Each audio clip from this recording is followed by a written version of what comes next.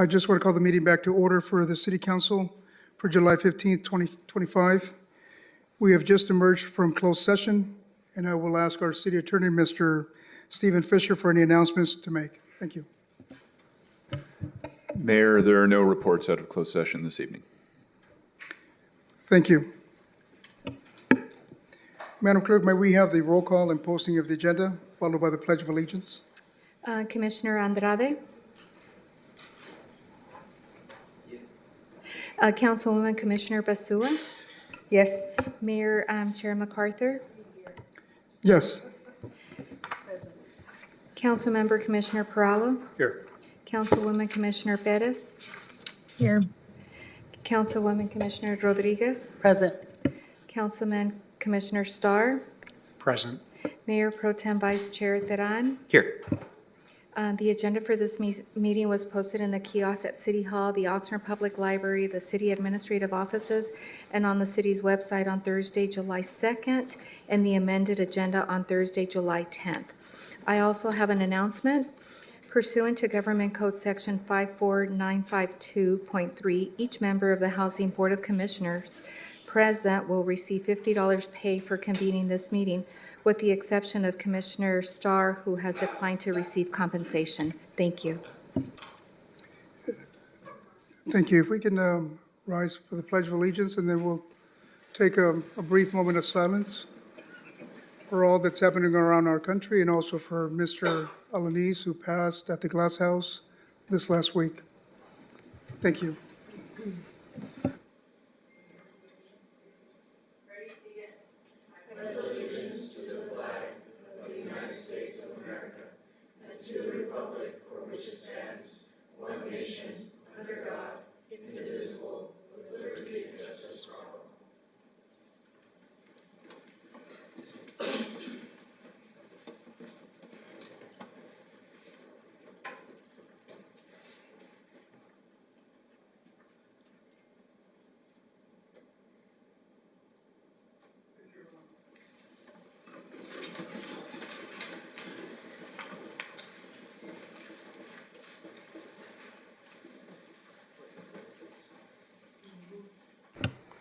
We will now move to the next item on the agenda. This is for public comments for items not on the agenda. Madam Clerk, do we have any public speakers for this item? We do. Okay.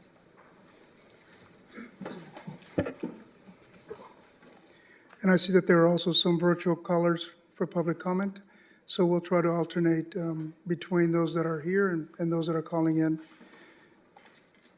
We will first go to Martina Gallegos.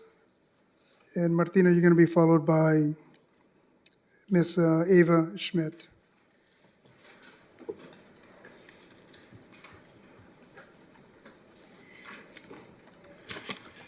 Good evening, Mayor MacArthur, council members, and members of the public. So I had my speech, but based on current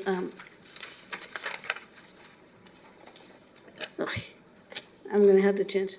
Anyway, so I was a former elementary school teacher, and almost 100% of my students were children of field workers, and most of them were actually from Oaxaca, Mixteco students. So I kept getting their students because I was the only teacher who spoke Spanish fluently, and they trusted me, and they trusted me with all the kids. And one of the common topics was always the fear they lived about being picked up by ICE. And see what's going on now. All our field workers are being affected by this, and I cannot even imagine what they're going through. And as a person with a traumatic brain injury, I'm like a target, because I wouldn't be able to defend myself, wouldn't be able to speak. There are a lot of us in Ventura County, like over 16,000 people are affected by TBI or traumatic brain injuries. the Brain Injury Center of Camarillo served over 1,000 people last year. And one of the reasons that we might get in trouble with like local law enforcement is that we are not able to say the right words. We find it difficult to speak or speak very slowly or with long pauses. We may speak in very short or incomplete sentences. We may repeat, mix up, or leave words out, or we may make up words or sounds. So not being able, we may face not being able to understand people who are not like facing us, and the challenges in the community, especially with law enforcement. Like, could be confusion, difficulty following directions, impaired thinking, disorientation, low processing speed, and memory issues, and those can be mistaken for intoxication, mental illness, or non-compliance. So this can lead to escalated interactions with law enforcement, including unnecessary use of force, wrongful arrest, or worse. And there is actually a program in at the Camarillo Brain Injury. Okay. It's okay. Thank you, Mrs. Gallego. Thank you. We'll go to Mrs. Ava Schmidt. And then she's going to be followed by Mr. Paul Scott.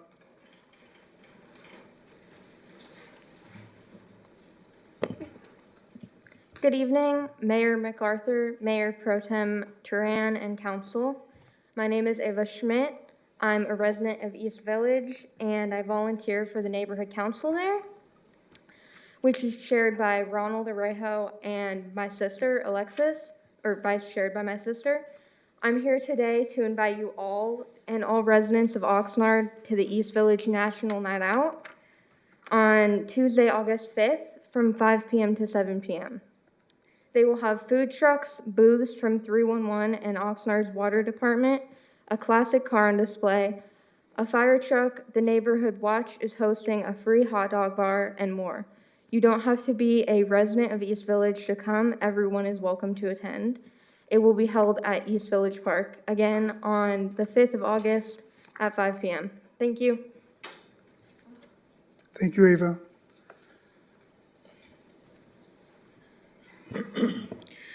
Mr. Mayor, council members, thank you for this opportunity. My name is Paul Scott. My wife and I moved to the Rio Lindo community in April of 2024, so we've been through 2 Independence Day holidays.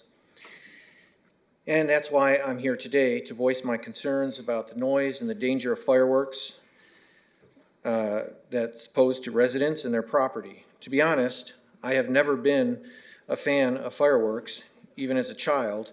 The noise, the smell, the choking smoke, it all adds up to an unpleasant experience.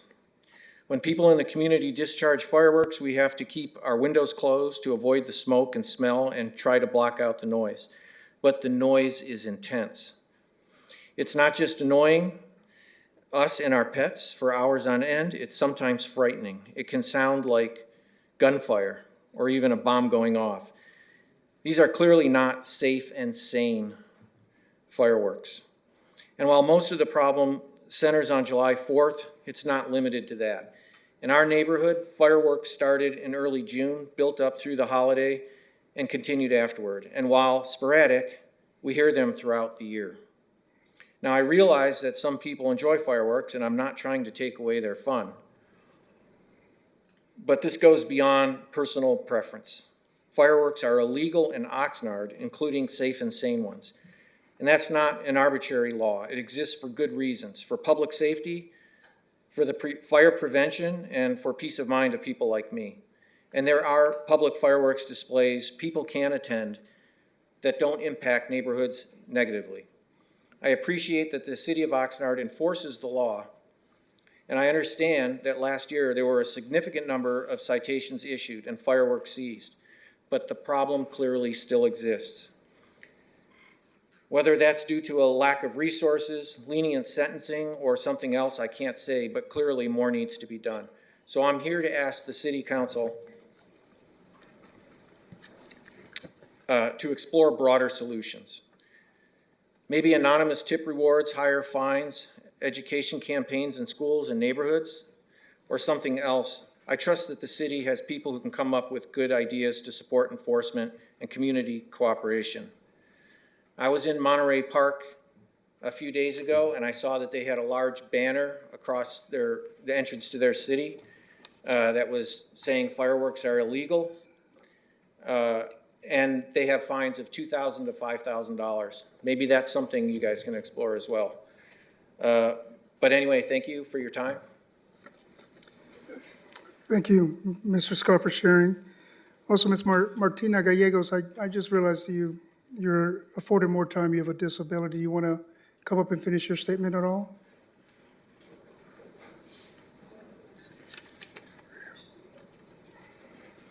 So, well, first, thank you. You want to for lower send- lower? Thank you for sending the city employee to fix the crack on the sidewalk. It's gone. But now on the opposite side, next door neighbor, the sidewalk is kind of raised about an inch or close to an inch. My little pushcart and I almost flipped over. And I'm also waiting for the curb to be painted red under the mailboxes because people keep blocking the mailboxes and I lose a lot of mail. And they also block on my driveway. And the fireworks, keep going, really loud. I have a brain injury and an aneurysm right now.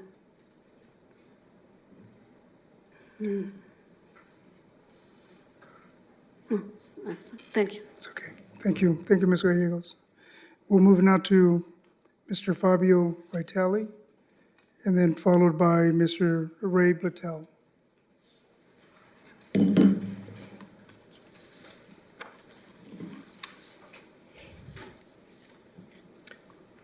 Thank you.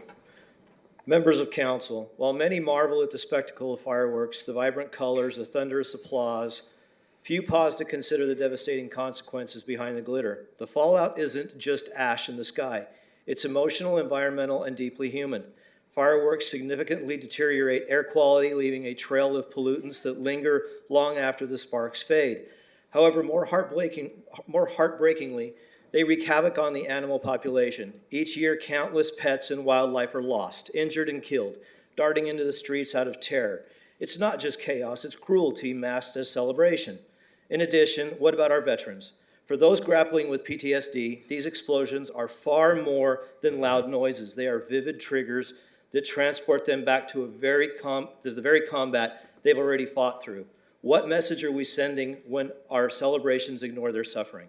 However, we have alternatives. Drone shows are just safe. They are stunning, artful, innovative, and environmentally friendly. They offer wonder without warfare. They engage, inspire. They do not leave scorched earth behind. As a resident, I have spoken to dozens in our community who all echo the same sentiment. Oxnard has become a war zone every July from the 1st to the 12th. We say we are a city of zero tolerance towards unlawful fireworks, yet the streets tell a different story. Fines are minimal and enforcement is weak. The accountability is absent. Therefore, I ask you, if we are truly zero tolerance, let's do exactly that. No excuses, no loopholes. Let us protect our environment, our pets, and our people. Let's celebrate with conscience, not collateral damage. Another topic, members of council, Oxnard is changing, and not for the better. Our once vibrant city is now marked by people sleeping in sidewalks, tucked along railroad tracks, and living in dilapidated RVs. This is not just a shift in scenery, it is a crisis, one that has unfairly stained Oxnard's reputation as a city worth calling home.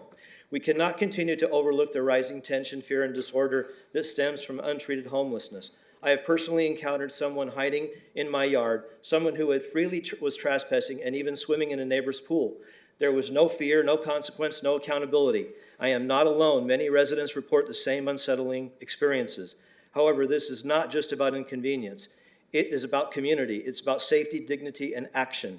We need the leadership in this room to commit, not just with words, but with results. Reclaim Oxnard from the downward spiral and reestablish the city we are proud to live in, a city people choose not to flee from. Investing in meaningful solutions, restoring hope, prove Oxnard is still the city of promise. because we deserve better and our homeless neighbors do too. Thank you. Thank you, Mr. Vitale. Mr. Ray Blatel. And Ray, you're going to be followed by Delayla Emily. Thank you, Mayor, Mayor Pro Tem, City Council, City staff, and Chief of Police. Well, this 4th of July was another fiasco, even worse than last year. The city claims there is zero tolerance for illegal fireworks, yet their actions speak otherwise. The entire city erupted in illegal fireworks again this year. If I were the only person complaining, that would be one thing. But monitoring social media such as Nextdoor and Ring apps on the 4th of July and following evenings, others are equally sick and tired of this. Now, I'm not begrudging anyone the opportunity to celebrate the 4th. However, when their right to celebrate stomps on my right for peace and quiet and a good night's rest, then we got an issue. This year, the illegal fireworks started at 5 p.m. on the 4th and lasted well after 1 o'clock in the morning. And if that 8 hours plus weren't bad enough, there were more of the same on 5 additional evenings. If you would have clamped down hard on the 4th of July, as your zero tolerance policy would indicate, we wouldn't have to listen to this additional noise for 6 evenings straight. Apparently, for this 4th of July, there were 39 citations issued with the possibility of 50 more. That's ridiculous compared to the totality of illegal fireworks during that night. Call the city hotline? Why? All that does is place a marker on a city map. There would be no response for enforcement. The hotline is perhaps a good for collecting statistical data relative to the density of the illegal fireworks, but does nothing to solve the issue.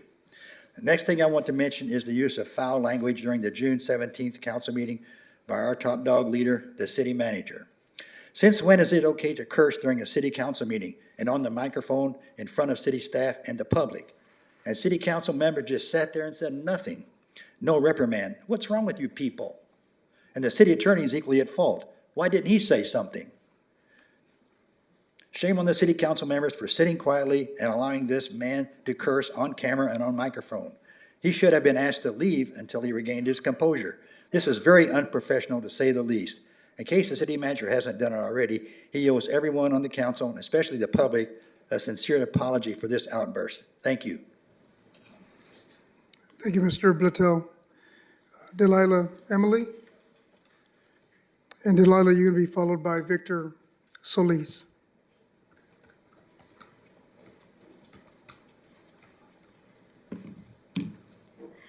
Hi, mayors and city council people. My name is Emily, and I'm here with Delilah today. We're members from the Junior Fair Board, and we're speaking about the fair today. Just to let you know what the Junior Fair Board is. The Junior Fair Board is essentially an organization that was started up last year that helps promote the fair and volunteer work for students who are still in high school. We put on little contests throughout the fair, such as my personal favorite and the one that I'm chairing this year, the pie eating contest. We also do karaoke and watermelon eating contests. And Delilah is going to be presenting special fair dates for you.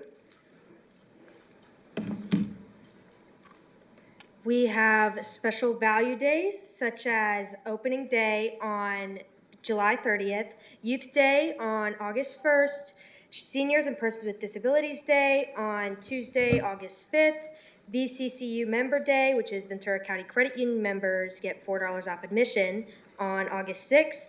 We have Community Heroes Day, free admission for military, police, fire, and EMS personnel on Thursday, August 7th, and Food Share Day. Donate 5 non-perishable food items and receive a buy one, get one free admission for this date on August 8th. We also have our concerts.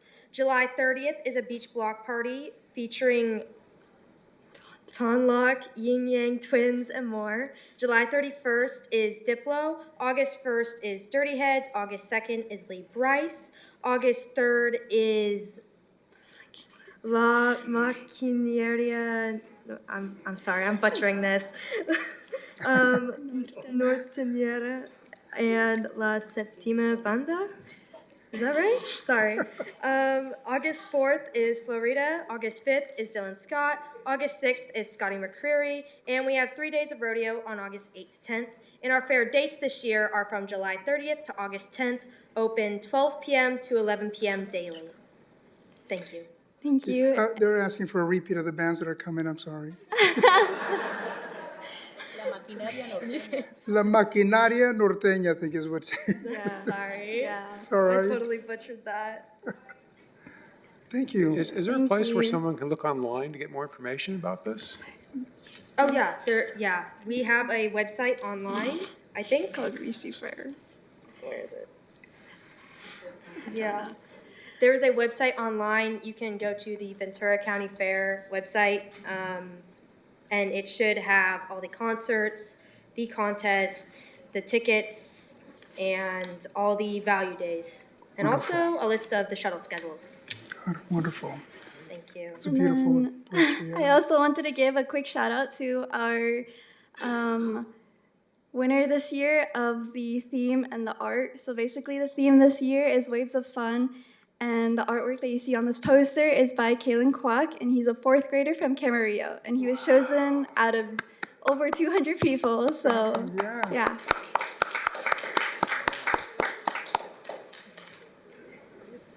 Okay. Thank you, that's all. Thank you. Thank you, Emily and Delilah. Thank you very much. We'll go to Victor Solis, and then, thank you very much for the poster, Delilah and Emily. Thank you. And then, Victor, you're going to be followed by Veronica Miranda. Good evening, Mayor, Mayor Pro Tem, staff, City Council. My name is Victor Solis. I am an organizer with our grassroots 5051 Ventura County. I'm also a volunteer with 805 on DocuFund. When I hear these mentions of wonderful events and these youth that are promoting them, it really feels encouraging. And the first thing I would like to do is to thank all of you, city staff, city officials, for your dedication to the values that make Oxnard a great city. I've only lived here for 2 years. My father has lived here for about 10 years. We're in the South Bank area. And what I understand from police officials is that it's one of the safest areas. What has brought me here and what has brought me into community organizing, just like we have these wonderful groups such as VC Defensa and 805 and DocuFund, is the clear and present danger of ICE in our county. I am thankful again for how you consider your values, the values of public safety and the values of community. I was encouraged when I saw our own mayor come to the Monday 805 food pantry held at Oxnard Community College. That was not just a photo op. I was encouraged when I got to shake this mayor's hand and I got to think to myself that here we have one of our officials who is coming on the ground to see these dedicated folks helping their community, people who are afraid to leave their homes because of, as we had our moment of silence, the ICE raids that have tremendously hurt our community from Camarillo to Oxnard to Ventura. So the work that we're doing is so encouraging to feel that we are supported by you officials. And I look forward to hearing you in your plans to convene a citizens group. We have these organizers, we have Mike Kopp, all of the folks who are at the recent press conference at the Ventura County Government Center. I know that you are in contact with these groups, and I look forward to seeing if all of our community organizers will have a seat at the table, including our indigenous folks, members of the Chumash community, members of our Zapoteco and Mixteco workers who make this county what it is, the immigrants who work in the fields, who work in the fruit packing, who work in food service. So thank you for considering your values, your dedication to public safety, and the role of the police department in that commitment to public safety. Is our police department working for our public, or is the police department working in the service of ICE? Thank you. Thank you very much, Victor. Thank you. Mayor, at some point, we should probably call on people who are online as well. Thank you, Councilmember. So we'll go to Veronica Miranda, and then thank you for the reminder, then we'll move to someone who is online. Okay, good. Okay, so we're going with me. All right. Yes. Excellent. Sorry, Veronica. I am here to speak about the invasion of ICE on our community. I feel like our community is under attack by the federal government. I've also heard tonight commentary about the explosives and the fireworks. We were attacked on the line without notice, without warning. I was out there myself on the front line, just using my First Amendment right to oppose these vicious raids on our hardworking community. Our community is under attack. And I've heard it before, council, the city, the police should do something. I don't know what you can do, but I'm gonna ask you to do something, a gesture. Can we look at an eviction moratorium? People can't go to work. People can't pay their bills. I would not want my husband going to work if I knew he could possibly disappear. I brought tonight a visual aid. I want everyone to see this. This is what was being shot at us without warning. These are smoke bombs, tear gas, pepper balls, and rubber bullets. It's unacceptable. It's horrible. We are under attack. We are being invaded by the federal government. I want to thank our city council members and our mayor for coming out on the line to see firsthand what's happening to your constituents. It wasn't a photo op. It was a dangerous situation. There was smoke bombs going off. There was transports going by with weapons hanging out the windows when our elected officials were there. Our city representatives were there. They don't care. They don't care who's there, whether you're armed or not, whether you're elected, if you're an official or not. Please, I'm asking you to do something for the people, something, even if it's a gesture, a declaration, a denouncement of this is, your people are under attack. This is a rubber bullet and a pepper ball. I got hit with these. I'm not going to show you my bruises because nobody wants to see that right now. My elbow is not broken. I thought it was. You guys are doing a great job, and I want to see us continue to do that. You have the trust of the community. We're at your feet. This is your home. Defend it. Thank you.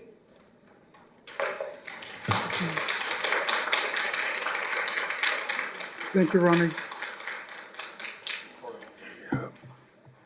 We'll go to the virtual caller. Okay, our virtual caller, you have 3 minutes starting now.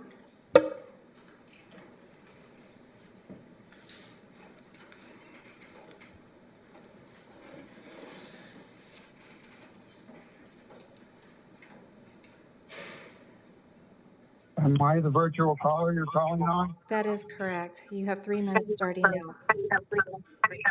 Okay, you didn't state the last 4 digits of my phone, so it was hard for me to tell. My name is Doug Portello. I'm a 38-year resident of Oxnard, and I would also like to speak again about the fireworks. In 2020, Mayor Tim Flynn called me and asked me to start the Oxnard Fireworks Task Force, which I gladly did. Then I gave the city council many recommendations on mitigations that have worked in other cities and other ways to mitigate the fireworks. It's not just a nuisance or a cultural issue, as our chief of police has formally said. It is a serious problem that Oxnard just doesn't want to address in the way that it's been more effective in other cities. So there's enhanced deployment method in catching the offenders, like more drones with IR. Sacramento, Riverside, and Lodi are utilizing drones with capture video evidence and identify the parties.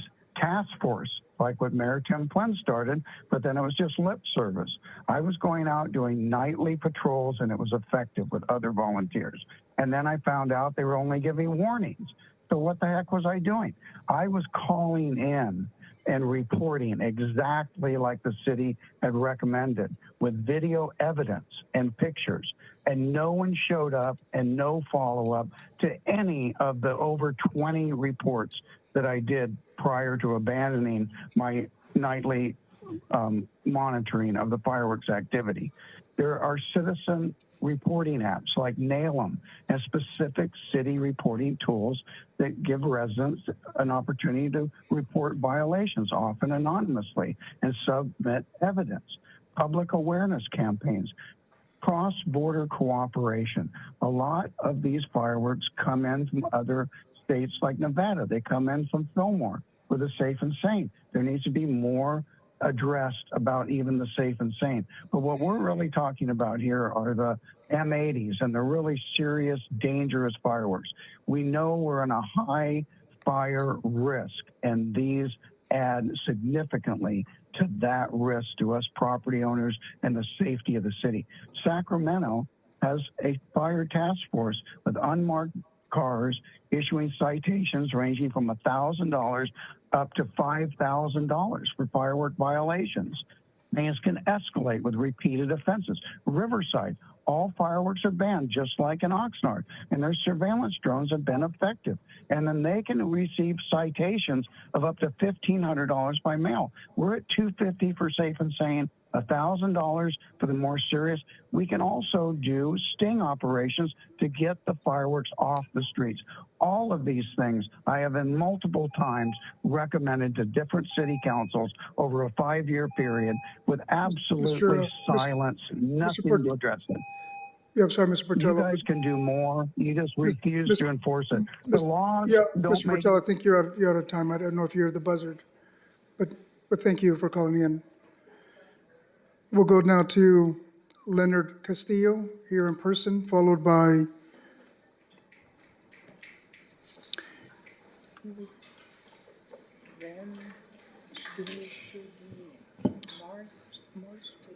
and he's going to be followed by Rand Studemars. Go ahead, Leonard. Hello, City Council and Mayor. Thank you for letting me speak. I'm a worksite organizer with SEIU Local 721. I represent city employees of Oxnard. So I come here to speak on the fact that our represented members are currently 15 days without a contract. And there's effectively 2 items that I just want to bring to your attention. One is the reason why I'm speaking now is we have our members that work tirelessly, they're unable to be here in person and take the time to really express the fact that they're worked to the bone. They live in multi-general housing or live in housing with multifamilies, just to be able to make ends meet, or they're traveling out, as far as, Lancaster to be able to afford to afford their rent. And we just want to bring to your attention, the cost of living adjustments that are currently on the bargaining table that will allow for our members to live where they work. And when you have, just a little bit of peace of mind, making just a little bit more so you could serve the public adequately without the stressors of, living paycheck to paycheck. I think that's a net benefit to not only the city on the whole, but also your constituents that our members serve. And also, some of our members are your constituents as well. So just, definitely keep that in mind. And then the next item that is currently, just out there being negotiated is grievance arbitration. What grievance arbitration is, it's pretty much your due process, being able to effectively defend the rights that you have fought for within your contract. And this is third-party binding arbitration language that we want for grievances, just to be able to have fair and just due process. And that's pretty much all I have to say. Thank you for your time. Thank you, Leonard. We'll now move to Ren Studemars. And then after Ren, we'll go to Adriana. I'm sorry, it's going to be Adriana Olivas. Good evening, everyone. My name's Ren. I work at the IT department here at the city. And just to echo what Leonard said, one of the economic challenges that our members have is being able to work and afford living in the city of Oxnard. And we just are asking for a fair contract.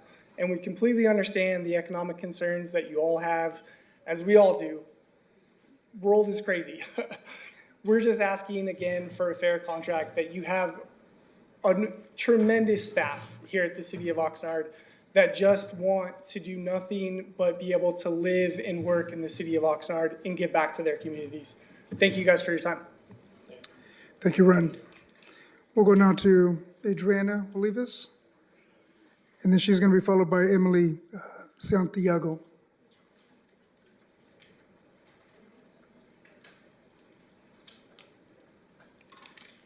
Good evening, Mayor and council members.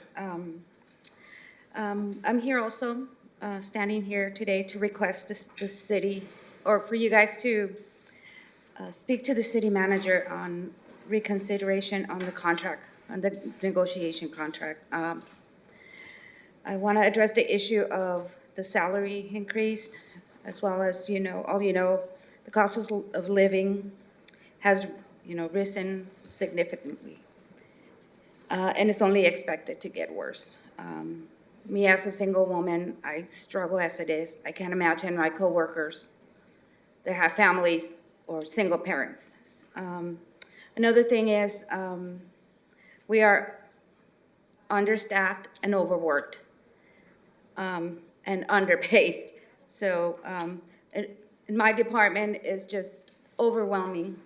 I know that city manager has got complaints about phone calls, but that's because we do not have time to answer phones, answer emails, and help the public. And I'm just speaking for my department. I don't know about other departments. I also request that you consider the annual raise that we get. Without such an increase, all our hard work, our moral and our dedication, it's just gonna decline more. Additionally, I want to request a refrain from hindering our health insurance. The contributions to the current state of the insurance industry is so bad that, things are not gonna get any better. So, thank you for your consideration. Thank you, Adriana. Thank you very much. We'll go to Emily Santiago. And then she's going to be followed by Cynthia Salas.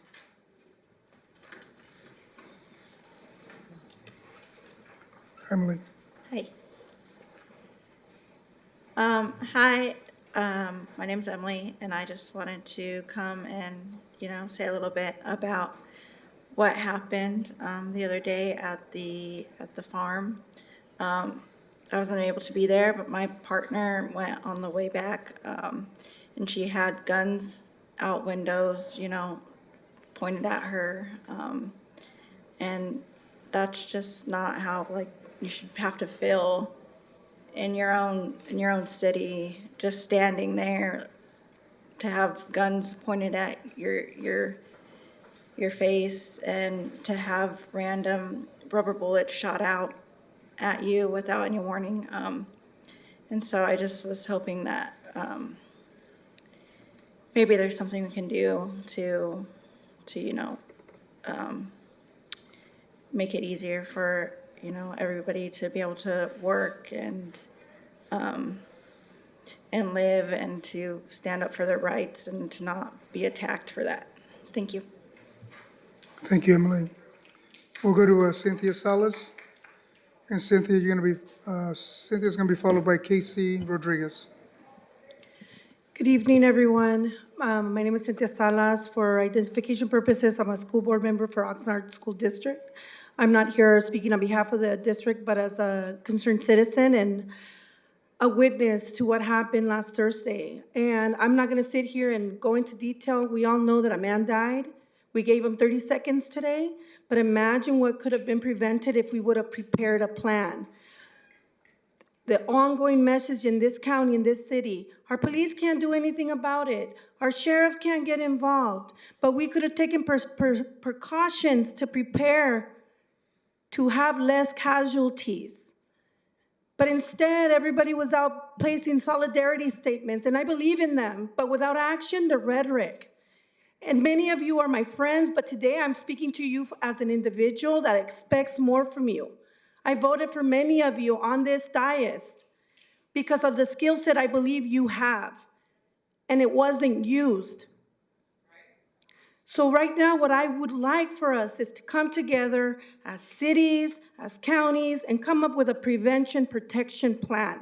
We can't stop ICE from doing what ICE is gonna do. We can't keep the National Guard at bay because of what's going on nationally, but we can prepare to have less casualties.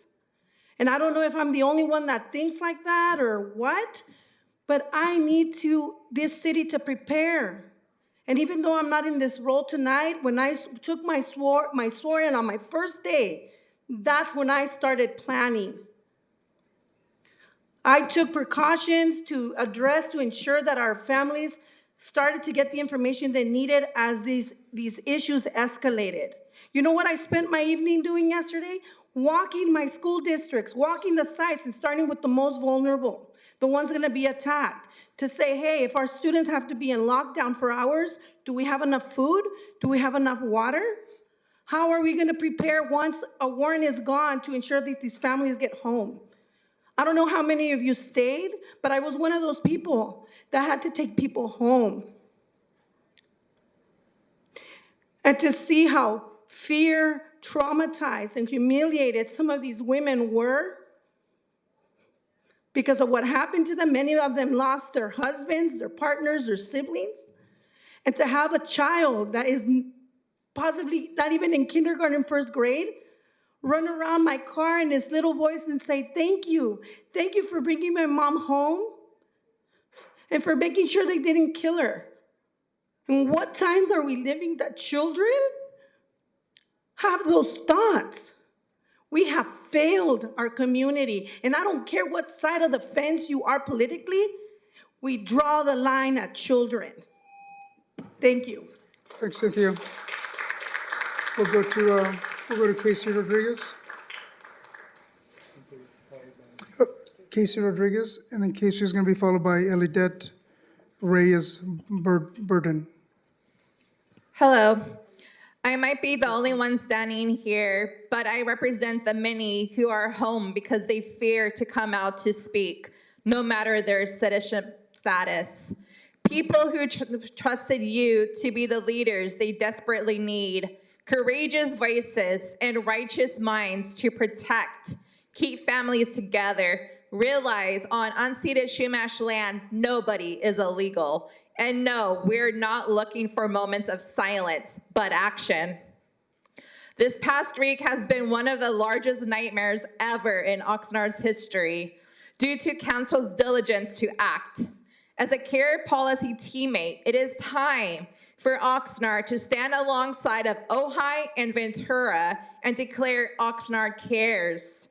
Till then, thank you to everyone who is stepping up for our community, the many local leaders who are in the streets, front lines, making good trouble, and those behind the scenes, people saving the people.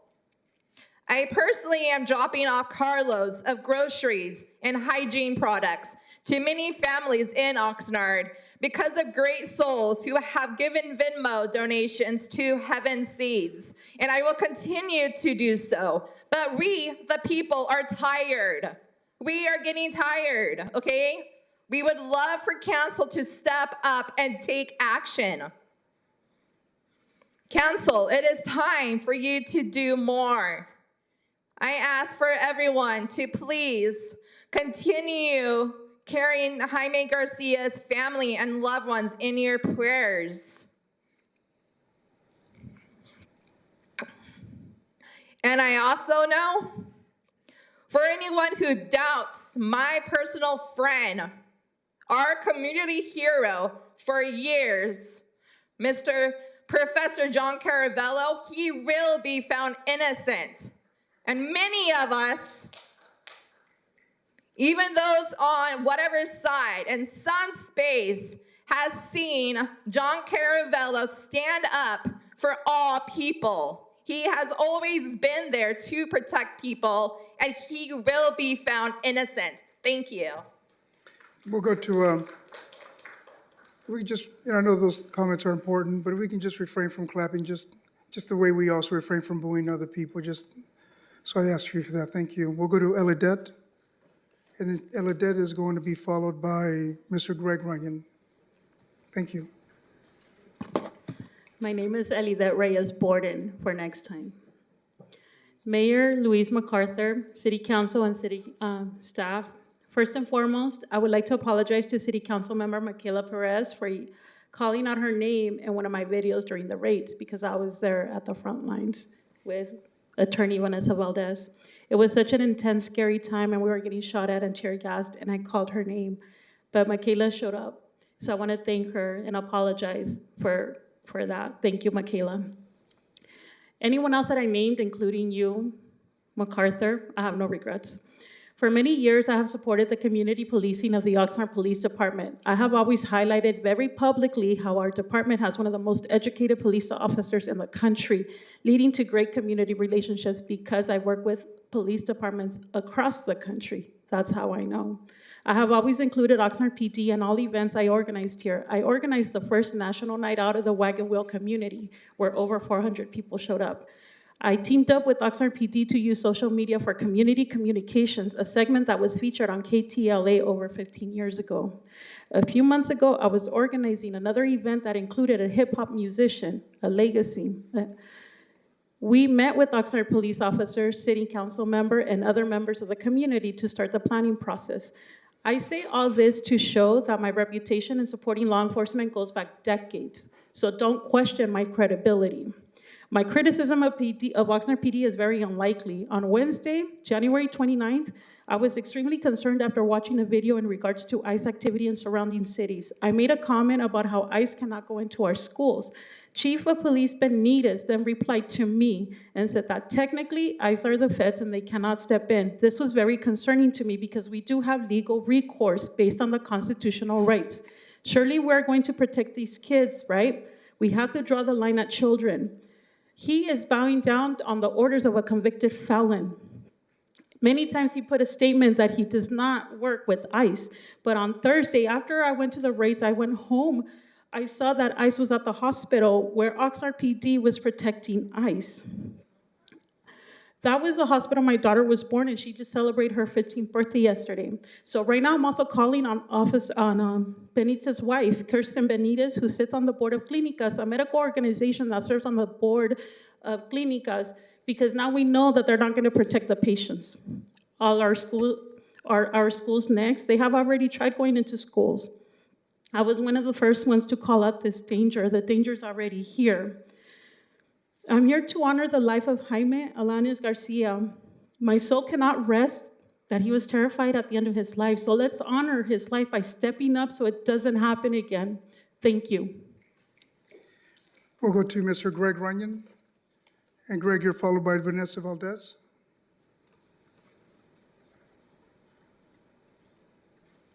So, Mayor and Council, I'll say this, and then I know Vanessa's going to follow with probably a different take, but I think there's a couple things that concern me.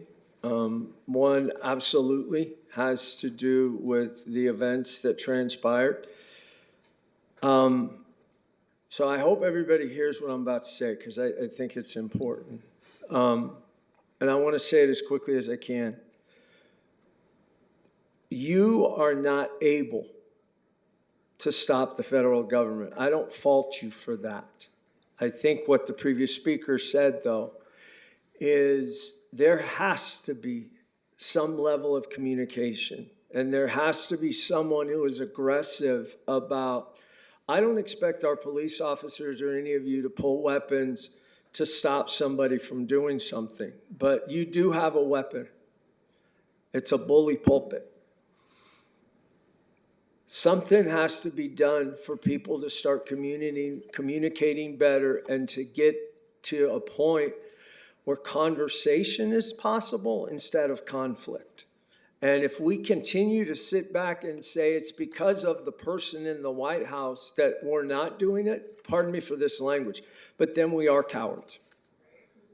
We need you and myself and all of us to stand up to say, no, we have to have a conversation that is based in truth, that is based in honesty, that is based in respect.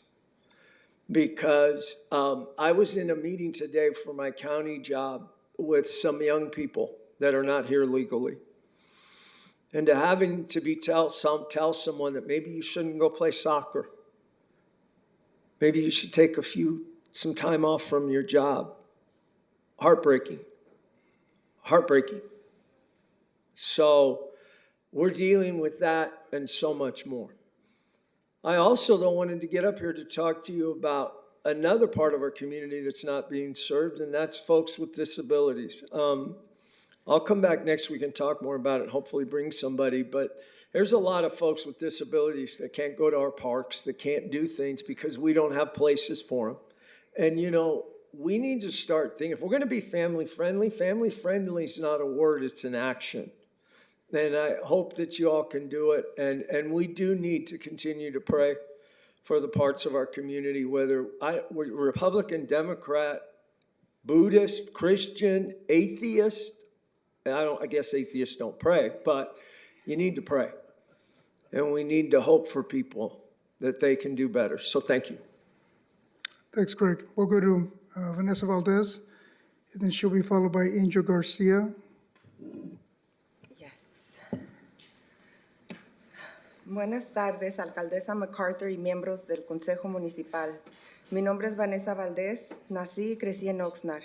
He visto de primera mano cómo esta ciudad ha fallado en proteger a nuestras comunidades inmigrantes y trabajadoras.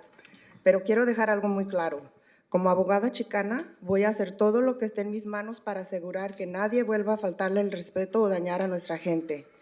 Permítanme recordarles, ustedes están aquí para servirnos. Si se niegan a actuar, nos aseguremos de que no sean reelegidos. Vamos a responsabilizar a cada uno de ustedes por lo que ocurra bajo su mandato, empezando con la muerte de Jaime Alanís García. ¿Cuántas muertes más necesitan para tomarnos en serio? He estado intentando reunirme con usted sobre este asunto urgente y todo lo que he recibido son excusas y retrasos. Alcaldesa MacArthur, es su obligación reunirse conmigo y con cualquier miembro de la comunidad que busquen respuestas. Usted no puede elegir a quién escucha y a quién ignora.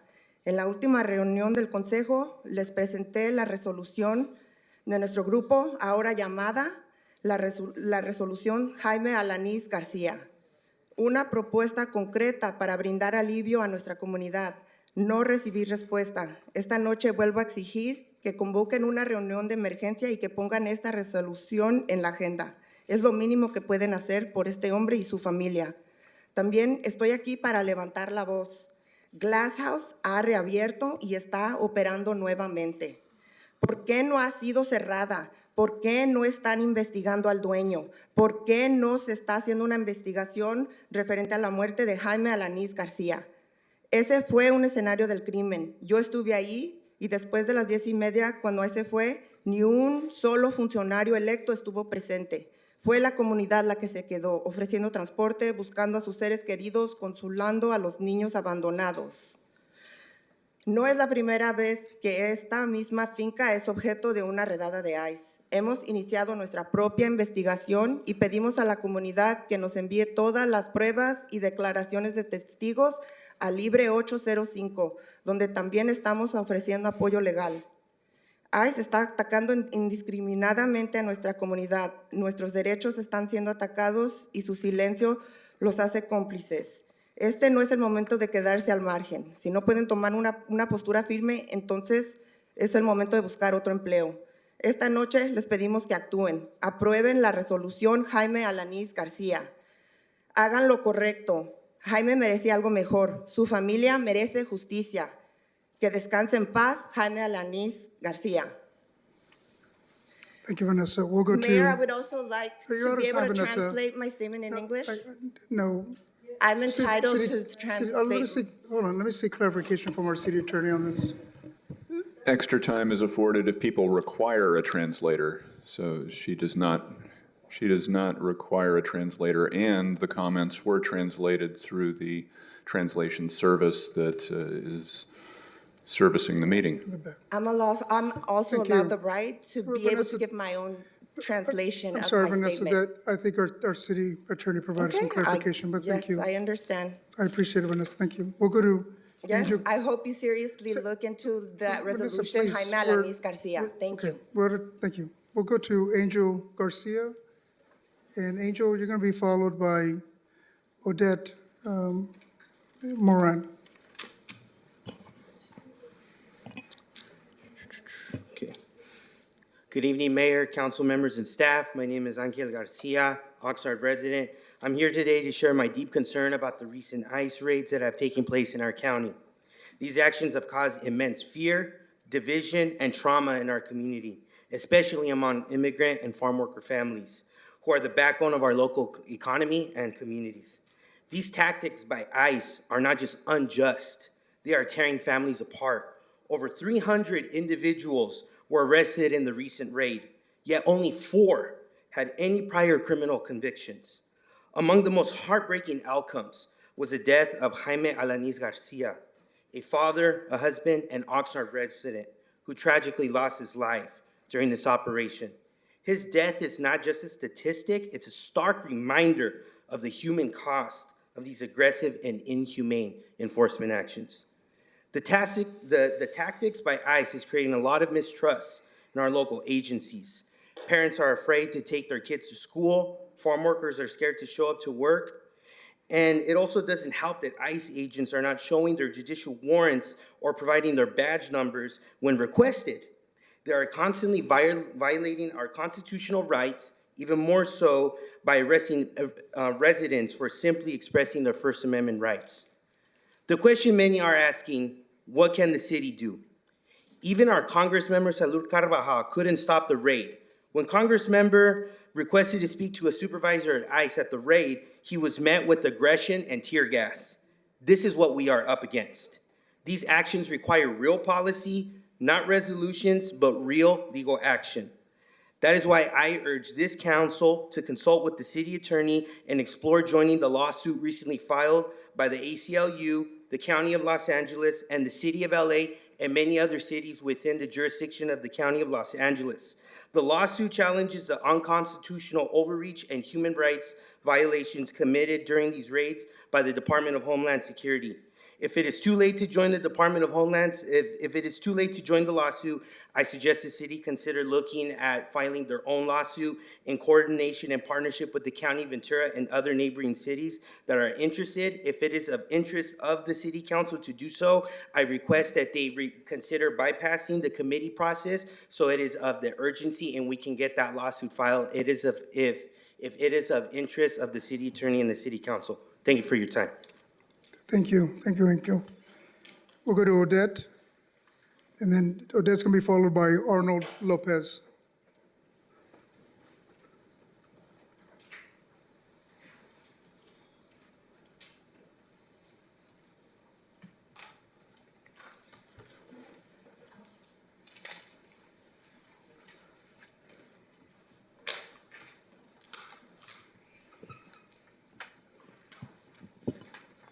Hi, good afternoon, Oxnard City Council, Mayor MacArthur.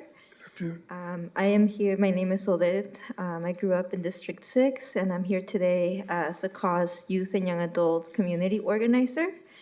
As y'all may have heard and know, this past Thursday really opened a large wound in our community. And the young folks and I were just talking about where we're still in the stage of assessing that wound. How deep did it cut? What else is impacted, right? And stuff. As folks have mentioned, 300 folks were detained, but so many more were impacted. The more and more that I talk with our young folks in our community, the more stories I hear, the more interconnections I see in our city, because there's so many people who have been impacted by what happened this past Thursday. And as y'all know, we have been working hard with tenants, and today is a big day for tenants across the city of Oxnard. But as you can see in this room here today, there aren't a lot of tenants who are here because part of this wound and this hurt and this ache is fear. And this fear, community here in Oxnard have been naming since January. Community members have come here before you to ask for more in this resolution. We need more than the resolution. We need something that will be there for community. How can we know what is going to happen? What more can we do as a city? We need to see steps be taken by you, the people who represent folks who have been impacted. And I know that you've been hearing this again and again, but I think people will come again and again because so many folks have been traumatized by these events. The fear is much deeper than what I've ever seen in my life here in the city of Oxnard. When I talk to my family who have come here for generations, they say the same thing. It feels really bad because it is really bad, right? And stuff. The trauma is really impacting folks impacted, those who were there on that day, on those front lines, getting tear gassed, shot at, and totally disrespected. I saw 4-year-olds there on that day. There were folks who were in preschool there on that day. And that's why we're here to ask you to do more. We've seen you show up in your positions. We've seen you take action, and we ask for that to happen once more. Once more, we need more than the resolution. We need something that will be here for Oxnard families. Thank you so much. Thank you, Odette. We'll go to Arnold Lopez, and Arnold, you're going to be followed by Red Wolf. Red Wolf. Hello, my name is Arnold Lopez. This is my first time here, Arnold. so it's kind of nervous. all right. But this is an open letter to the community. Good evening. I stand before you today in solidarity with the hundreds of immigrant workers and families who were unjustly targeted during the raid that occurred Thursday, July 10th at the Glass House Farms along Laguna Road between Oxnard and Camarillo. That morning, a militarized operation involving ICE and a National Guard descended on peaceful agricultural site using tear gas, rubber bullets, and armored vehicles against unarmed people who had come to this country to work and not hurt anyone. These were not criminals or threats to society. They were fathers, mothers, brothers, and sisters, many of them working long hours in fields and greenhouses so that others might eat, heal, and thrive. That day, as word spread of the raid, families rushed to the scene, desperate to find out what happened to their loved ones. One moment from that day that broke my heart is something that I'll never forget. A video posted on Instagram showed a young Hispanic boy standing outside the farm crying uncontrollably. He had come to with his family hoping to find his mother. She had been detained along with hundreds of others. The child cries echoes the pain of so many families in our community. People who felt helpless, scared, and abandoned in a split second before they could find answers. The crowd, including this little boy, was tear gassed and pelted with rubber bullets. This is not justice, this is a state-sponsored cruelty, and it has no place in Ventura County or anywhere in America.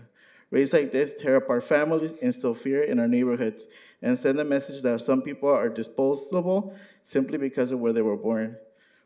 And now the fear has only spread deeper to migrant children, many of whom are supposed to be attending summer school to catch up on academics or build their futures, are now too terrified to come to school. Why? Because this is administration is doing to their families, their friends, and even their babysitters and their parents.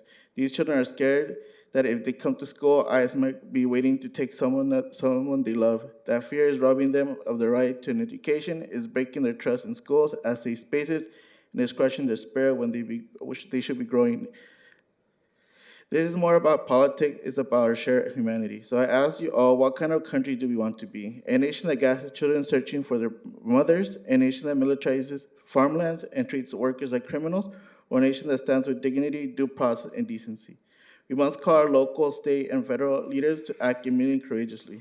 Demand full transparency, provide legal aid and support, fight for humane immigration reform, stop tearing families apart, stop traumatizing children, and stop using force on the labor who feed our state.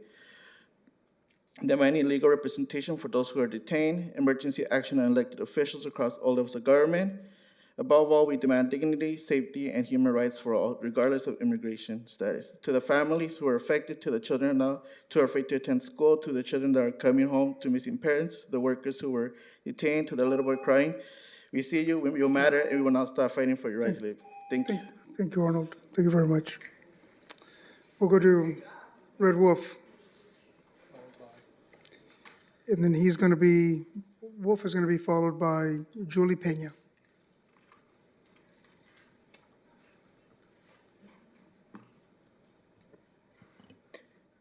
La boleta o la bala. Así empieza esta conversación, a base de los sucedidos del 10 de julio, referente a los que se dice ver un individuo tirando hacia los agentes de ICE y tropas militares. Would the speaker like to have the translation, your comments translated? We don't want to have, no, if he's entitled to extra time, if he needs a translator. No, Vanessa, hold on. Let's. I'm asking if he needs a translator. You didn't ask for a translator, though, so I'm asking, do you need a translator, sir? Hold on, guys. The attorney is asking whether or not somebody needs a translator. Is he speaking in Spanish? Does anybody want this translated into English? That's it. Okay, I hear there's a couple that are asking for a translator, Mr. Fisher. ¿Me pueden dar un segundo? Hold on. La pregunta es si necesita traducción, porque le están preguntando en inglés. I'd like to know what he's saying, so I'd appreciate translation. Okay. I had no idea what you said, because you spoke in a language I don't speak. Mr. Fisher, can you just provide some clarity and I'll just make the ruling? So generally, if a speaker does not wish to express, that cannot express themselves in English, in order to address the body, they can get extra time to have the translator come out and translate the comments. That's how it's worked. Por favor, le pedí a la señora si quiere que traduzcan y si. We have a translator back here. She's coming up, Gracias. okay? You're welcome. So a simultaneous translation then lets the speaker express themselves in their native language with the translator providing the English so that the council can understand it. Thank you. Mr. City Attorney. Now, the previous speaker, however, did not request that. Correct. Mr. City Attorney, I think you're absolutely right on this. Otherwise, people would get to double their time just simply by saying, well, I'm just going to say in Spanish and then English. I think what you're saying is appropriate. My question is, will this be done in a way so that the speaker will speak in Spanish for a sentence or two, then the interpreter can interpret it so that I can understand it? If you're both talking at the same time, that's not going to work for me really well. Yeah, that's exactly how it's going to happen. Do you want to start over again in Spanish? Señor Wolf, ¿lo quiere hacer en español otra vez y comenzamos de nuevo? Con ella que le interprete en inglés, ¿sí? Está bien. Sí. Está, muchas gracias. Ok. La boleta o la bala. Así empieza esta conversación a base de los sucedidos del 10 de julio. The ballot or the bullet. That's how this conversation starts, based on what happened on July the 10th. Referente a lo que se dice ver un individuo tirando hacia los agentes de ICE y tropas militares. I'm referring to what is said to be done. One individual aiming towards agents, ICE agents and military troops. Se ofrece por lo menos $50,000 para el que señale este joven, jovena, señor o señora. They're offering at least $50,000 for whom tells who this gentleman or lady or man or woman is. Pero en vez de enfocarnos sobre un presunto acto violento como exageración contra tropas ofensivas, quiero en vez enfocarme en las opciones de este individuo. But instead of focusing on that violent act, which is exaggerated against these offensive troops, I would like differently focus on the emotions of the options of this individual. Al ver estas tropas armadas hasta los dientes, o saber que son pagados por nuestros impuestos, Just to see these troops all with so many arms up to their teeth, and to know that they're being paid by their own taxes, o al solo ver armamentos de guerra que están siendo usados para oprimir y detener una madre, un padre, hermano o hermana, or just to see all these arms warfare that is used to oppress and to detain a mother, a father, a brother, a sister. ¿qué opciones tendrán los y las jóvenes al ver acoso en pleno vista? What other options will have those young people to see how they're harassed in the light of day?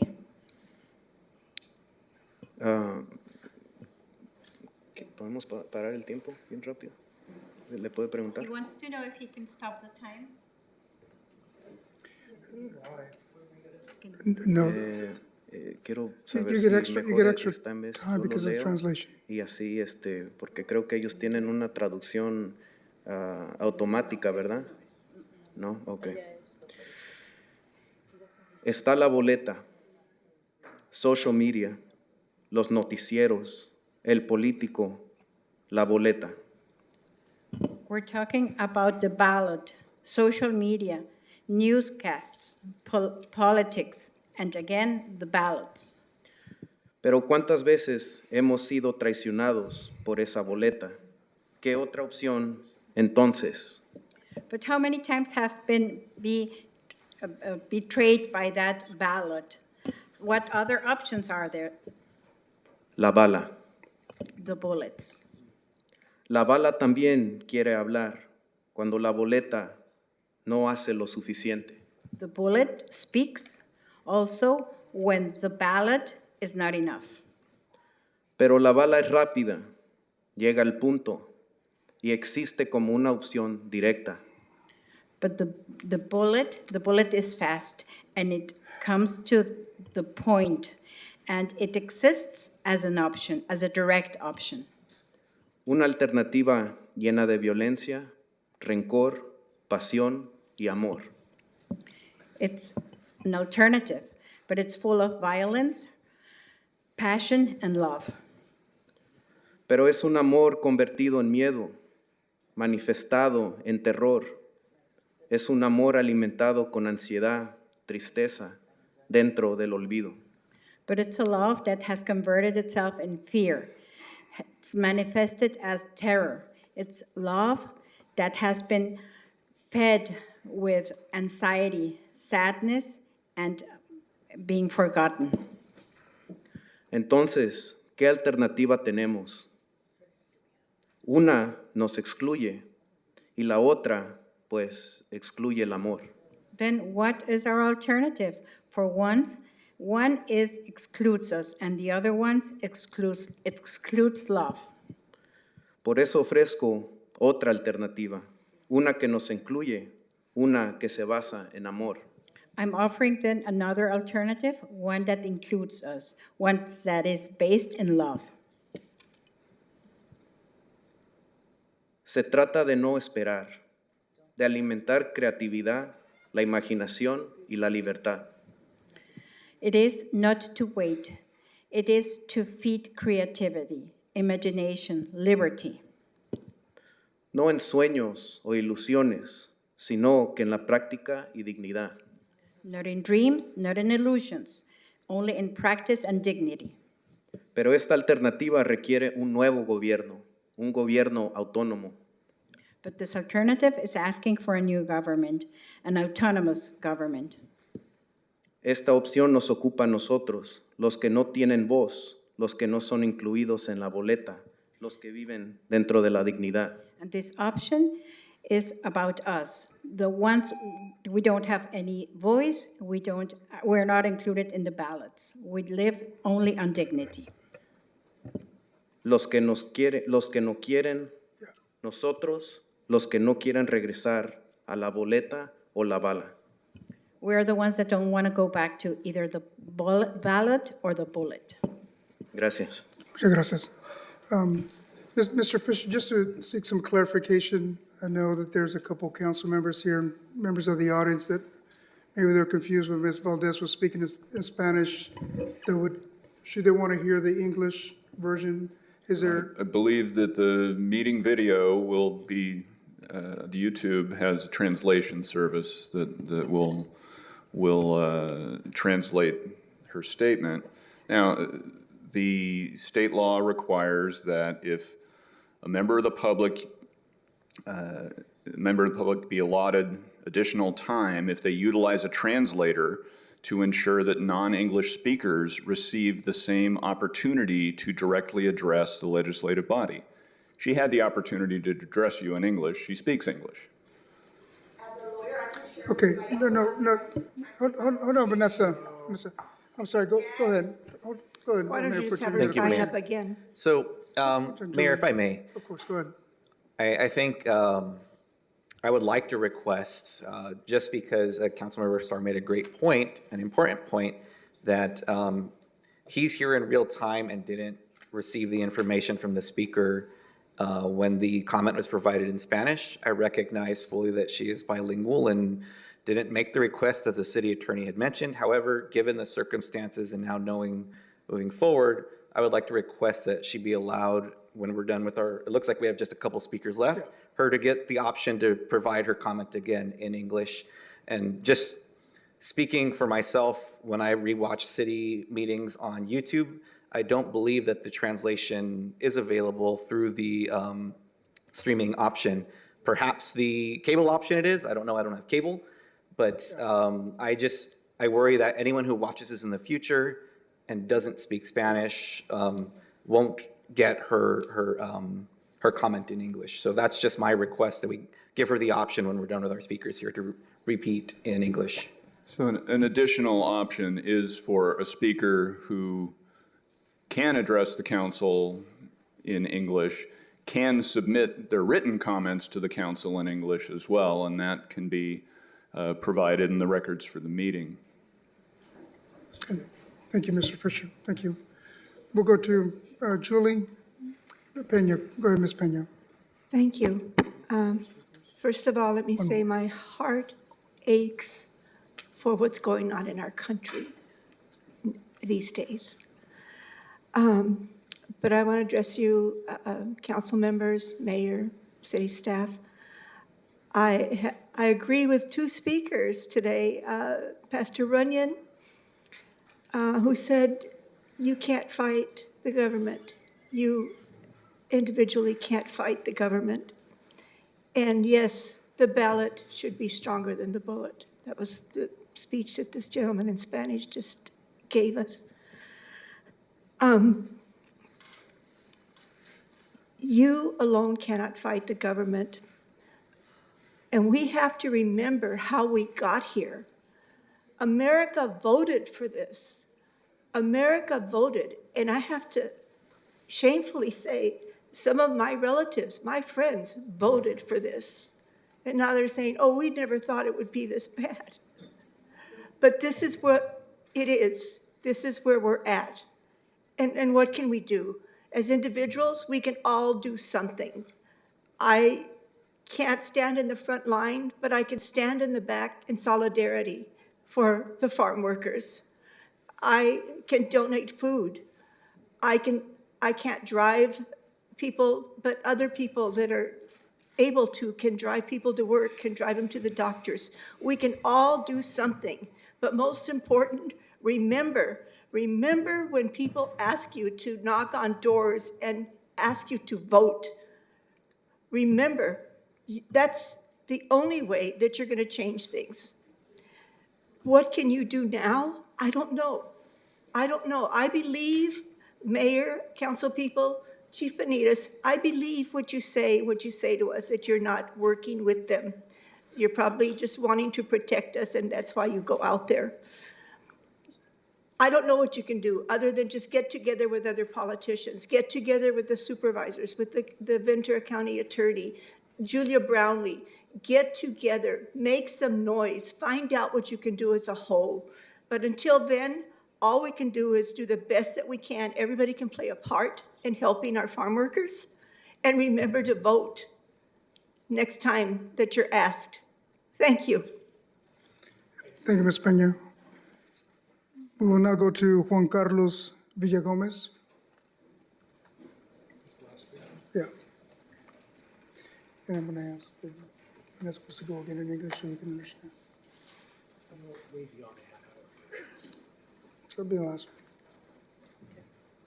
Hello, my name is Juan Carlos Villagomez, and I'm here from the Environmental and Social Justice Group, known as CAUSE, and I'm here before you on this day on the topic of ICE and the cruel raids and presence they've had here in Oxnard. You all know the horrible events that happened on Thursday the 10th. It has been beaten over your heads by people before me because your people, those who elected you, were beat down with rubber bullets, tear gas, and violence, unjust cruelty.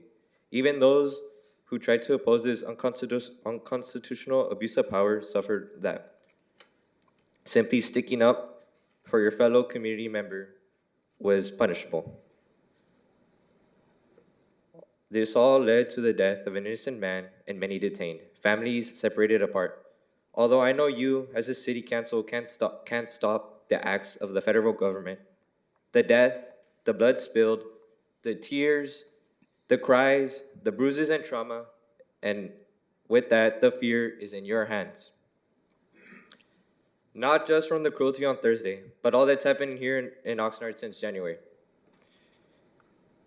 It's disgusting to see how such unjust cruelty can happen in this day and age, just for the simple fact that you weren't born here. Just for the simple fact that you're trying to help out a fellow community member, someone so innocent, that yet the federal government sees as someone that they have to detain, separate from their families, and send back to a country that they don't want to be in. It is also disgusting to see that the police here in Oxnard were aiding and assisting them. As I can remember, on Thursday, I tried to enter the St. John's Hospital in here in downtown. And it was disgusting as well just to see and pass by and see how bad it was, see how they think they could have, excuse me, sorry about that. It's okay. Just to see how unjust this all is, just to see how desperate they are to go and just do such uncruel acts on this community. So, with all that said, and on behalf of my fellow members here, and all who came before you, we just ask that you, as a city, you who were elected, can come together and do more. I know it's something that you've heard so many times today, but I'm coming here to really ask for those who couldn't be here, for those who were too scared to come out, who are left at home taking care of their little brothers because their parents were picked up one day coming from school just to see that they were gone. For those silent cries that for some reason it seems like you can't hear, I ask justice for them, and may you all do more. Thank you. Thank you, Juan Carlos. Do we have any other virtual speakers, Madam Clerk? Mayor and council members, we do not have any additional virtual speakers. Okay. Before we close, I'm going to ask Mrs. Vanessa Valdez if you want to come back up and state it in English. I think we'll learn from this to make sure that we ask that early on. May I Yes. say something Yes, first, Mr. Mayor? Yeah. I do not want to beat my chest on this, but I was instrumental when I was the chair of the INCO to get that building in the back so that there would be translators for the people in this city that don't speak English. There was a big fight so that people would be treated fairly, in my opinion, not so that they can game the system like it's being gamed right now. Because the other option was, with the efforts that came from the work of all the neighborhood councils, and to the credit of Ms. Julie Peña, she's here. She was one of the chairs that was involved. It was a 50-50 vote. We fought like hell with the city council to get somebody to do something, and it got put in there. But if we were going to do this, it always wondered on my mind, how about the people that speak Tagalog? How about the people that don't speak just Spanish? Yeah. What do we do for them? So when a person educated with a license knows what they're doing, games the system like this individual did, and the mayor pro tem wants to Just offer like the the colonists? opportunity, No, please, ma'am, the opportunity to challenge what the city attorney has given us I'd like a to law. reclaim my time, We have a please, law that we Mayor. follow we in we this haven't country. started yet, Vanessa, hold on. And that's all I wanted to say. Thank you very much. I Mayor. appreciate it, Mr. Perillo. I'm just trying to find a happy medium here, and I think we'll learn from this moving forward. By interfering with my time further. No, we haven't started yet, Ms. Valdez, so we'll start now to give you Thank you. your time. Yeah. Good evening, Mayor MacArthur and City Council members. My name is Vanessa Valdez. I was born and raised right here in Oxnard. I've witnessed firsthand how the city has failed to protect our immigrant and working class communities. But let me be very clear. As a Chicana attorney, I will do everything in my power to make sure no one ever disrespects or endangers our people in our community again. Let me remind you, you are here to serve us. If you refuse to act, we will make sure you do not get reelected. We will hold every one of you accountable for what happens under your leadership, starting with the death of Jaime Alanis Garcia. How many more deaths will it take for you to take us seriously? I've been trying to meet with you, Mayor, for weeks, and all I've received are delays and excuses. Mayor MacArthur, it is your obligation to meet with me and any community member seeking answers. You don't get to pick and choose. At the last council meeting, we presented what we now call the Jaime Alanis Garcia Resolution, a concrete proposal to support and protect our community. I've heard nothing back. Tonight, I'm demanding once again that you call an emergency meeting and place this resolution on the agenda. That is the very least you can do for this man and his family. I'm also here to sound the alarm. The glass house is back in operation with new employees. Why hasn't it been shut down? Why isn't the owner under investigation? Why hasn't Jaime Alanis Garcia's death been investigated? This was a crime scene. I was there after 10:30 p.m. when ICE left, and not a single elected official showed up. It was the community who stayed. It was the community that gave rights, searched for loved ones, and comforted children left behind. This is not the first time this employer has been raided by ICE. We've launched our own investigation, and we urge community members to send their video evidence, all evidence, and witness statements to Libre 805, where we have the team of lawyers reviewing and preparing to hold everyone accountable, where we also provide legal support. If you can't take a bold stance, then it's time to find another job. Tonight, take real action. Pass the Jaime Alanis Garcia resolution. Do the right thing. Jaime deserves better. His family deserves justice. Thank you. Thank you. We'll go now to Alex O'Clair. Mr. Mayor, I'm going to ask that we have no other speakers after this. This is the last speaker. Thank you. All right, well, I'm glad I got here in time. Thank you for having me. As some of you might be aware or unaware, there's a lot of local organizations that have been collaborating and working together in a very concentrated effort to make a change for what's going on to our community. But if anybody listening to this at home, or anybody that is on the city council, or anybody that's in the audience, if you guys want to do something, I know that there's so many people retweeting and reposting and sharing and commenting and holding people accountable online, and I appreciate that. We all have to fight this in our own way. But if you want to help, donate to 805 Undocufund, 805 Immigrant Coalition, VC Defensa, MyCop. These are and Cause. These are organizations that are making a real difference in our community, and I think it's important for everyone to know those names. And anyone that want to make the change and want to do something, even if you're at home, even if you live in a different state, even if you're visiting abroad, you can do something right now to make a real change. And they'll tell you how. Each one of those organizations, reach out to them. They'll put you in the right networks for you to find out how you can make a difference. Each one of you that are listening at home, each one of you that are up there, and all of your constituents. And that's all I have to say. Thank you very much for having me. Thank you, Alex. Madam Clerk, are there any speakers in person or virtually? Mayor and council members, that concludes our speakers virtually and in person for items not on the agenda. Do we miss, I see the gentleman back there raising his hand. Does he have a speaker? Mr. Andrist? Do you have a speaker card, Mr. Andrews? I turned in my video yesterday to Lutely. It should have been part of today's meeting. You need to submit a speaker card. No, I don't. It's not required to, it's not required to return in a speaker card. I turned it into you via email yesterday. Hold on, Mr. Andrews. Hold on one second. We'll just get some clarification from our city attorney. So the council's procedures have staff accommodate a speaker who wishes to make a presentation. So if he's not submitting a speaker card, he's not a speaker. So he can, just like anybody else, just like anybody else who submits written comments, they don't get read into the record. Open meeting laws do not require you to submit a Hold on, speaker card. Mr. Andrews, hold on one second. Okay, so, exactly, but he still has to request to speak. I did. I sent her an email yesterday. I turned in the video. We have Measure M, which specifically authorizes this. It's an expansion upon, the Brown Act. Mr. Andrews, can you just submit a speaker card and then we will hear you The out? law allows me not to. I shouldn't have to. I emailed her yesterday. Okay. So, Mr. Mayor, apparently Mr. Andrist wants to speak and present his video. So we can add him to the speaker list and his video can be shown. Yes, that's the way it's supposed to work. Anybody should be able to get up at any time and say they want to speak without a speaker card. Hold on, Mr. Andrus.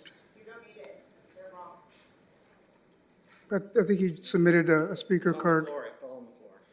But I submitted it to her yesterday. I turned in the video. Okay, Mr. Andrus.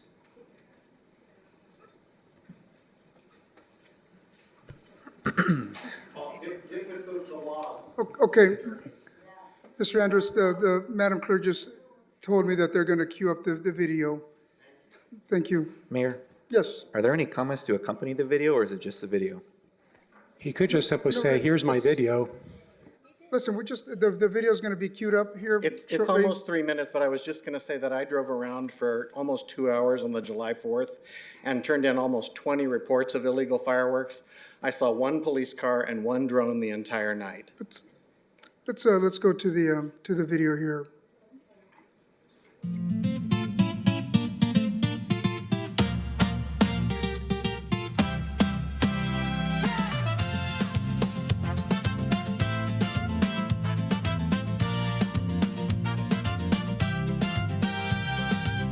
Beneath the skies where the Chumash roam, where stories carved in stone found home.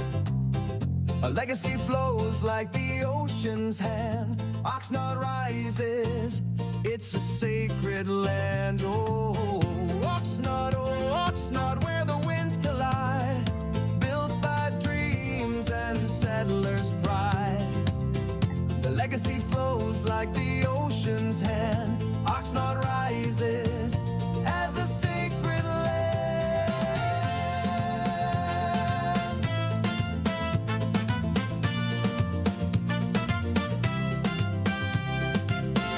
Jewish hands laid the roots so strong.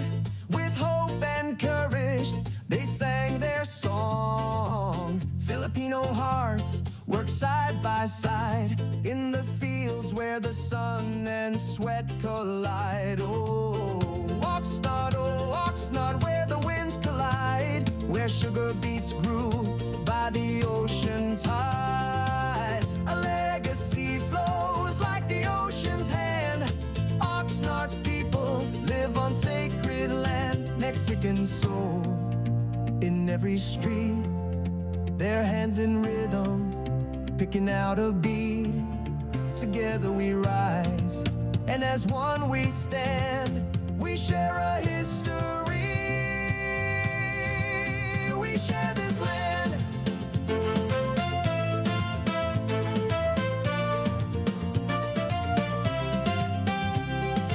Ooh.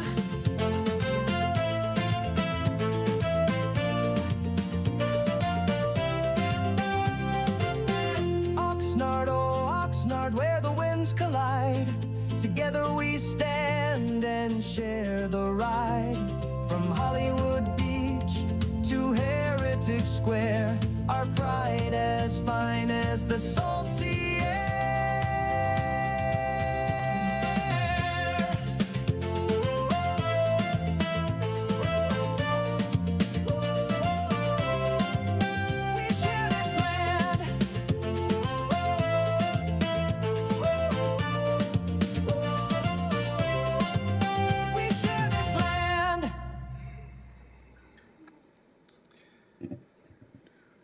Thank you, Mr. Andrews. Thank you, Mr. Andrews. We almost needed that. Thank you. That was very nice. That was a very fitting way to end this long list of speakers. I think that was a great job. I'm glad to see somebody take advantage of this feature of Measure M. To my recollection, I don't know of any other member of the public who's actually done that. Any member of the public who's actually done that. Okay. Let's see, Madam Clerk, are there any other speakers, virtually or in person? Mayor and council members, that concludes our public speakers on items not on the agenda in person and virtually. Thank you. Thank you, Madam Clerk. We'll now move to the next item on the agenda. This is item G.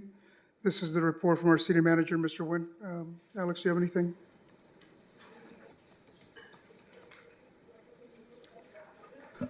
Thank you, Mr. Mayor.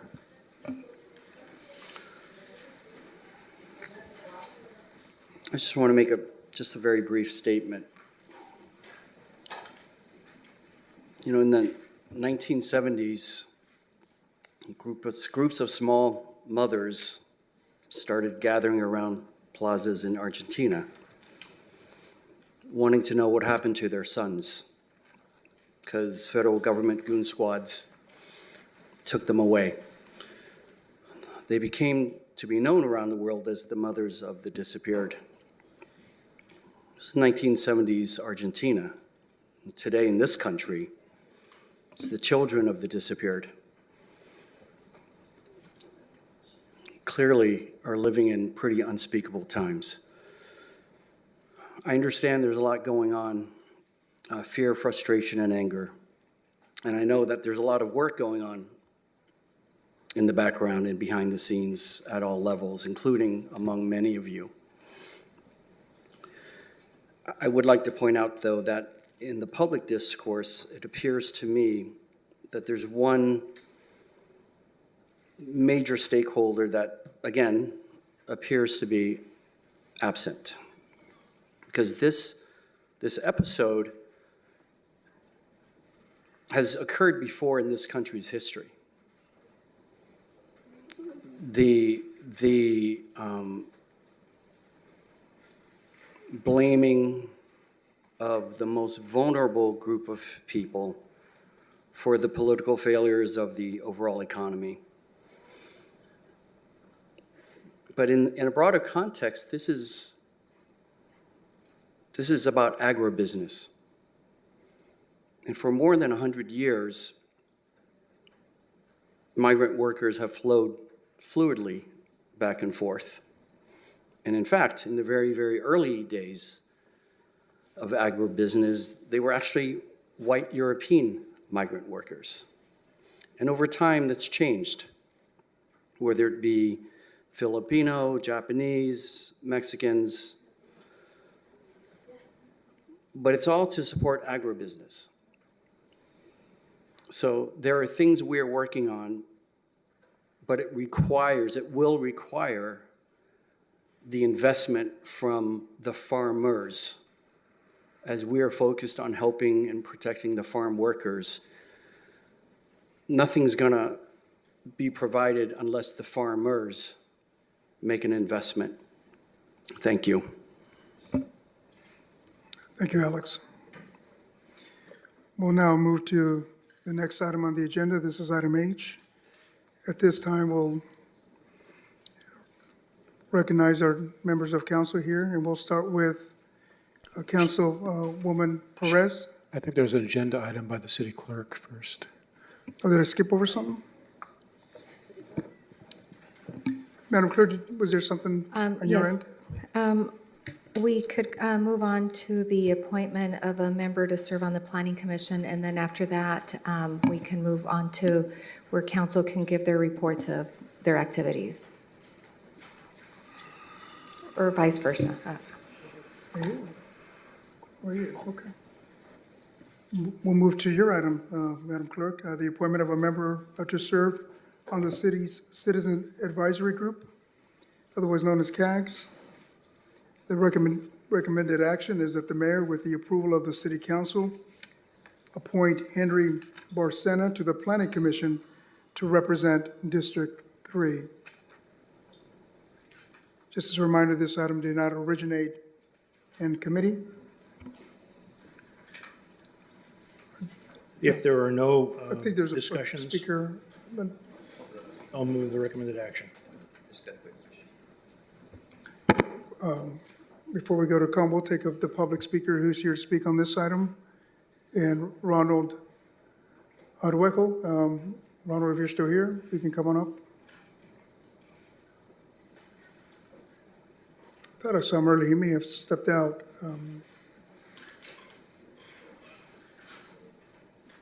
Was he the only speaker, Madam Clerk? Mayor and council members, yes, he was the only speaker. Okay. Yes, go ahead, Mayor Pro Tem. Thank you, Mayor. I alluded to this last time we had appointments for the commissions. If it's all right with you, Mayor, I hope that I can just take a moment to ask Councilmember Starr if he'd be willing to share a little bit on a little bit about Mr. Barcena and his recommendations for him to join the Planning Commission. I ask because, as I mentioned last time, the Planning Commission, well, all of our CAGs, in my opinion, do relative important work. With the Planning Commission, it's a statutory commission. There are some stakes involved in it as far as land use decisions and what happens within our city and conformance with the general plan, and oftentimes things that are recommended to the council or things that are appealed, decisions by the Planning Commission that are appealed to the council. And so just hoping he'd take a moment to tell us a little bit about Mr. Barcena and if we're requesting the appointment. Thank you. Actually, I would invite Mr. Barcena to come up to the podium and present himself. And if anybody has any questions of him, I suppose they could ask, but maybe he can relay to us why he'd like to serve and why he's qualified to do so. Hello, everybody. I just want to say I appreciate the ability to come up and speak with you all and have this opportunity to be possibly appointed for this position. I was born and raised in the area. I'm a son of local military and blue factory workers. I've been educated since I was born in Port Hueneme, South Oxnard, Hathaway, Blackstock, Channel Islands. I only went away for higher level education in Cal Poly San Luis Obispo. I studied mechanical engineering, finished BSME. I've worked locally. I've been part of a few businesses in the area, a few successful businesses. I'm the father of 3 relatively young children. I have 2 of my kids right here that came to support me, and they wish me well to hopefully become part of the city and the Planning Commission. I'm not sure what else. Oh, that's good, yeah. Thank you, that was a great autobiography, thank you very much. Any other comments, any discussion? Mr. Purdy would have mentioned something, go ahead, sir. Yes, it's a little awkward. I understand the Mayor Pro Tem wants to have Mr. Starr explain, possibly explain why he's picked this individual. You've picked a heck of a night to come to a council meeting, I gotta say that. I voted against the last appointee of Mr. Starr because, in my opinion, he was wrong fit for the organization. I know nothing about you. I understand you're a realtor, and oftentimes realtors on planning commissions, there's always questions about priorities and, things like that. But out of respect for the council and Mr. Starr's suggestion, I did make a motion to approve you. I'm waiting for a second. I appreciate that. I'll second that motion myself. If there are no other comments, I call for the. If I Oh, can. so go ahead, yeah. Thank you, Mr. Barcena. I know we've interacted in the River Park Neighborhood Council and through the River Park Group, and I appreciate your willingness to volunteer your time to join the commission. Well, I say volunteer, but we just approved, we have on consent tonight for stipends for the Planning Commission. But just want to thank you for that. And, the Planning Commission, as I mentioned, as the stakes that are involved in it, I do appreciate folks being willing to join, but also hold the bar for folks doing that kind of work on what is at stake when it comes to the decisions that are made on that commission. So I appreciate your willingness to do that. And if there's anything else Mr. Starr would like to add, what, stood out for you, for Mr. Barcena, I think it'd be great just for everyone to hear that. So that's it. Thank you. I was impressed with his education. I was impressed with how he spent his whole life here. He mentioned that folks long before me had asked him if he'd serve on a CAG. I think that the former mayor had suggested to at the time, but he had young children at the time and he wasn't able to. He mentioned that his family lives actually, I think, a few doors down from Bert Perillo, actually. So I don't know if he knows them or not. But I think that, if my memory serves me correctly, I think even Mr. Perillo might have had some interactions with the applicant before, and he's nodding his head yes. So he seems sincere. He seems educated. Do I know him really well? I don't know many of the people that I've appointed very well. Didn't know him until this year. So I don't know if I have a lot to say. Usually we don't ask people why we appoint people, but those are my reasons. Thank you. I appreciate you being willing to share that. And as I mentioned with the Planning Commission, I know Chair Arwejo did sign up to speak. I don't know if he made his way back, but they have been limping along with vacancies. So it is important that we fill it, and it's important we fill it with folks who are going to do good work and understand the mission of the commission itself and the stakes that are involved in it. So I appreciate you again being willing to do that. And those are my questions, Mayor. Thank you for the few minutes on that, and thank you again. Thank you, everyone. Thank you, Mayor Pro Tem. Councilmember? Go ahead. In full disclosure, the gentleman's mother and father live down the street from me. He's got a terrific mother and father, tremendous assets to the neighborhood, let alone the city. Thank you. Thank you. Madam Clerk, we have a first. I second the motion to approve. Actually, technically, you're the one that makes the motion for this, and then you get a second. The Vice Mayor, okay. Thank you. We're all fighting for you. Mr. Becerra, get you on. That's what it sounds like. Thank you, everyone. No Appreciate problem. the opportunity. Thank you, sir. Madam Clerk? Mayor MacArthur, Yes. Councilmember Perallo, Councilwoman Bettis, Yes. Councilwoman Rodriguez, Aye. Councilmember Starr, Yes. Mayor Pro Tem Teran, Yes, and thank you again. Councilwoman Basua. Yes. And this motion carries 7-0. Thank you. Thank you. Thanks. Sounds good. Thank you, Madam Clerk. Now we will go to comments from our legislative body, and we will move to Councilwoman Perez, who's joining us virtually. Go ahead, Councilwoman. Thank you, Mayor, for the recognition. I first want to thank the speakers and SEIU members who came out and spoke tonight regarding a fair contract and ensuring that those working in the city of Oxnard have a livable wage. I also want to again denounce the actions of our federal government and ICE operations that have inflicted harm on families, community members, and innocent children in our community. These actions have no place in our community.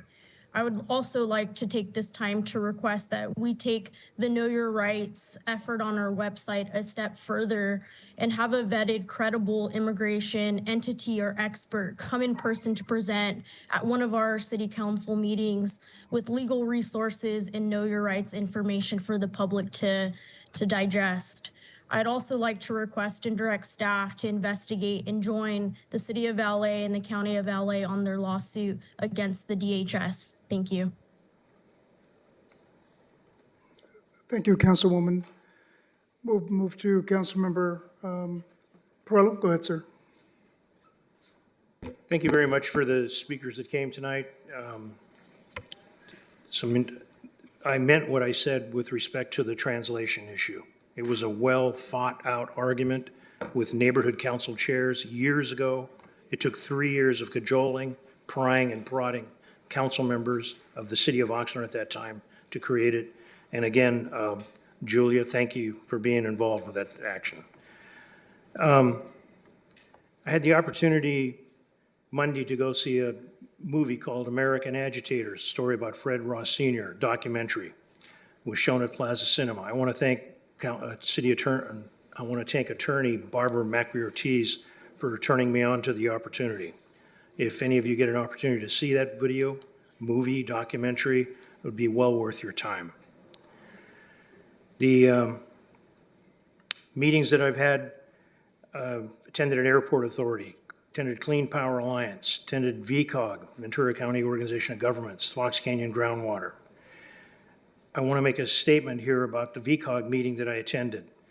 There was an attorney that was on the agenda to speak about with respect to the immigration issues. Her name was Vanessa Frank, an immigration attorney.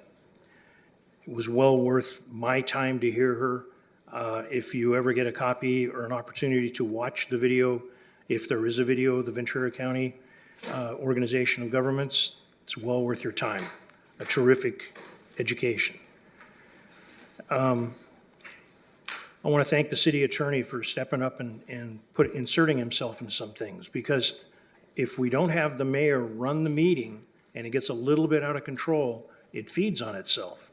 If the crowd starts to applaud and clap, which is nice and wonderful at times, the next time they go a little bit more, next time a little bit more, and then they don't believe it when they drop the hammer and the gavel. So, Mr. City Attorney, thank you very much for your comments. The young man that made a comment about there's no place in America for this, he's absolutely right. What's going on right now? I think he's in the back of the room against the wall. Thank you for those comments. The gentleman that mentioned the bullet versus the ballot, Ms. Perez made a comment about elections. They have consequences. And if we look at the data, the Hispanic community that was voting, the majority voted for Trump. As a person who didn't vote for Trump, that blew me away, but that's what the data says. And the ones that didn't vote, that were entitled to vote, were dealing with the consequences. I never thought that I would see what I'm seeing going on in this community right now with respect to ICE, but I'll be a fool to stand in front of somebody doing his job. And the comment about paying $50,000 reward for a person that took a shot, I want to ask every one of you, how much would you pay for somebody who took a shot at an Oxnard cop? We only put $20,000 up for information leading to the arrest and conviction of a murderer. It's serious business. That's all I have, Mayor. Thank you, Councilmember Perlow. Mayor Pro Tem. Thank you, Mayor. I'll just start with last Friday I attended the Kids Fest held annually by the Recreation Department at the Police Activities League on K Street. I feel like I've gone almost every year they've held it.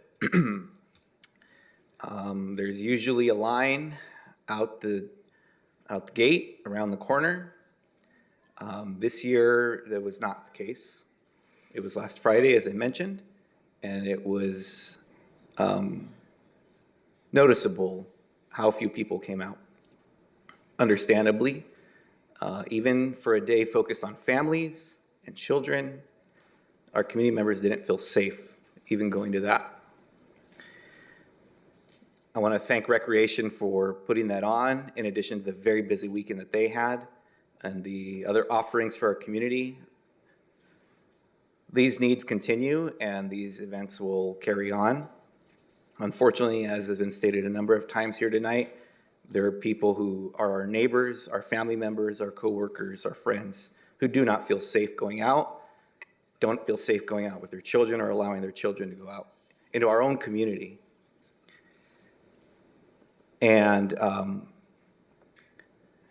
along with Councilwoman Perez and the mayor, I did get the chance to be at the incident last Thursday, where a gentleman, an innocent person who was here trying to get a better life for his family, lost his life because of the actions of our own federal government.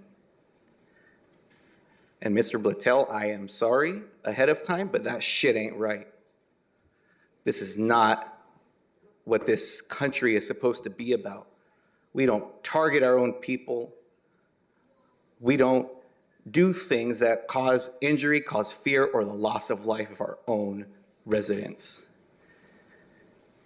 And if that offends your ears, I apologize, but it is offensive what's happening to our people by the people who've been voted into the federal level of this government and are doing this, terrorizing and targeting our neighbors.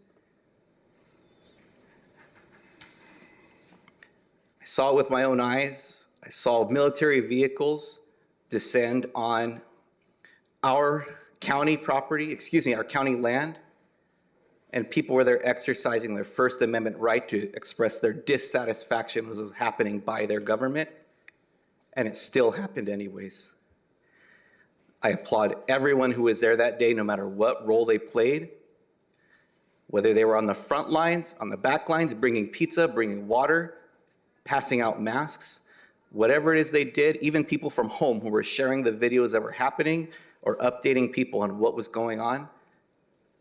Everybody who was in support of our community members and our family members that day had a role and did the right thing, regardless of the wrong thing being done to us. With that, I echo what Councilwoman Perez said. I further denounce yet again what's happening.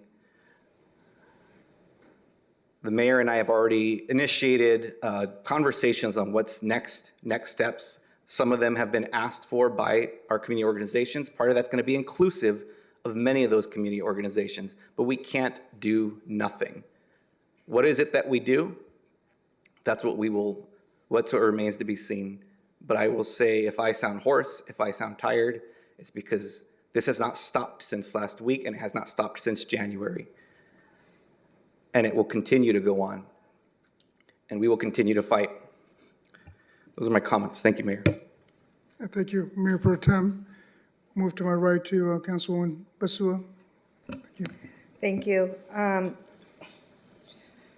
Last Thursday, I wasn't there at nighttime, but I actually got probably one of the first calls. I actually know people in the inside of Glass House, and they contacted me and told me what was happening. And I got in my car and I drove on the Posa side, and Genevieve Haro, which most of us know from ICOP, was there. And before I even got off my car, the first thing I thought to myself, okay, they're on county property. I mean, it's not under Oxnard jurisdiction. And the first thing I did was call our supervisor, Lopez. She already knew. And my first thought was, can the military really close our roads down? And I guess I knew that answer, but I still asked her, and she said yes. And then she asked if I had any water in my car, because Genevieve had just got tear gas. So I literally get out of my car, I go hand her the bottle of water that I have in my car, and I see everything that's around me is just something from a movie that you see. You have military literally taking over our city. That image really stays with you when you see that. Then on Friday, I was asked by my family to go and assist a family where the family composition is 2 twin boys, 2 19-year-old boys, and a 6-year-old sister. And my parents asked that I go over to the facility, and they were trying to get their vehicle. And they didn't have a key, and they asked that I call a locksmith and just pay for that. And of course, I said yes, so around 6:30-ish, I headed out there, and I did not expect to see what I saw. I was literally in chanclas. I was in my pajamas.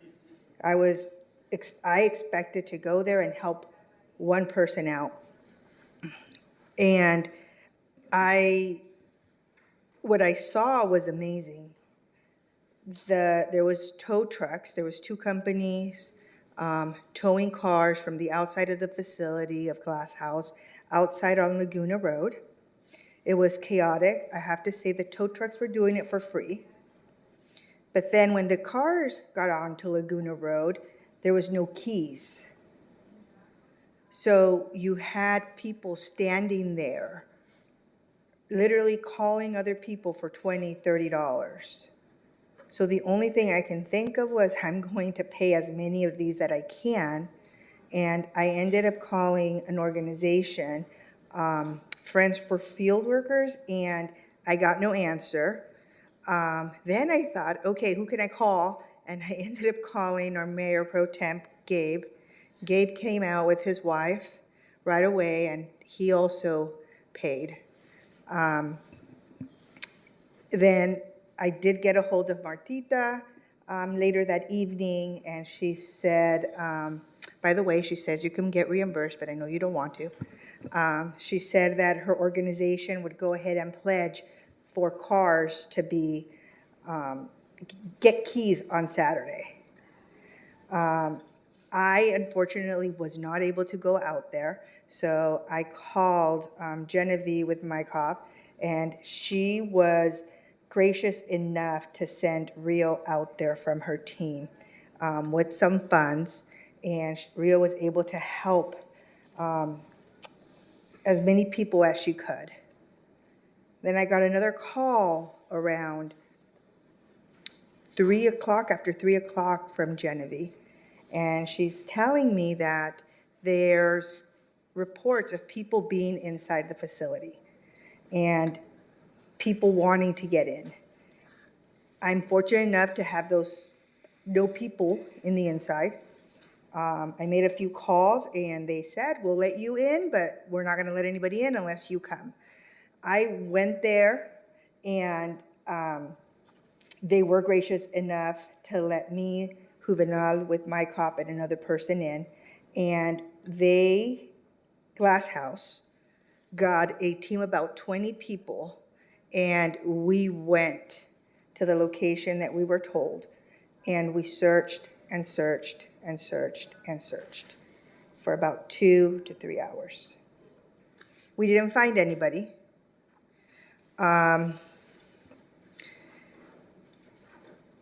The terror in the people that work at Glass House is real. The amount of fear that is happening around us is real. And today we heard from some speakers that Glass House is open and they're working. I want to let them know that some of the people that actually escaped, they're the ones that are actually out there asking to go back to work. That's how bad the need is. That's how much they need to put a roof over their family's head, that they're willing to risk everything again to go back there.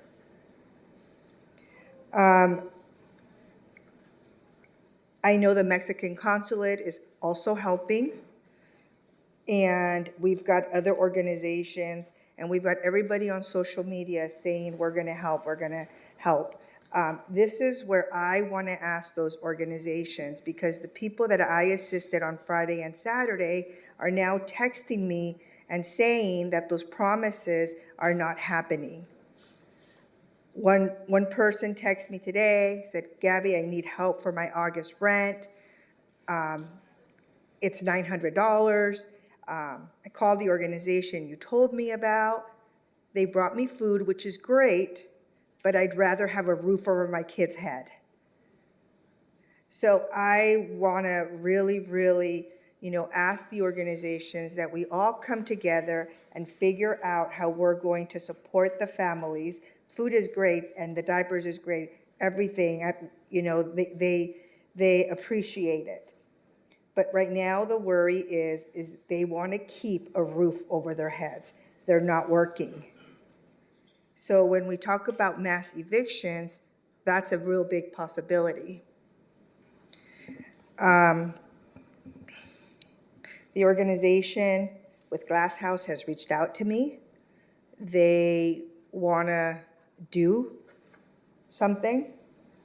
They want to help.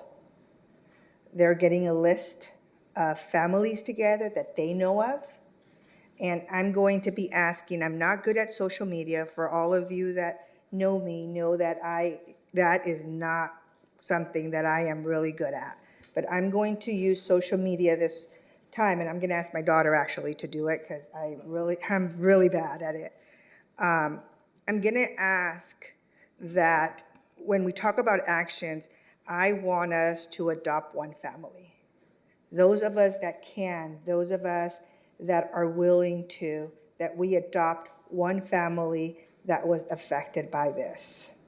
And what we can do is, for example, we can check up on them, a simple call a day. Do they need to go to the doctor? School's going to start back up. Do their kids have what they need? The simple act of kindness is what we need to do. We need to come together. We need this is the aftermath of what happened. And there's a lot of lessons that were learned in this aftermath. And this is how we learn from what happened and we make it better. You know, we learned that people didn't have car registrations. We need car registrations. We learned that we didn't have keys. We had 200 lunch bags that had no name. This is where we get to educate our community as what it is that they need to do in order to help us help their families. So the message today that I want to give is I want to give the message of hope and love, because we are one community and we need to love each other, because that's why we're here. At least that's why I believe I'm here. I'm here to help. I'm here to love. I'm not here to judge. We all have our different viewpoints, and for this one time, this is where we as a community need to come together. So if you would like to join me, I have families that need assistance. You can contact me. I will put something on social media, but know, that I am with my community. I denounce the actions that the Trump administration is doing, but they don't get to win. We get to win with our kindness and how we wake up every day and we say we're going to continue to do what we do, and we need to start at home. So thank you, Mayor. I know I took a lot of time, but I hope that you will all join me in adopting a family and doing good for the community. And this is these are the acts that count. Yeah. Thank you. Thank you, Councilwoman. Thank you. Councilmember Starr? Yeah, thank you. I guess the first thing I'd like to ask is for future meetings, we really need to be mindful of the half hour that we have in our rules that say that folks speaking on items not on the agenda, we listen for the first half hour, we put the rest at the end of the meeting. What I would suggest in the future is that when that half hour point comes up, remind the council that the time has lapsed, but then ask for a motion to suspend our rules, which we can do with a 2/3 vote, to continue to hear people if that's what this council wants to do. So I don't know whether, Mayor, if you feel comfortable with that, or maybe we can have the city clerk just kind of remind people that, hey, a half hour has passed. Do you folks want to pass a motion to suspend your rules to hear more people? I think that would be appropriate. Regarding the issues that we're all concerned about here, I think I've probably said this before. I think we're all God's children. Every single one of us is important, no matter where we grew up or where we were born or the color of our skin. You folks understand that I'm repeating myself, I'm sure, from a previous meeting, but I'm a real law and order sort of guy. I do believe that laws need to be enforced. I do also believe that in our Constitution, that Congress, I can find no authority under Article 1, Section 8 of our Constitution that allows Congress to prohibit or minimize or regulate immigration. I don't think they have the legal authority to do that. Now, I think courts are disagreeing with me on that question, and they're citing reasons that aren't in the Constitution for their reasoning. But I firmly believe that this is a problem. Nonetheless, while this is the law, I guess what my biggest disappointment is in the current administration is the lack of what I call prosecutorial discretion. You can go after really bad apples and focus on that. And I don't think anybody wants people here who are murderers or other types of criminals. But what we've seen from this administration is there's just broad-based, just roving folks that are just kind of picking up people en masse. It's the problem is I'm concerned about what I guess would be called the lack of articulable suspicion based on particularized facts, which you need in order to stop somebody. I'm concerned about the lack of reasonable cause that seems to be there when it comes to arresting people. I think our Constitution gets violated often, and there's many things that we do at the national level today that I firmly disagree with. Most of what I think the federal government does today is not allowed by our Constitution. Having said all that, I am wondering what our options are. And I think Greg Runyon is correct. I don't think there's really much we can do.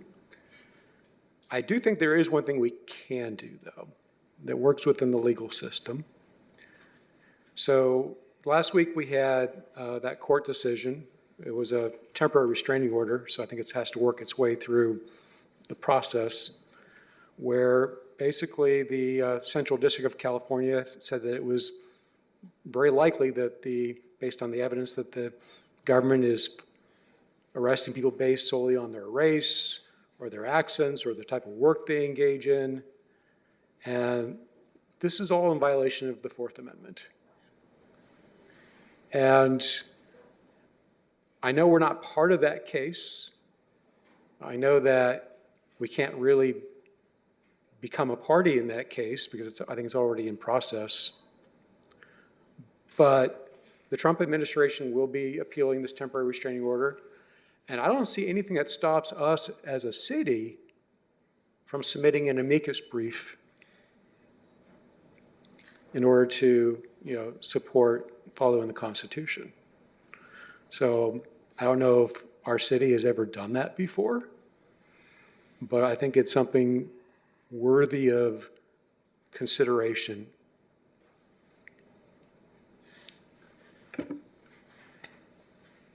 Regarding stuff that I've been doing lately, this past Thursday, I kind of wish I attended the VCOG meeting that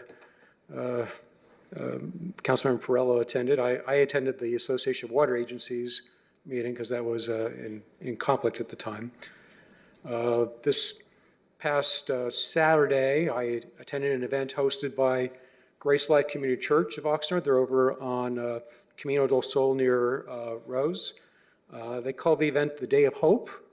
It's a community celebration of faith, hope, and love, they said. They described it. They even provided on-site free health screening clinic for people. These people are so filled with love and care for people, and I was really very thankful to Lawrence Lee for inviting me and introducing me to Pastor Carlos and his wife Trish, as well as Damon and Anthony and Lisa. And I learned that this church has been a fixture in our community for 80 years. They started, it was 80 years last weekend. They started, I think they were on Anita Street, as I recall him mentioning. So they have a long history, and I think they're playing a very important role in our community, and I hope that they continue to expand. Later this week, I'll be participating in a short video showcasing the citywide playground replacement CIP project, which is replacing the equipment at 11 park playgrounds throughout the city, including Brecky Tot Park in the West Village neighborhood where I'll be for the filming. This Saturday, some representatives from the Channel Islands Neighborhood Council will be providing me with a tour of the harbor to show me the various places that urban and agricultural runoff enters the harbor and the current impacts resulting from the closure of the Mandalay Bay power station. I expect that part of the conversation will be discussing possible remediation measures because it is a problem there. And I guess lastly, I want to say I regret that I won't be able to join my council colleagues at the opening ceremonies for the Dallas Cowboys on July 26th. It actually turns out that I am scheduled to be out of town that weekend, so I'm not staying away from it out of some sort of principle or anything like that. Unfortunately, I just can't make it, and I'd like to. You know, it was kind of funny. I was actually online buying my shirt, and my wife says, aren't you out that weekend? I'm like, all right, well, good thing I didn't push the purchase button. But anyway, that's all I have today, Mayor. Thank you. Thank you, Councilmember Starr. Councilwoman Rodriguez, we'll go to you. Yes. So ditto to a lot of the sentiments that have been shared up here on the dais. I think this week has been extremely intense. I've seen a lot of suffering. I've seen a lot of pain and just family separation. I know 2 weeks ago I reported on folks losing their main breadwinner, and Oxnard College started doing a food distribution. I wasn't there this past Monday, but I will be attending and supporting those efforts. And I know that, you know, food distributions are important and we appreciate the response, and we know it's not enough. So I just invite folks to do what they can with what they have, and I think the solidarity and the communication that I've seen from folks stepping up has been very beautiful. Earlier, I saw one of our community members, Alex Alclair, come and talk about all these different nonprofits who are doing a lot of work. And I also wanted to highlight his efforts with the mystery shop and a lot of how much they mobilize trying to support in any way that they can. So I know that they're no longer taking the donations, but there are other nonprofits who will be receiving donations and facilitating the process when we have a lot of impotence here and thinking, what can we do? How do we support? I think as an elected official, my biggest concern is not putting the community at greater risk by passing a resolution or providing false hope when our powers are pretty limited, and not creating red flags where funding could be at risk. And I think there's been a lot of concerns about that. That does not mean that we don't stand in solidarity with this community. Many of us come from farm working families, immigrant communities, mixed status families, and I want to share just my stance on that, and also make myself available in supporting in any of the efforts. So I appreciate my colleagues who were on the ground at the front line, and all their efforts for opening cars and getting them back to their families. So it's been tremendous this past week, and that does not go unnoticed. So shout out again to the Mystery Shop and a lot of the other community groups who have been on the ground. I've seen MyCop, I've seen VC Defensa, I've seen Rio Lorenzo on the ground. That food distribution was not me or Oxnard College. It was really us just trying to be good partners with individuals who just want to do something to make things better and build a better world. Just that is extremely important. I do think we should consider something. Even if this is not the resolution that we adopt, then what aspects of the resolution or what aspects of good ideas can we actually put together? I know that Councilwoman Perez had asked for a committee of some sort to be formed and to get folks rallying towards a specific direction. So ditto to all of that, and I support just doing something. I'm not sure any of us have the answers right now. I see that my time is running out, but I will say that we had a very successful meeting at Durley Park with our city staff and community stakeholders about the next phases of Durley Park and whether we wait for more funding or we build something even though it's a skeleton of what the community had dreamed. I am happy to meet with folks and share the PowerPoint that we had that day. And there was a resounding support for build something now. This community needs something. So even if it's not all the bells and whistles that we wish we could have, please do something. So we're moving forward with the plans, and I'm hoping we could start construction at Durley Park in March of next year, hoping for 12 months after that, but we'll see. I know these are recorded, so I'll check in on progress. The other thing I do want to remind folks is that this week on Thursday evening, District 4 Town Hall, there's going to be a meeting at the Thousand Oaks Room at the OPAC at 6:30 p.m. So please, there will be a presentation on fireworks. There will be a presentation on, I know folks have questions about parking enforcement. I know that folks have questions on curb cuts and so much more. And I know that our National Night Out is coming up in August, so the first Tuesday in August, and your local parks. So I know Wilson Park, Angela Whitecomb, the chair of the Parks and Rec Commission, is planning the one for District 4. So please get involved and make your voices heard. Again, I'm very proud of a lot of the young people who are doing something, speaking up, using whatever power they have. And I think our vote is our power and our voice is our power. So yeah, just want to do right by the community. So help me do better. Thank you. Thank you, Councilwoman. I just want to recognize our Mayor Pro Tem. Do you have additional comments? Thank you, Mayor. I apologize to everyone, my colleagues up here. I just need a quick moment. I promise I won't curse again.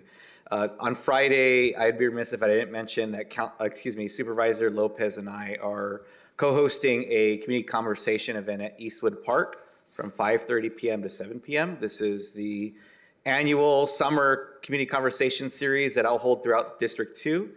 This first one, though, will be co-hosted with Supervisor Lopez. We invite the public to come out, talk to us about what's on your mind, any questions you have, any ideas you have. It's something I look forward to every year. And this year, I will be at parks throughout District 2, and information on the next couple of dates will be forthcoming. So thank you again, Mayor, for the extra time on that. Absolutely, no problem, Mayor Pro Tem. And just for me, I know we've taken, and I think it's important, just like I know Councilwoman Basua mentioned, she took a considerable amount of time, but it's important, just like it is important to let all the speakers speak about how these operations that we all have.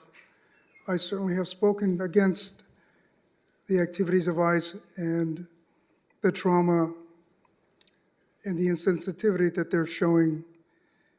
I was on my way to Los Angeles, as some of you know, when the situation unfolded there at Laguna Road.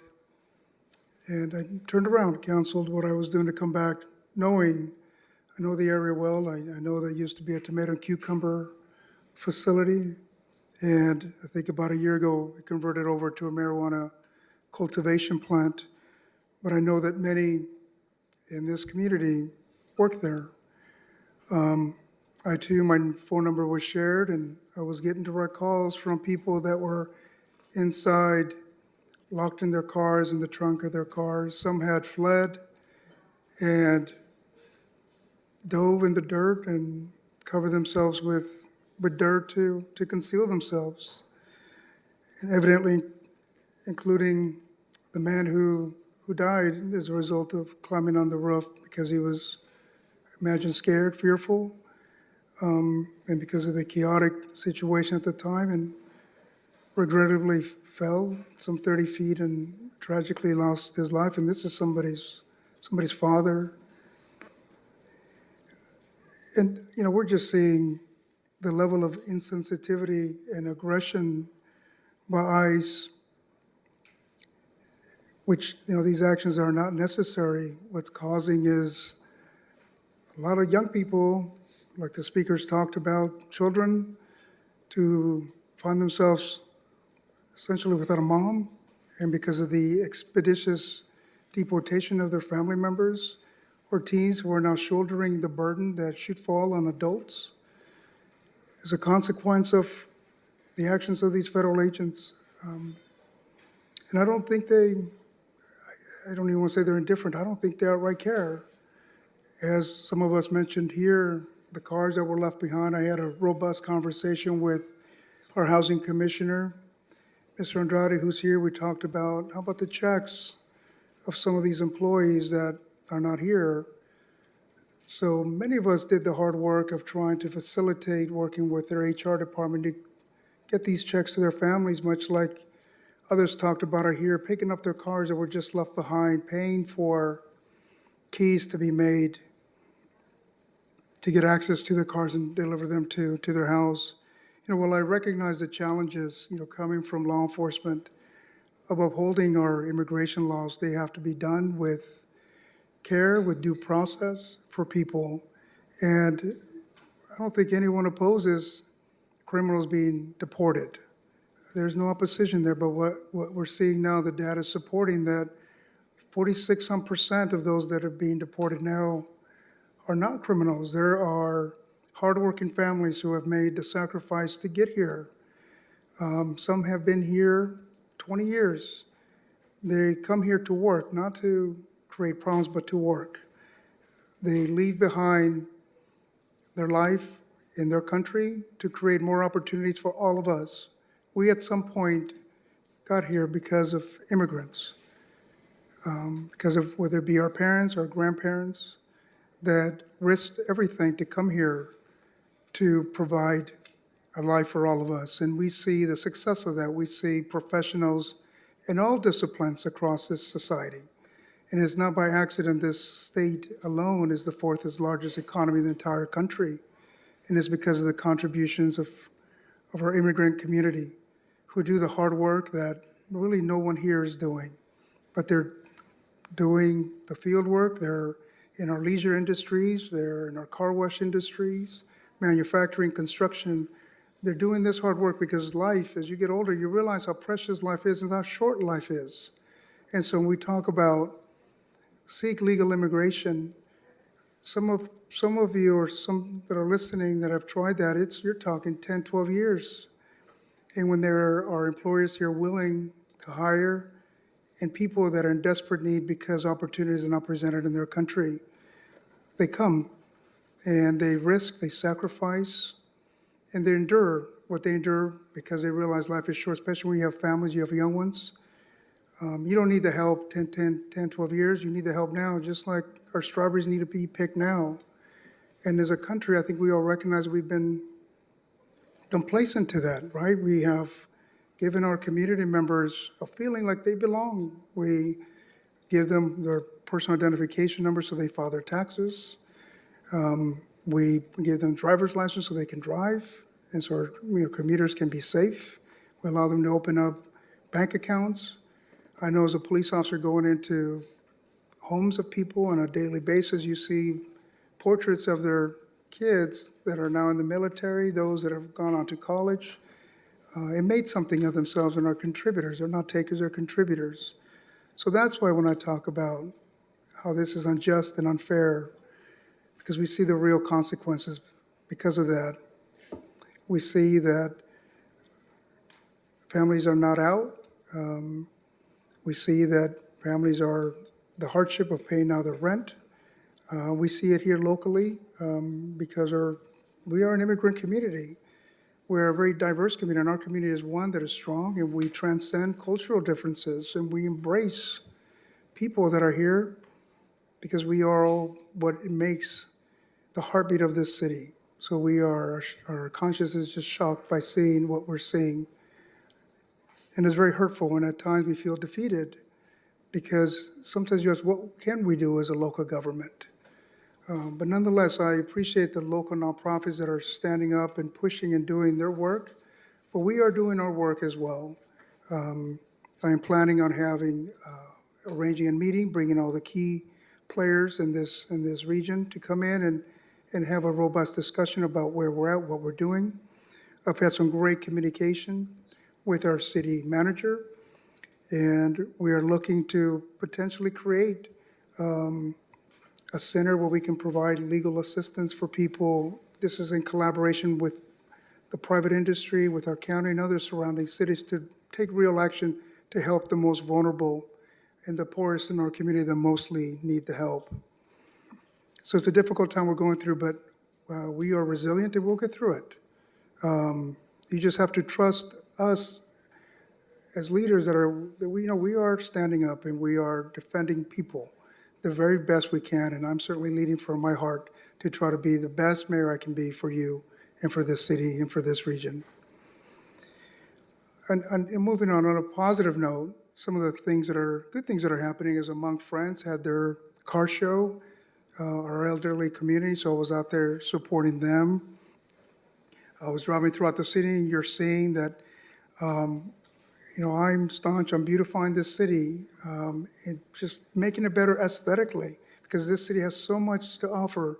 And I'm so glad to see this being realized now. You're seeing our center medians, our green spaces. You're seeing our new gateway sign into our city is beautiful.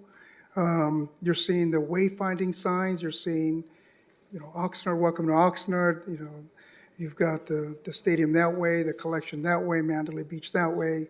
And it's just really beautiful signage modernizing our city. And I hope you're seeing that. That I made a promise to fast forward those efforts and realize this. And with the help of our executive leadership team, we're doing just that. And we have more to do to modernize our city. I also went to the Rehab Point project at the beach. If you're not familiar with that project, it was put on, it was initiated by Mr. Hunt. He was 70 years old when he started that, and that is to make the beach accessible. And the city supported those efforts. They constructed as a walkway to make the beach accessible to those with disability in partnership not only with the city, but with the UFW, both the auxiliary from the national level and the state level. I know our rec department is out there with the choo-choo train, but it was sad where last year you had about just shy of 500 people, because it's a free event, and this was great for our community. That's what our community really needs, those kind of things. But there was probably 80 people in attendance, and it's a direct result of what we're living through right now. But nonetheless, we will push on. I was also at Oxnard College for the food distribution that was happening. And this is what I'm talking about. Individual people are stepping up. Reno was out there just working hard with a soccer team that was out there, other volunteers doing this work, which is great. It needs to be done. Where those nonprofits are doing that, the city manager, I, and this executive team are thinking long-term, something that is sustainable, and that's through potentially a project for legal representation for our most vulnerable. And so we're going to get behind that. Lastly, on a good note, there's a soccer match that's coming Sunday. It's a highly anticipated Ventura County Football Club against LAFC. This is over at Cal Lutheran. But what I did is I organized a friendly exhibition match between Oxnard police officers and also other law enforcement officers from the jurisdiction, including probation that's going to be there. And it's mostly Oxnard police. I'm going to play in it. Myself and a couple other community members, we're going to play against the Mexican consulate. I know they're getting some reinforcement from the Mexican consulate from the LA office, but it's going to be a great game. They're going to be wearing their Mexican national team jerseys, and we got ours that we're being supported by the Oxnard Peace Officers Association. So it'll be a nice, friendly match. If you'd like to go, it's at the grounds of Cal Lutheran University. The kickoff is at 4 p.m. And then the kickoff for the LAFC versus VCFC game is at 6 p.m. At 7 p.m. So we'll be out there. It was just a nice, friendly, just a friendly match between police officers and the Mexican consulate. And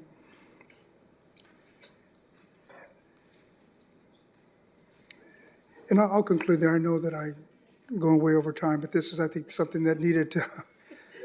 I got 3 minutes. Yeah. But you can see a lot of us are, it's just lastly, one of the things is I see some things that share with me on social media that sometimes it feels like we're fighting against each other, and that shouldn't be. There's a lot of unity here, and our heart is in the right place to help. And our police department, when we're being attacked about that we're assisting or aiding ICE, you have to believe when we state, and the police chief states, that we are not, our role by definition, police is peace. We're peace officers. It's challenging when sometimes we have demonstrators, bystanders, pushing when there's ICE activity that we can't necessarily intercede or obstruct. As we talked about here, they're doing their action, we don't agree with that. But our role at the time is to simply protect people, including those that are protesting, not to create a conflict, allow them the right to peacefully demonstrate, but just to keep the peace so that no one gets hurt. But that's not collaboration. That's just doing our job and look at it from that perspective. Okay? That's all I have to say for me to conclude my comments. So we'll now move on to the next item of business.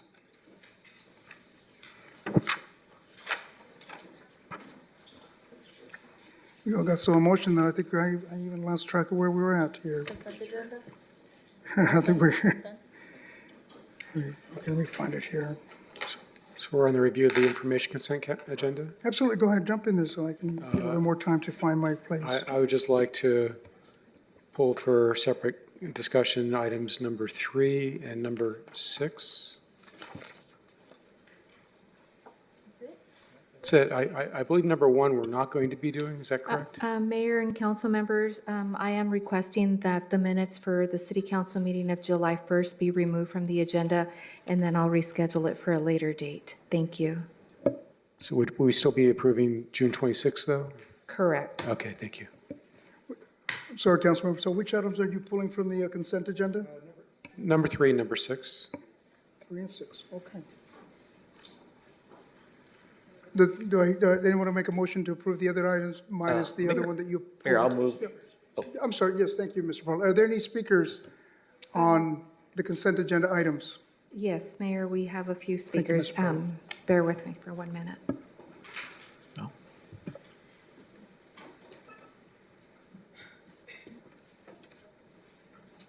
Mayor, these are public speakers for K3 and 6, and those are the items that council member Starr is pulling. Okay, 3, are they okay, 3 and 6? That's, okay, so we'll get to, oh, perfect, okay. Mayor? Yes, go ahead. Mayor Pro Tem. Okay. It seems that we have speakers for items K and 6, K3, K6, which have been pulled for discussion. If I can ask the clerk, just real quickly, can you restate which of the minutes we are pulling tonight and we'll bring back in the future? Absolutely. So Mayor and council members, I am requesting that the city council minutes for July 1st be removed from the agenda, and they'll be rescheduled for a later date. Would that be the Housing Authority as well? No, it'll just be Just- for city council for okay. July 1st. Okay, thank you. Thank you. With that then, given the removal of the July 1st council meeting minutes, I move to approve the balance of the consent agenda, minus K3 and K6. I think number 2 is a receive and file only. Thanks. Okay, I was going to second that motion. sure. Do you have any opposition to the receive and file? We'll just receive and file it and. No, I mean, we can vote in favor if you like. Okay. If there's no further comments, Madam Clerk, can we call for the vote on those items? We have first and a second. Thank you. Councilmember Perallo? Yes. Councilwoman Perez? Yes. Councilwoman Rodriguez? Aye. Councilmember Starr? Yes. Mayor Pro Tem Teran? Yes. Councilwoman Basua? Mayor MacArthur? Yes, And the motion carries 7-0. Thank you. thank you. We'll go to item K3. This is from the Community Development Department. The subject, Planning Commission stipend ordinance. The recommendation is that the Oxnard City Council. Mayor? Yes, go ahead. Sorry, and council members, if we can have a motion for the Housing Authority, and that would be for the Housing Authority minutes for K1, and then there is item K5, if we can have a motion. So moved. Okay. It was moved by Councilman Pereira, second by Councilwoman Basua.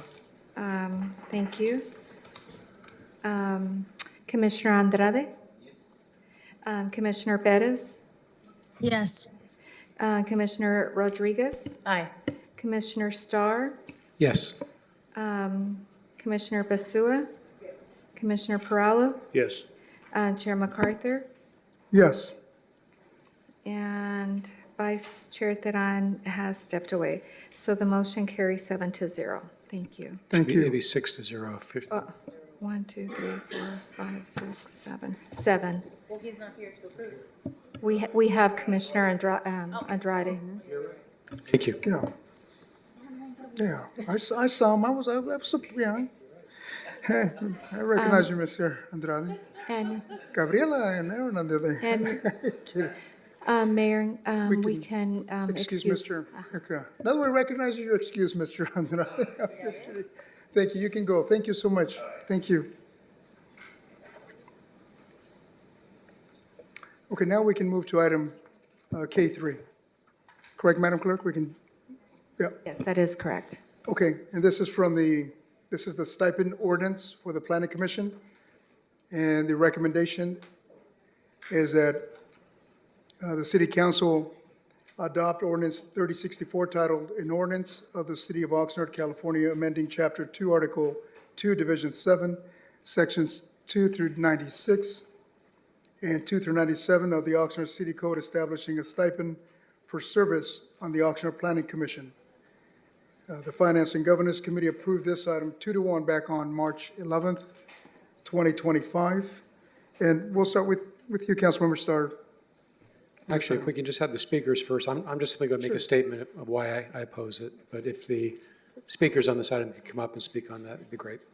Okay, we'll go to our speakers first, and this is, let me bring him here. Ronald. I know I called him earlier. I don't know if he's still here or not. Yeah, he may have left. Okay. Then we will move to Greg Runyon.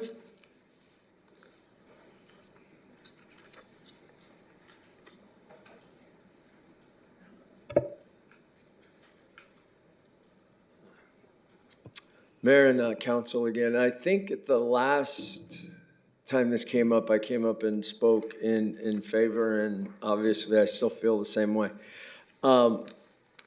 I don't know of anyone who sacrifices time and energy to serve in any of these commissions or anything who does it for a small amount of money. I mean, I know I'd be shocked if any of you said the main reason you decided to serve on the council was to make a, 25,000, if that's what they pay you for. 27,000. What's that? 27,000. There you go, see? So I was close. So the thing is, nobody's doing that because the amount of time and energy that you put into it, this is a 50 or 60, 70 hour a week job. The Planning Commission is a really important thing. Yeah. They make recommendations that are different than most of the commissions or the things that people do. They have a real important role to fill. There are developers that if they don't get approved by the Planning Commission, their developers at times will walk away. They have to deal with environmental reports. They have to deal with a lot of different things. They have to deal with water. A person on the Planning Commission needs to know, or should know, a ton about land use and all the things like that. So a small stipend, and I mean small, says something. And I just think that at a time when we really need to extend a hand, this might be the beginning of us as a city realizing that sometimes a little can mean a lot. So, thank you. Thank you, Mr. Runyon. Can Madam Clerk confirm that's the last speaker on item K3? That is correct, Mayor. Okay. We'll go to you, Aaron Starr. Right, so I'm going to probably say something that you recall me saying last time. I believe this should be a volunteer position. As you know, I do not accept any compensation for being a council member. I believe that any work that we do on behalf of the community should be a personal sacrifice. And a lot of what we do in our lives involves volunteering. people that volunteer for their churches, people that volunteer for the PTA, Little League, various service organizations. We do a lot of volunteering. I think it's helped make our community better. I think it makes our country better. And I think that going down a road where we're starting to pay people for doing volunteer work, I think it's misguided. I do understand the reasons why someone would disagree with me on that. I think that I'm not discounting the arguments out of hand. But I do need to vote in a way that is consistent with what my beliefs are. And my beliefs are that just like the CAGs are volunteer positions and many other things in life are volunteer efforts, I think that should be here as well. I think it's too easy for us to vote in favor of doing this because, it's not our money, right? It's someone else's. But I try to think about this in terms of, well, if this was my money, would I pay for this? And I've got to say no. So I won't get into further conversation about the whole thing. I think I expanded on it a lot last time, but I just want to make my opinion known before I vote in opposition to this. And I'd be happy if any one of you decide to join me on that one. I appreciate it. Thank you, Councilmember Starr. Any other comments? Yes, go ahead, Mayor Pro Tem. Thank you. Did we get a motion yet? I apologize. I stepped in. No Not motion yet. Okay. Well, I'm prepared to make that motion in a moment. I appreciate the Councilmember Starr's comments and his position on it. As I said last time, in a city like Oxnard, there are some amazing people in our community who can do some amazing work in getting engaged civically with what this city does and in helping move that mission further for their fellow community members. I believe that a vast majority of our community members would not turn their nose up to $150 per meeting as a stipend to serve on the Planning Commission, those people who would be great at this. But I believe there are a number of them who would be great at this and can't afford to do it because they have all these other obligations. They're trying to put food on the table, trying to keep a roof over their head, but they would be great at this. We could scale that up and talk about council and the mayor's role and how there are people who would be great up on this dais and council, but they can't afford to do it because it doesn't pay a livable wage for folks. I check my privilege in that I have the ability to be up here and make $11 an hour or whatever it calculates out to be based on the amount of time I put in. But the point I'd like to make is that full respect to Mr. Barcena, who was appointed earlier this evening. He resides in District 2, I believe. And I have to wonder, knowing the large demographics in a number of the neighborhoods in District 3, if $150 stipend for people from the Colonia neighborhoods, the Rose Park neighborhoods, or even East West Village and Rio Lindo, if this might have been something that would be a little bit of a game changer for them, and they might be able to dedicate the time to apply for the Planning Commission, go through the background check, and work to be appointed and serve on this commission because there's a stipend attached to it. $150 per meeting, that's significant for a number of individuals and families in a city like Oxnard. So that's my stance on this. And like I said last time, if there's a worry that, well, this is a slippery slope, now we got to talk about the other commissions and do they deserve a stipend? Great, let's have that conversation. I think absolutely we should have that conversation and talk about that and see the level of work that those folks put in, because it's not nothing. They put a lot of work into what they do. So that's why I support this. I appreciate the work that's been done to it, that's been put into this. I thank staff for all the work they've put into it, as well as the current commissioners who volunteered their time to put this together as well. Those are my comments, Mayor. I'm willing to move the recommended action. Thank you. I did. Yep. Okay, we have a first and a second, and you want to comment? Go ahead. Just one small comment. I do think we can do a better job of recruiting people to actually apply for the CAGs. Very few people actually know that it's an option. I don't think it's the money that actually is inspiring people to participate or not right now. I mean, obviously not, because There is no money right now. When I spoke to Mr. Barcena, I said to him that I will appoint you, but I asked him also, would he be willing to waive any stipend if the council should adopt one? And he said, yes, he would. Oh, Jesus Christ. So he's willing to do the work, and I'm happy that, No, it's, yeah, let him finish, Councilmember. in any event, my point was that there are people willing to do this without money. We have a, Madam Clerk, we have a first and a second. I too just want to comment. I support the item based on just the time and effort of the financial burden and all the reasons why I stated my support back in the committee meeting. So I support this item myself. So we have a first and a second. Can I call for the vote? So Mayor, before we do that, just to point out earlier, the council at the place on the agenda for public comments on information consent agenda items, the speaker cards were provided to the mayor.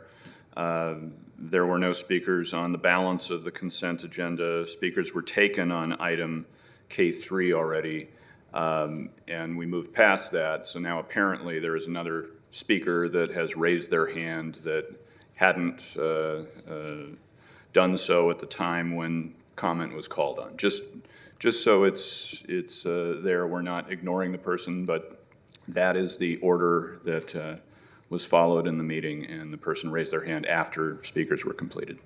So after we closed it, the speaker raised her hand. Okay. Thank you for that clarification. Then we will, we'll just move to the vote at this time. Councilwoman Perez?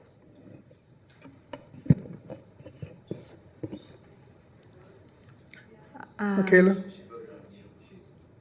Okay. She said yes, She- reading her lips. Yeah. Councilwoman Rodriguez? Aye. Councilmember Starr? No. Mayor Pro Tem Teran? Yes. Councilwoman Basua? Yes. Mayor MacArthur? Yes. Councilmember Perallo? Yes. And the motion carries 6-1 with Councilmember Starr voting no. Thank you. Thank you. We will now move to item K6 from the Housing Department. Subject entails the adoption of the tenant anti-harassment ordinance.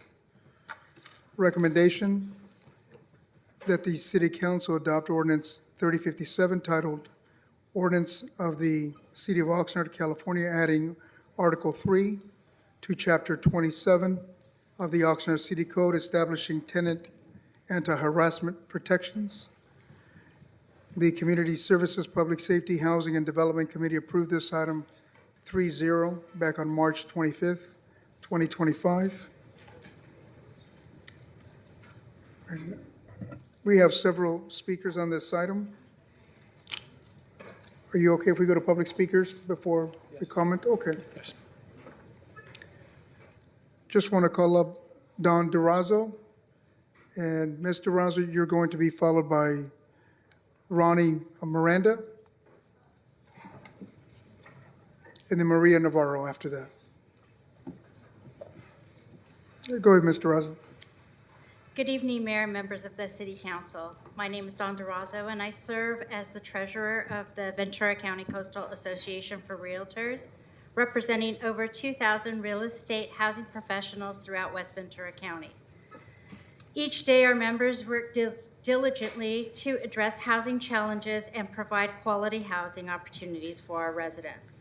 We tentatively offer our support for this ordinance, but would like to monitor the situation for the next year to see how it's performing, both in terms of protecting tenants and affecting housing supply. As drafted, the ordinance raises several significant concerns.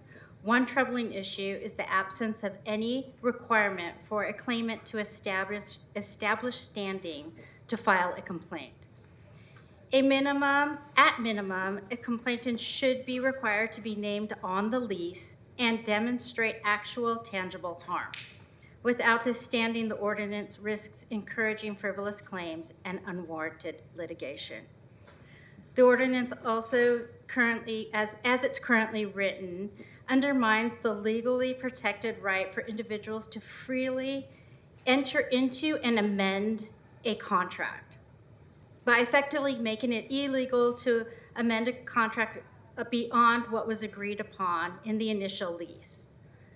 The ordinance could restrict necessary flexibility for both landlords and tenants. Contracts are fundamentally for fairness and predictability in rental agreements. And ironically, this ordinance may unintentionally incentivize unscrupulous housing practices, such as handshakes or verbal agreements. That ultimately will harm renters by reducing the clarity and the accountability. We understand and fully support the need to protect renters from harassment and abusive practices. However, we believe that this ordinance could criminalize legitimate business practices, discourage contract amendments, and encourage concerning environmental, and created a environment of potential litigation. Thank you. Thank you, Mr. Razzo. Ronnie Miranda, is she still here? I think I saw her and Alex leave a little bit ago. Then we'll move to you, Maria.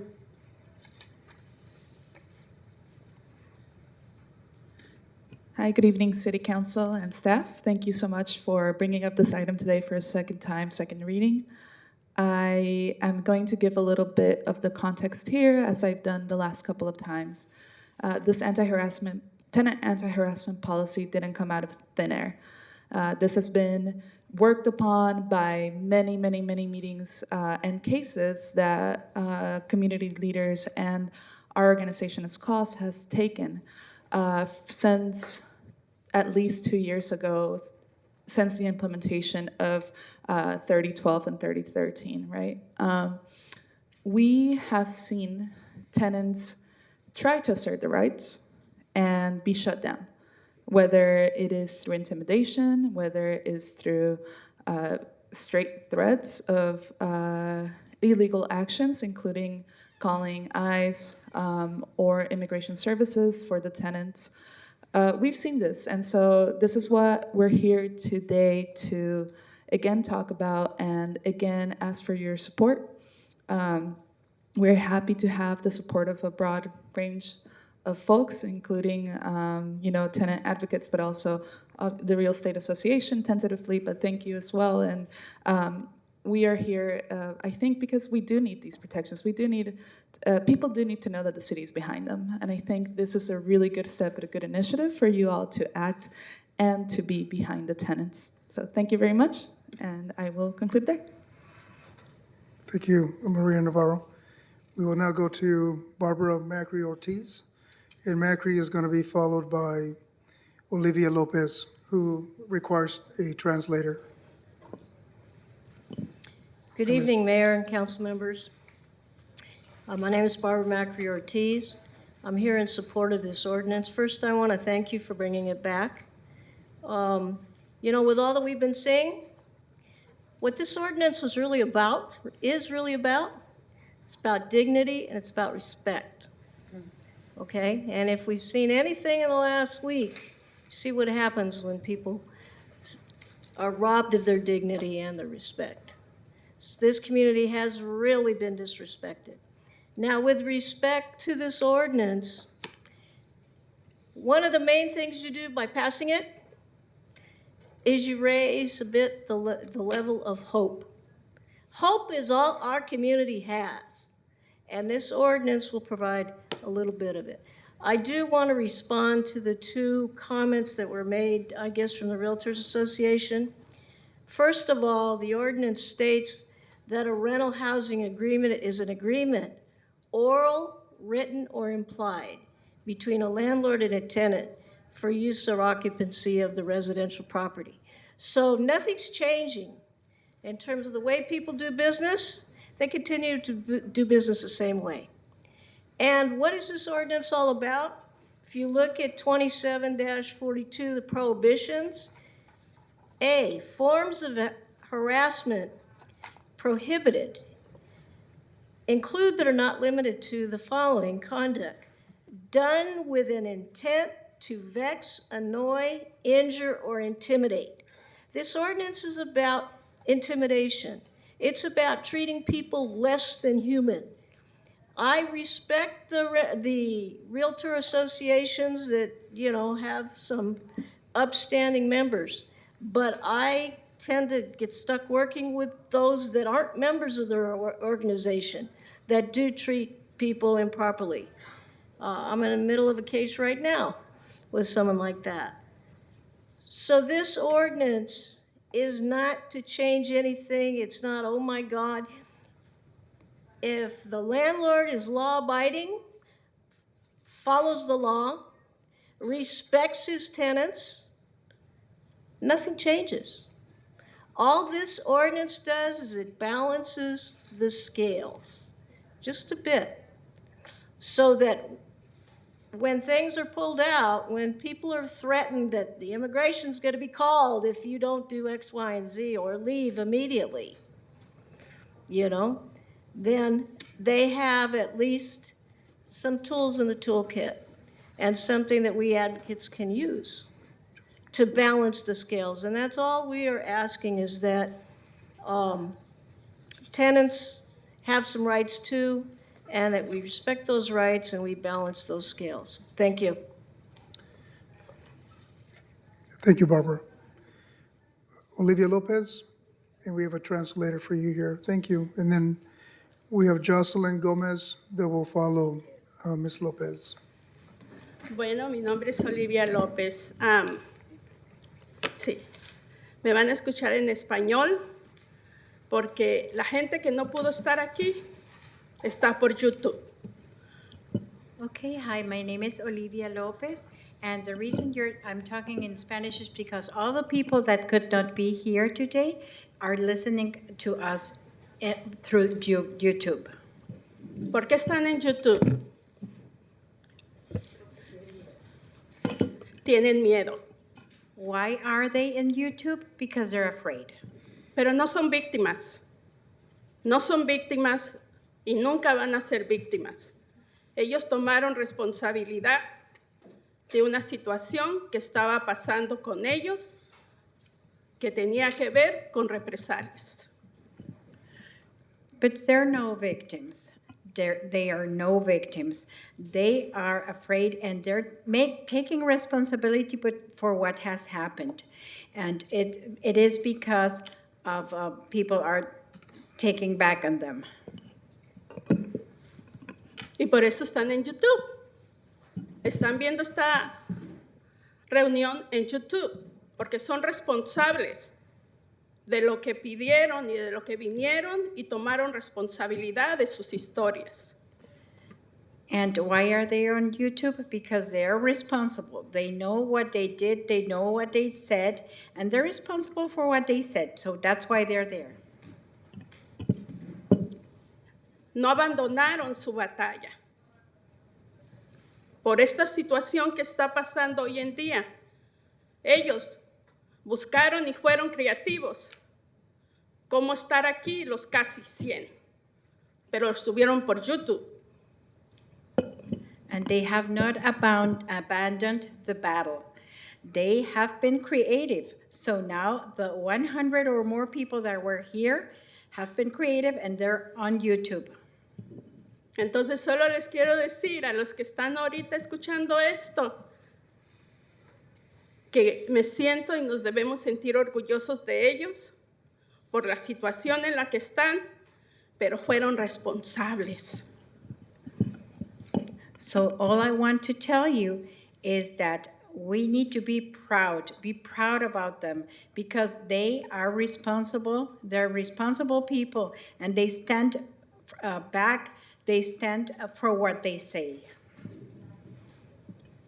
Entonces, las no represalias para los inquilinos de Oxnard, no la intimidación que han tenido de dueños pasando con listas de la gente que venía aquí a las reuniones, para pensar en desalojarlos o tener un lenguaje de abuso, de acoso. De eso estamos hablando de esta ordenanza. The ordinance that we're talking about right now is about not being intimidated. The owners, the landlords, were going with lists, checking all the people that had been coming to these reunions. And and trying to evict them. So that's what we're talking about. We're talking about people that have been harassed. ¿Dónde está Bárbara? I agree con Bárbara. Estoy de acuerdo con Bárbara. Se trata de equidad. Se trata de que todos se puedan sentar en la mesa sin tener esto. ¿Sí? Debe ser equidad la conversación. And I agree with Barbara. It's all about equity. It's about sitting on the table and having a balance, sitting on the table and being able to speak and being balanced. Es todo. And that is all. Thank you very much. We now have Jocelyn Lucas, and she's going to be followed by Marbelli Cruz. Is Jocelyn here? Yeah? And then Marbella, you'll follow Jocelyn.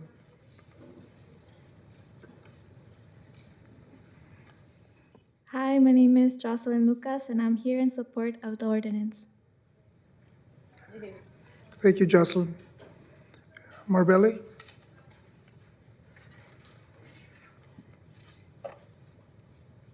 Hi, my name is Marbelli Cruz, and I'm here to support the ordinance. Thank you. Thank you, Marbelli. Madam Clerk, is that another speaker coming in, or does that conclude the speakers? We have one more. Was Ron Miranda, you said, was somebody who was called? Well, Ron? Ron, Ron was called twice, but he's for two different items, but he's not here.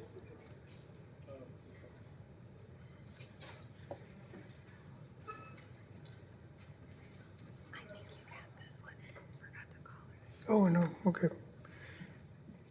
Jocelyn Gomez?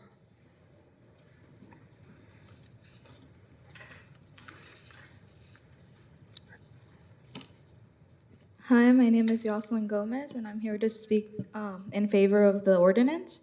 I was here in a couple of the meetings that were had where these tenants spoke, and they explained their stories and they explained the circumstances, and I know that they've been fighting for this for a long time, and I just think that they deserve that option, that equity, and that's why I just wanted to show my support for that too.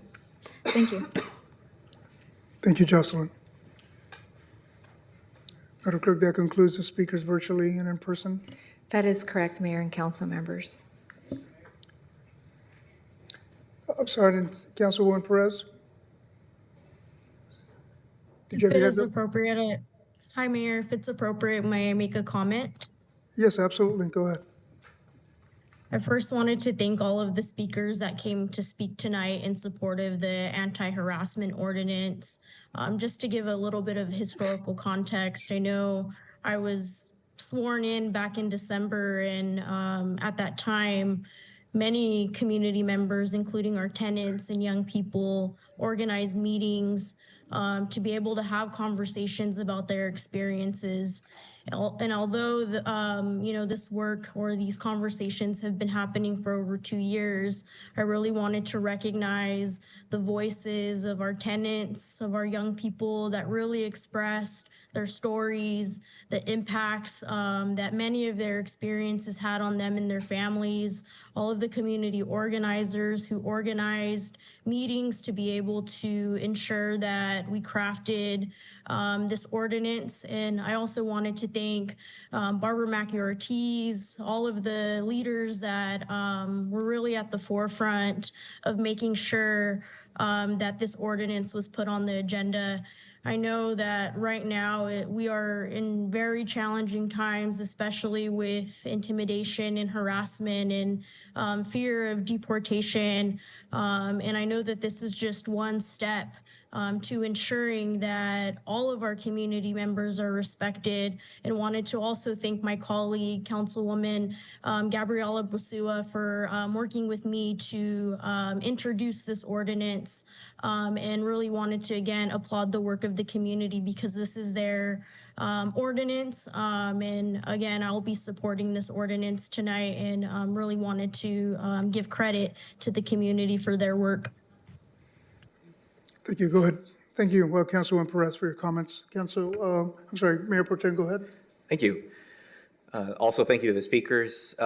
There was a couple of points raised by the representative from the Realtors Association, and I'm wondering if Mr. Gonzalez or someone from our team has any responses or extra information we can have on those points. Yes, happy to. To respond to the realtor's concerns, the first one dealing with standing, we respectfully disagree with this interpretation. First, by definition, the tenant must be a person entitled under the terms of the rental housing agreement to use or to the use or occupancy of any rental housing unit, defined specifically under 27-41D. In addition to that, the tenant needs to allege to be affected by an improper action listed under 27-42 done with the specific intent to vex, annoy, injure, or intimidate a tenant as shown under 27-42A. This language that's used for these specific portions is the same as other similar jurisdictions with anti-harassment ordinances. That's specifically as to standing. So for those two components, that would amount to the standing requirement that was brought up. I know there was a second portion dealing with not being able to enter into and amend a contract. For that portion specifically, I'd like to point out in the definition portion for 27-41, specifically subsection C, rental housing agreement specifically states an agreement, oral or written or implied, between a landlord and tenant for use or occupancy of a residential real property. And in addition to that, as I previously stated, under 27-42 subsection A, any kind of violation of this ordinance needs to specifically be for the intent to vex, annoy, injure, or intimidate a tenant. So just on its face, making a change to enter into or amend a contract in of itself would not be prohibited from this ordinance. Thank you very much. I appreciate the comprehensive response to that and pointing to what's in front of us. And I appreciate the Realtors Association coming in today and raising those points, but also offering even tentative support because, again, calling back to the committee meeting, it was an incredibly encouraging meeting to see folks on every part and every level of every part of the spectrum of this particular issue working together to try to come to something that they felt was going to be workable for everyone involved. Just along those lines on this, I know there are a number of specific instances that we could point to as examples that led us down this path of having this ordinance even come before us. But I also point out that, as was mentioned by Councilwoman Perez, that this type of work's been ongoing for some time. But now with the current climate, current political climate, the current actions of the current presidential administration, I would imagine absent something like this, somebody who was unscrupulous as a landlord could say, if you don't do ABC, XYZ, then I will call immigration, or I will report you to federal authorities, or I will mention that your parents are undocumented, whatever the case is. And now even just that statement or that attempt at intimidation seems to me would be covered by this. And I hope that, as Ms. Macri-Ortiz mentioned, this gives people at least hope, knowing that there is something that gives them a little bit more shielding from that type of harassment or that type of intimidation that would keep them from reporting wrongdoings by a landlord. So for that reason and many other reasons, I do support this, and I appreciate the work that's gone into this, and thank you also to Councilwoman Perez and Councilwoman Basua for your work with the community members on this as well. Thank you, Mayor. Thank you. I'll keep my comments brief too. I'm in support of this item. I think this will address the coercive tactics often used by landlords to induce tenants to vacate. And really applaud your efforts, Maria, Barbara, and the other young community leaders that spoke up here and that led this effort with the support of the two councilwomen. Oftentimes you see that it's community that drives and effectuates change. So thank you for initiating this item, and also for Ms. Brenda Lopez's office for also doing the hard work, as well as the other executive leaders in our city to put this item before us to be able to vote on this. So I'm certainly very supportive of this. Go ahead, Councilmember Starr. Thank you. So I think this last came up before us on April 29th. And I did make a number of arguments against this at the time. I did mention, of course, that I am a tenant, and I believe that this ordinance will hurt tenants in the long run. People who own houses that are rented out will become more likely to respond by taking their houses off the rental market at the earliest opportunity, or never putting them on the market to begin with.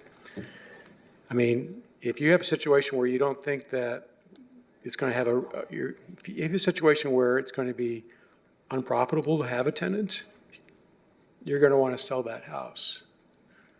And then that would devastate the rental market because there'd be fewer houses available for rent. So that reduces opportunities for people to rent, which will cause market rates for rents to actually go up. If you want rental rates to soar, make it more burdensome to be a landlord, and that's what you'll accomplish.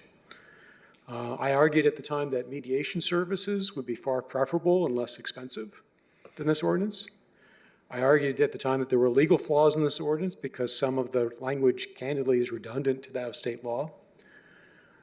But, you know, things like, for example, Section 2742, Subdivision A, you know, includes language in there which makes it a crime to file a police report, and I think that violates the First Amendment. And then finally, you might recall that I did ask staff whether Section 2743B's creation of a personal cause of action is legal. And I haven't received an answer to that. I'm sure staff's been really busy. But I did my own research and discovered that the Second Appellate District Court of Appeal in a case called Cohen versus Superior Court found that Government Code Section 36900A only permits city authorities, not private parties, to pursue enforcement actions for municipal ordinance violations. And if you want a citation for that, that's 102 Calap 5th 706. I'll note that the case is pending review with the Supreme Court, but the High Court has stated that this case may be cited for its persuasive value. So given the aforementioned, I don't think that this is actually, I think this is actually a violation of that court decision. I don't think this ordinance, or at least this part of this ordinance, is valid. I would like to move that we send this proposal back to staff for their consideration of these issues. My recommendation would be that it only be brought back once this issue has been resolved by the California Supreme Court. That's my recommendation, but my motion would be that send it back to staff to actually look at this particular issue, because I think this is a problem for us, and I don't want us to be sued over this. So you're making a motion? I'm sorry, go ahead, Mr. Fisher. If I can respond to that, sure. Mr. Mayor. So we have reviewed the Cohen case and the Riley case that came before it. Yep. And it is pending in front of the California Supreme Court and has been awaiting briefing for quite some time. And the briefs are coming in now after perhaps, what was it, about 6 months, 9 months since the review was granted by the Supreme Court. So the distinction with both Riley and with the Cohen case is, in those instances, those were private parties bringing enforcement actions on ordinances that did not have a right of private action built into them. So they're distinguishable from the case that's at hand now. And I'll let Deputy City Attorney Andrew Gonzalez talk about the research with other jurisdictions, general law cities, who have adopted tenant anti-harassment ordinances with this same provision that's before you tonight. I'll also note that although it's not citable authority, the Superior Court in Los Angeles has looked at this same issue as well and did not find that Cohen was a basis for not allowing a private cause of action to move forward on a tenant anti-harassment ordinance. So this is being litigated at the Superior Court level, and at least in that case, which is not a published case, citable authority, however, it is illustrative, the judge was not convinced that that this provision was prohibited. Thank you. Go ahead, sir. Yeah, Andrew Gonzalez, Deputy City Attorney. So we have confirmed with other general law cities in California that have adopted private causes of action in their tenant anti-harassment ordinances, and they have not been challenged. Thus, we believe including such a provision here is legally permissible. Specifically, these other jurisdictions are West Hollywood and Concord, and they have the exact identical language that we're discussing right now. So I have confirmed with their city attorney's offices. They haven't encountered any issues with this. Further, as previously stated, we are watching this case actively, but in the meantime, providing a private right of action is important for our Oxnard residents right now and can be amended if needed once we have clear direction from the Supreme Court. Thank you, Mr. Gonzalez, for that clarification. Yes, I'm sorry, go ahead. Okay, go ahead, Mr. Perlo. Go ahead, Alex. Yeah, I just want to respond to Councilmember Starr's point about what happens to the rental market. I'm not aware of any data of any city that's had a robust rent control and anti-harassment ordinance where the rental property market decreased. There's no data for that. That is unfortunately typically a line that comes from a landlord's association. At the beginning of my career at City Hall, I was in the Oakland City Attorney's Office for, now I can't remember, more than 10 years. I think it was 13 years. So we engaged in a lot of these kinds of cases. And the city of Oakland has a very, very, very fully flushed out rent control and program. In the last, I believe in the last 5 to 7 years, that city has added more than 15,000 rental units. So to your point about some landlords might bow out, that is true. But that's very few. And the truth of the matter is not everybody that goes in, and now we're talking about small landlords, not everybody that goes into it is cut out for it. And that's also a fact. So some people, just like any other business, some people go out of business because they're just not cut out for it. So that will happen here and there, but there's not going to be a wave of that. And again, there's no evidence that shows that having this will decrease the number of rental units or in and of itself increase the cost of rent. Lots of other reasons for that. Thank you. Thank you. Councilmember Perlo, go ahead. Yes, thank you very much. 4 points. I want to thank Councilman Starr for questioning the concerns for the city potentially getting sued. That's a real good point. But I also want to thank the city attorney's office for doing the work they've done. Mr. Fisher and Mr. Gonzalez, thank you very much for your comments. I'd like to say two other things that they got me in hot water once before. In my opinion, the residents that have been having these issues for well over 2 years, before the major people that are on the council now got on board, the city of Oxnard did a tremendous amount of work. And some of these council members have heard the work that they've done to try to get the district attorney to do the job that they should have done to get involved. And our local Ventura County District Attorney's Office did not get involved. With that, there's been action taken by the council to put $500,000 out of our budget annually each year to implement this program, to protect those that need help. But I hope that those people that understand that the city council is going to possibly, unanimously, possibly, support this. This is helping a group that has been asking for help for a long time. And their elected officials, including the district attorney, were not successful in getting the job done that was supposed to be done by the local lead law enforcement officer in this county. And he took offense when I mentioned that the last time. I support this, but I want people to understand, it isn't just passing a motion. This is taking funds from all segments of the city of Oxnard to help people that are inclusive in this family called the city of Oxnard. I want to thank the city attorney's office for the job they did on this.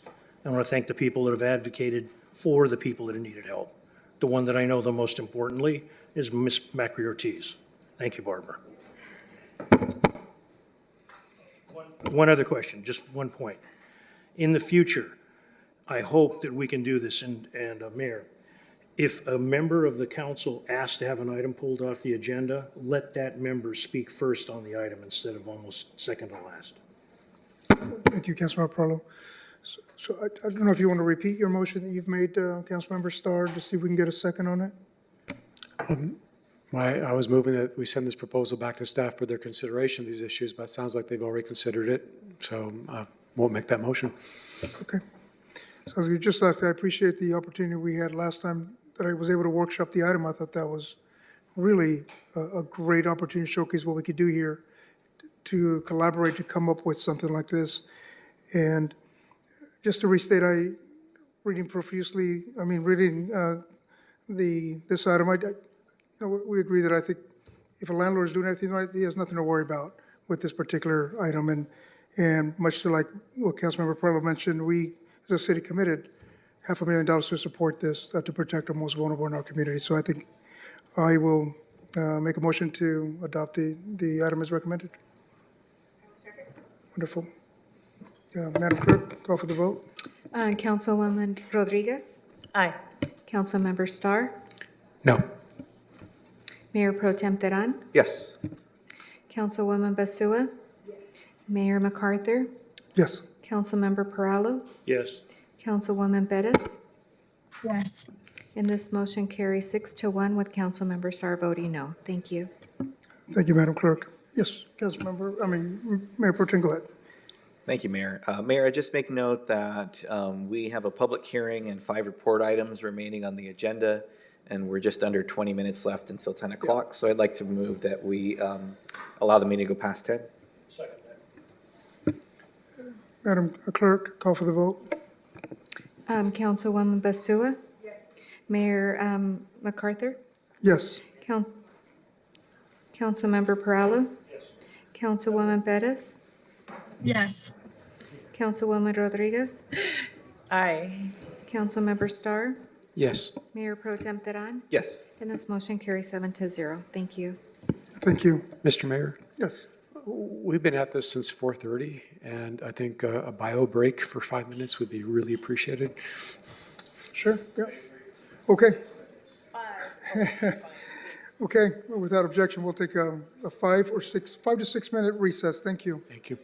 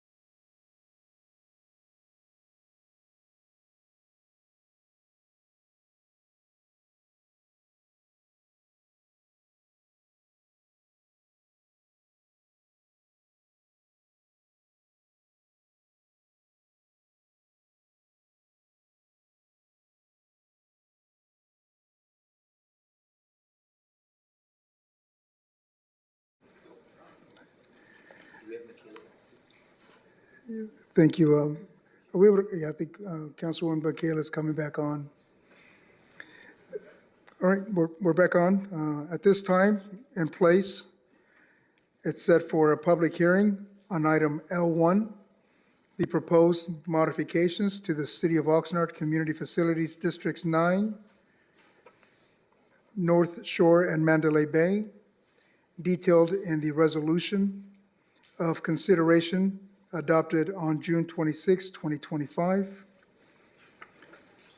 Director Michael Wolf, the Director of Public Works, and Anthony Miller, Special District Manager, both here. Before we start, want to go to the City Clerk's certification of publication and written communication, if any. Madam City Clerk. Mayor and council members, a legal notice for the public hearing was published in the newspaper on July 3rd in accordance with the Melrose Community Facilities Act of 1982, and proof of such publication is on file in the city clerk's office, and we have not received any written communications on this item. Thank you. Thank you, Madam Clerk. Do any council members have any ex parte communications or other disclosures regarding this matter to state for the record?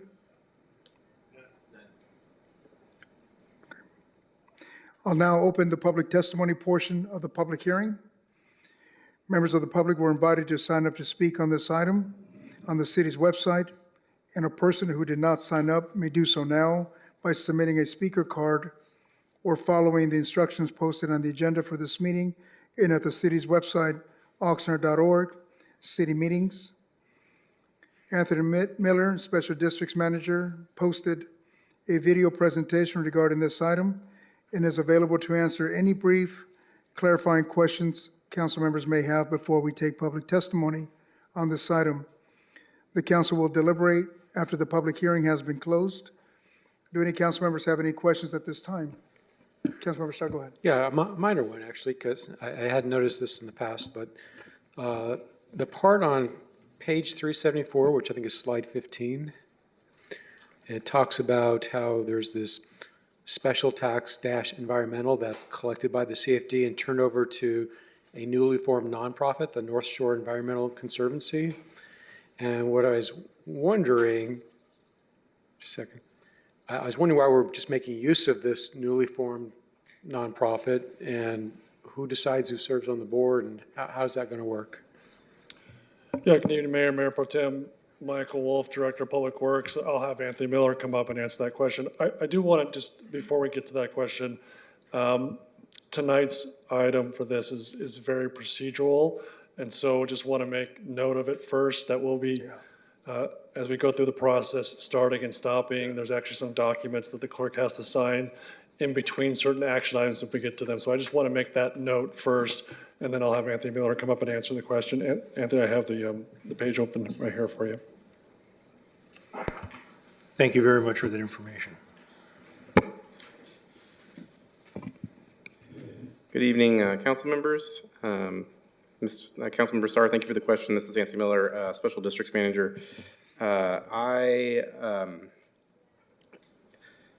want to note that the special tax environmental is particularly in relation to a environmental conservancy entity that will be formed to care for a specific portion of the development site to take care of a endangered species that was identified as located there. There may be some more specific questions that might be able to be answered by the developer themselves. They are here to answer questions as well. And also our community development staff may be able to help as well, because I believe that was a condition of development for the formation of the community, or sorry, for the approval of the development. Now, in regard to the actual operation of the conservancy, the nonprofit, I can't speak specifically to that, but the developer may be able to offer more information if you'd be willing to entertain their time.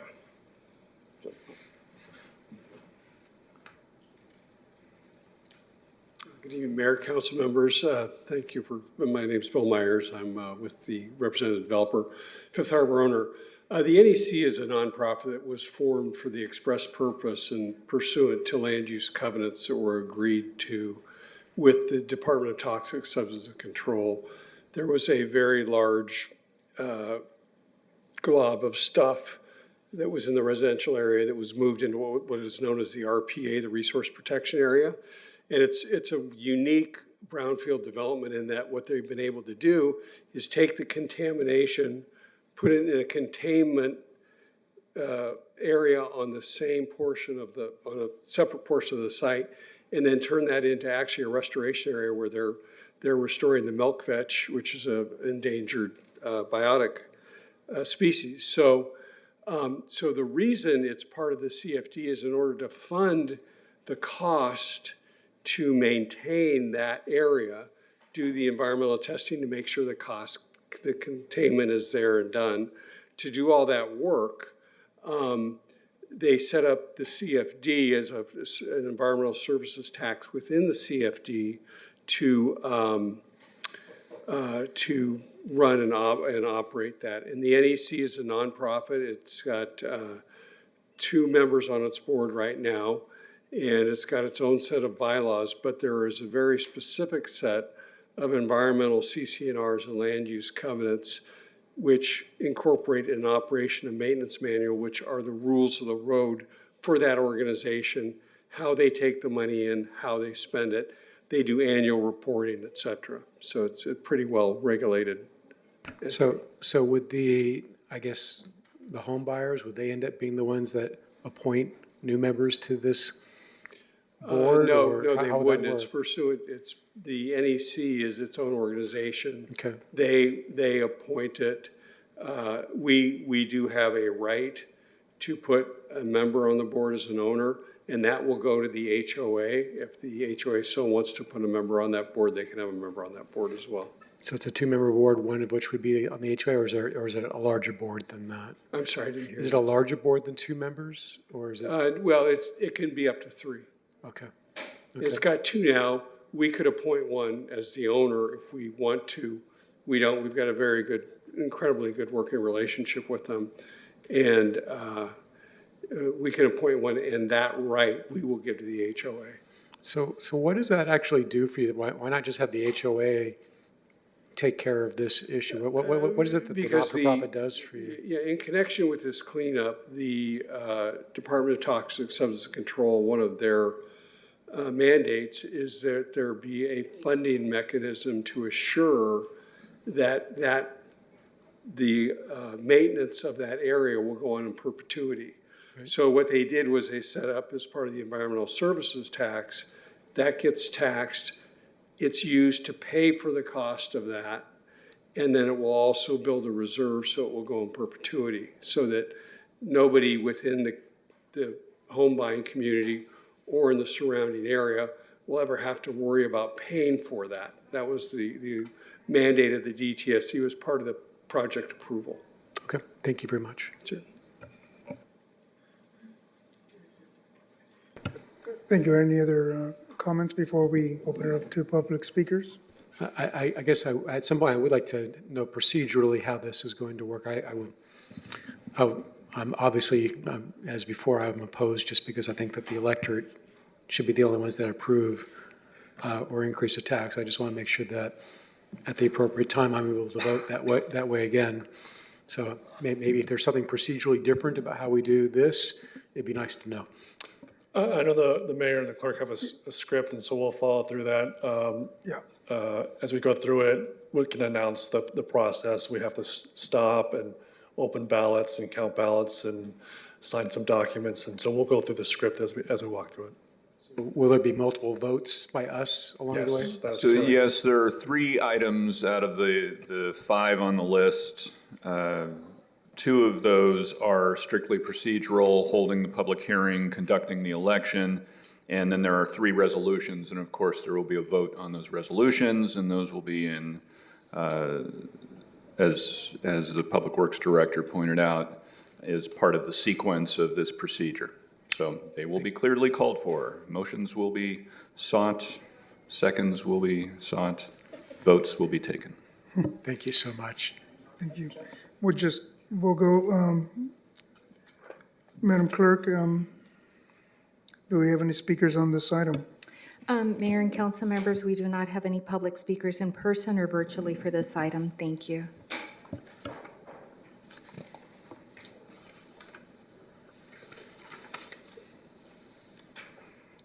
Does any council members wish to comment? If not, before I formally close the hearing, is there any property owner subject to the proposed modifications who wishes to file a written protest? If so, they must be filed with the city clerk at this time. Okay. The public hearing is closed. Do I have a motion to adopt the resolution calling a special election? So moved. Second.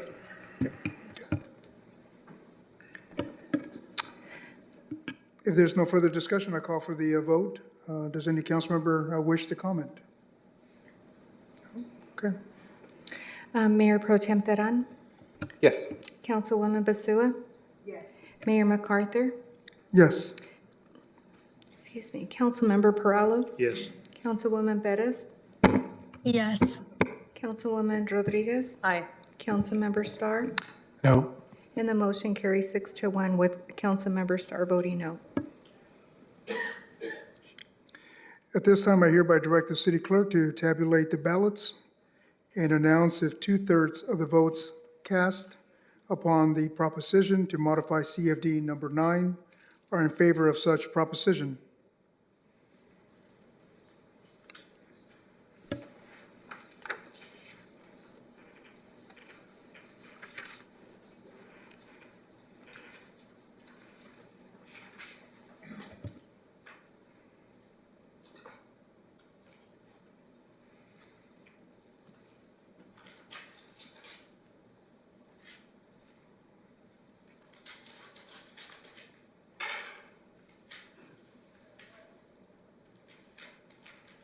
Mayor Weller counting the votes just by chance. How many total votes are possible? I'm not sure. It's 2/3, so depending on what we get, it's 2/3 of that. So the total number of votes possible is 93.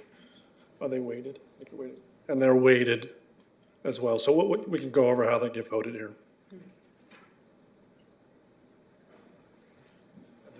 Thank you for the question, Mr. Perallo.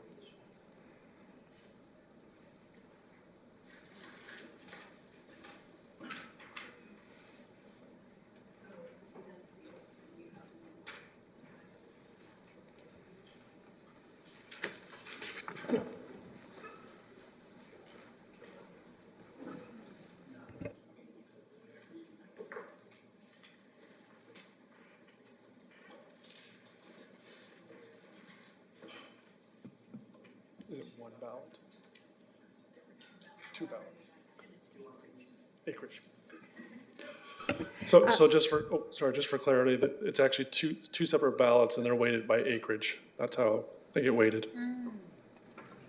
They get weighted by acreage. And Mayor and council members, I have conducted my tabulation, and it is 100%. So this moves forward with the election. Thank you. Do I have a motion to adopt the resolution canvassing the results of the election? Move the recommended action. Is there a second? Second. If there's no further discussion, I call for the vote. Does any council member wish to comment? Not to open a new can of worms, but it's 100% of the 92 possible votes? Or 90 how many people 93. participated? 93 people participated, 100%? 100% received it? There are two property owners, and so. Oh, okay. Got it.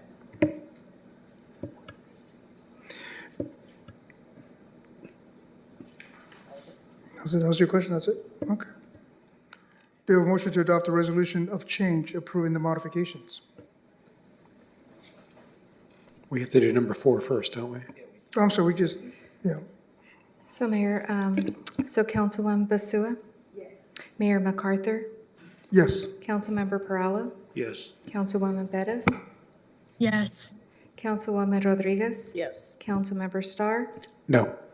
Mayor Pro Tem Teran? Yes. And this motion carries 6-1 with Councilmember Starr voting no. Thank you. Thank you. Do you have a motion to adopt the resolution of change approving the modifications? So moved. Is there a second? Thank you. If there is no further discussion, I call for the vote. Mayor, may I, the motion was by Mayor Pro Tem Teran, is that correct? And it was second by? Thank you. Mayor MacArthur? Yes. Councilmember Perallo? Yes. Councilwoman Perez? Yes. Councilwoman Rodriguez? Yes. Councilmember Starr? No. Mayor Pro Tem Teran? Yes. Councilwoman Basua? Yes. And this motion carries 6-1 with Councilmember Starr voting no. Thank you. Thank you.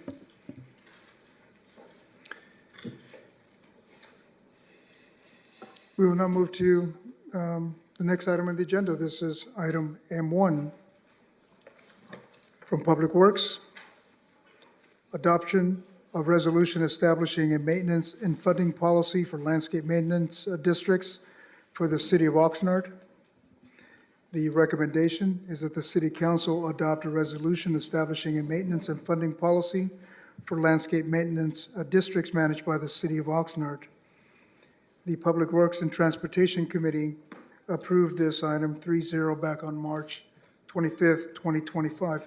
Yes, Councilmember. Mayor, I need to recuse myself on this. I live in number 13, and this is potentially, not potentially, it's adoption of a resolution establishing a maintenance and funding policy for landscape maintenance districts of the city of Oxnard, which would include where I live, so I got to back off.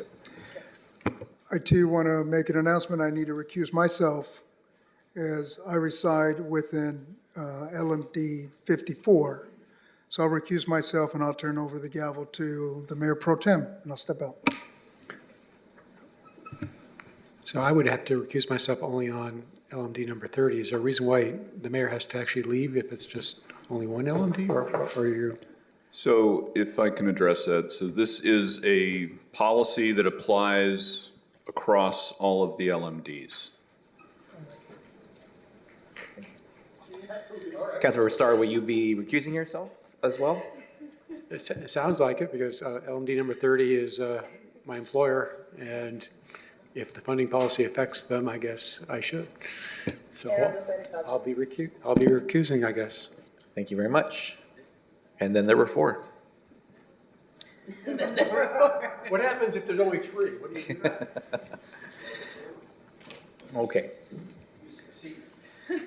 As the mayor mentioned, he has stepped away from the dais, as has Councilmember Perello and Councilmember Starr.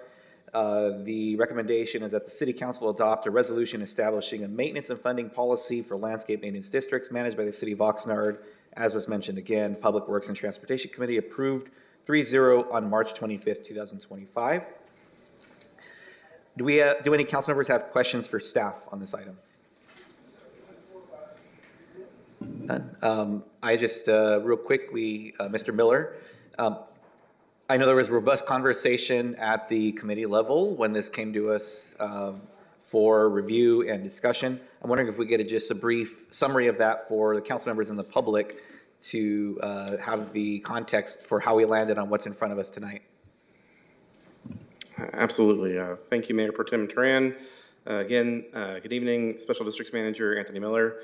I'm going to do a brief summary in the sense that I can with the Measure M video restrictions. But the process by which we arrived at this point, essentially, we involved two committee meetings actually to go through potential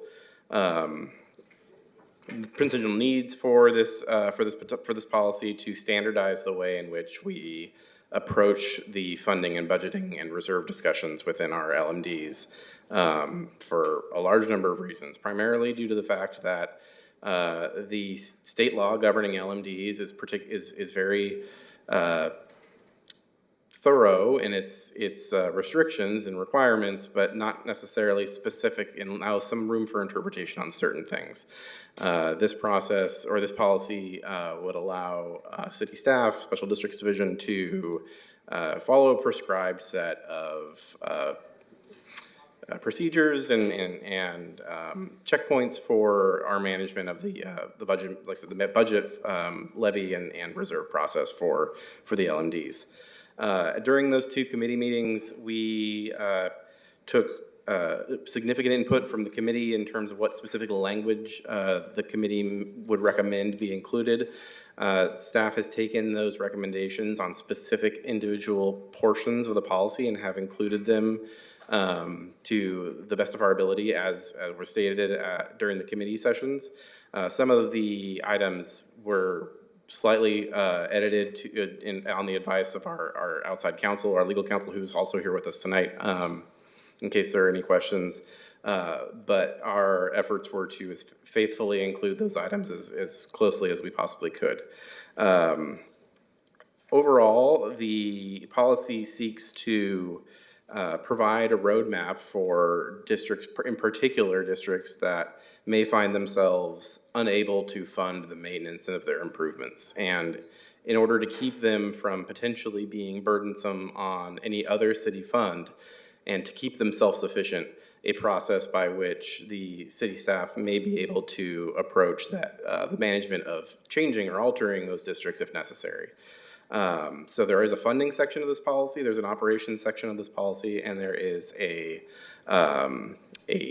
Proposition 218 or a polling survey process portion of this policy that is a very important section due to the fact that Proposition 218 governs these types of districts explicitly when it comes to potentially making edits or changes. So this policy seeks to standardize the way staff approaches those changes and make sure that we're following the law and following the procedures set out by the proposition. And that pretty much summarizes it. Thank you very much. And do you have additional input, Mr. Wolf? Just before I forget, I do want to thank Councilwoman Basua and Mayor Pro Tem Teran for all the heavy lifting that you two did at the committee. As Anthony said, this was a culmination of two very long committee meetings, and this certainly helps our staff. Our staff has done this process for a while, but we've never really had it put into a policy and really gotten council direction in order for us to impart the requirements and the procedures that we needed to make sure that we were being consistent across the process for our landscape maintenance districts. And this is going to be very, very helpful for us and for Anthony's team as we go through the budget process every year to be consistent.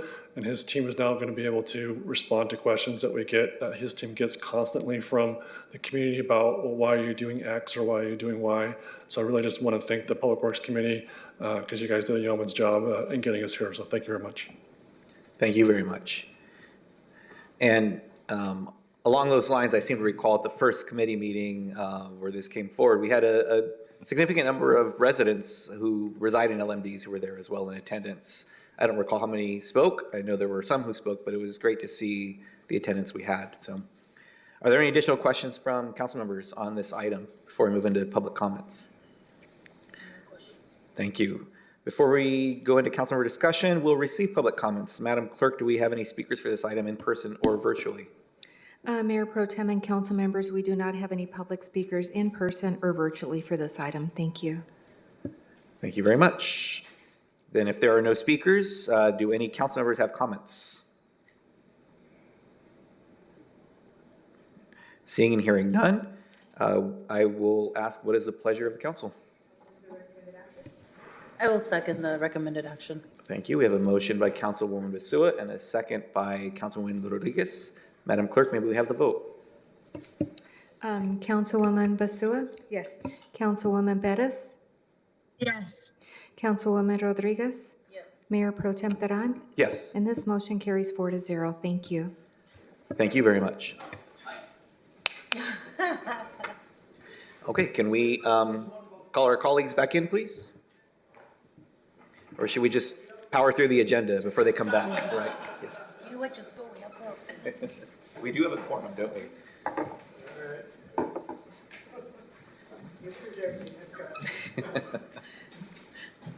You voted to recuse you from the rest of the meeting.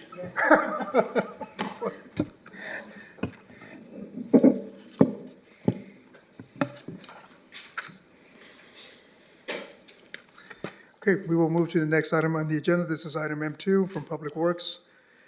The subject entails response to grand jury report prioritizing best practice street maintenance. Recommendation that the City Council authorize the mayor to sign on behalf of the City Council the City of Oxnard's response to the 2024-25 Ventura County Grand Jury's report prioritizing best practice street maintenance. This item did not originate in committee, and Director of Public Works, Michael Wolf, is here. Do any council members have any questions of him? Go, we'll start with you, Councilmember Starr. Sure, so I think we have until, what, September 2nd to answer this? Yes, we had 90 days, September 2nd. Okay. And I assume that there are other cities that will also be responding by September 2nd.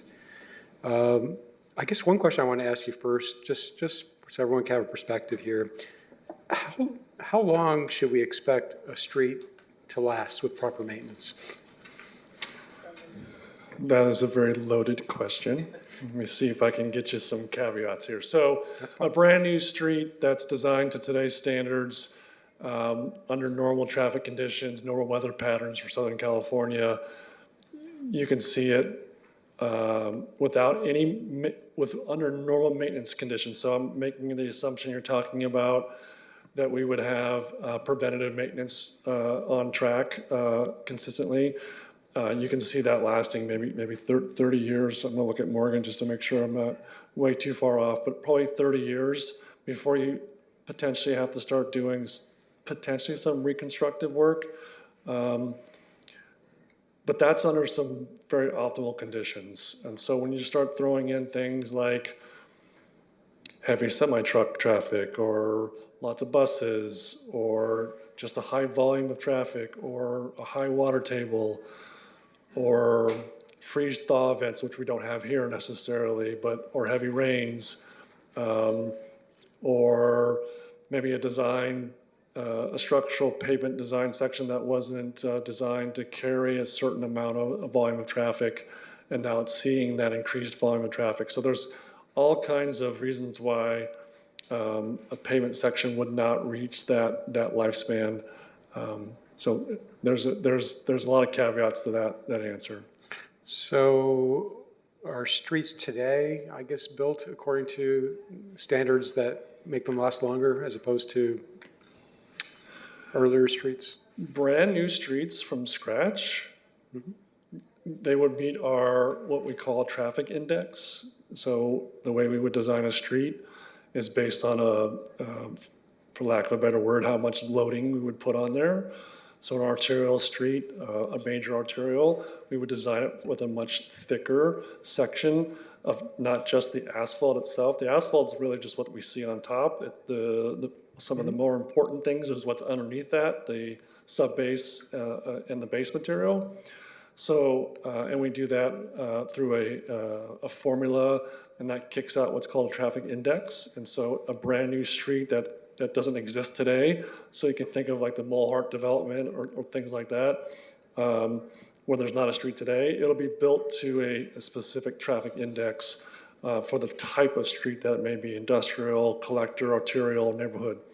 So that will meet the current standards. Now, when we go out and do, let's use Colonia as the example where we just approved a paving project, we're not gonna go down, all the way down to the base material and remove the base material and remove the subbase and remove the earth material below that to put in a traffic index required section of pavement to get to a TI of a residential street, because that would be cost prohibitive. So what we do is we take a look at what is the current condition of the top part of that street, the wearing course, so the top part of the asphalt, and if it can sustain a preventative maintenance type style, like a chip seal, a slurry seal, a cape seal, or crack seal, we'll do that because it's the least expensive.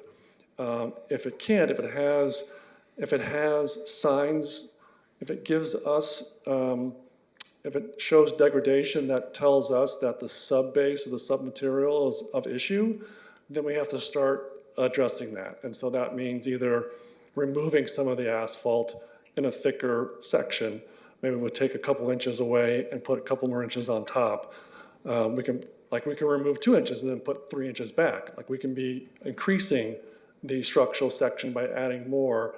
Now we start getting into affecting the drainage and affecting the crown of the street. And so we have to be careful about those kinds of things.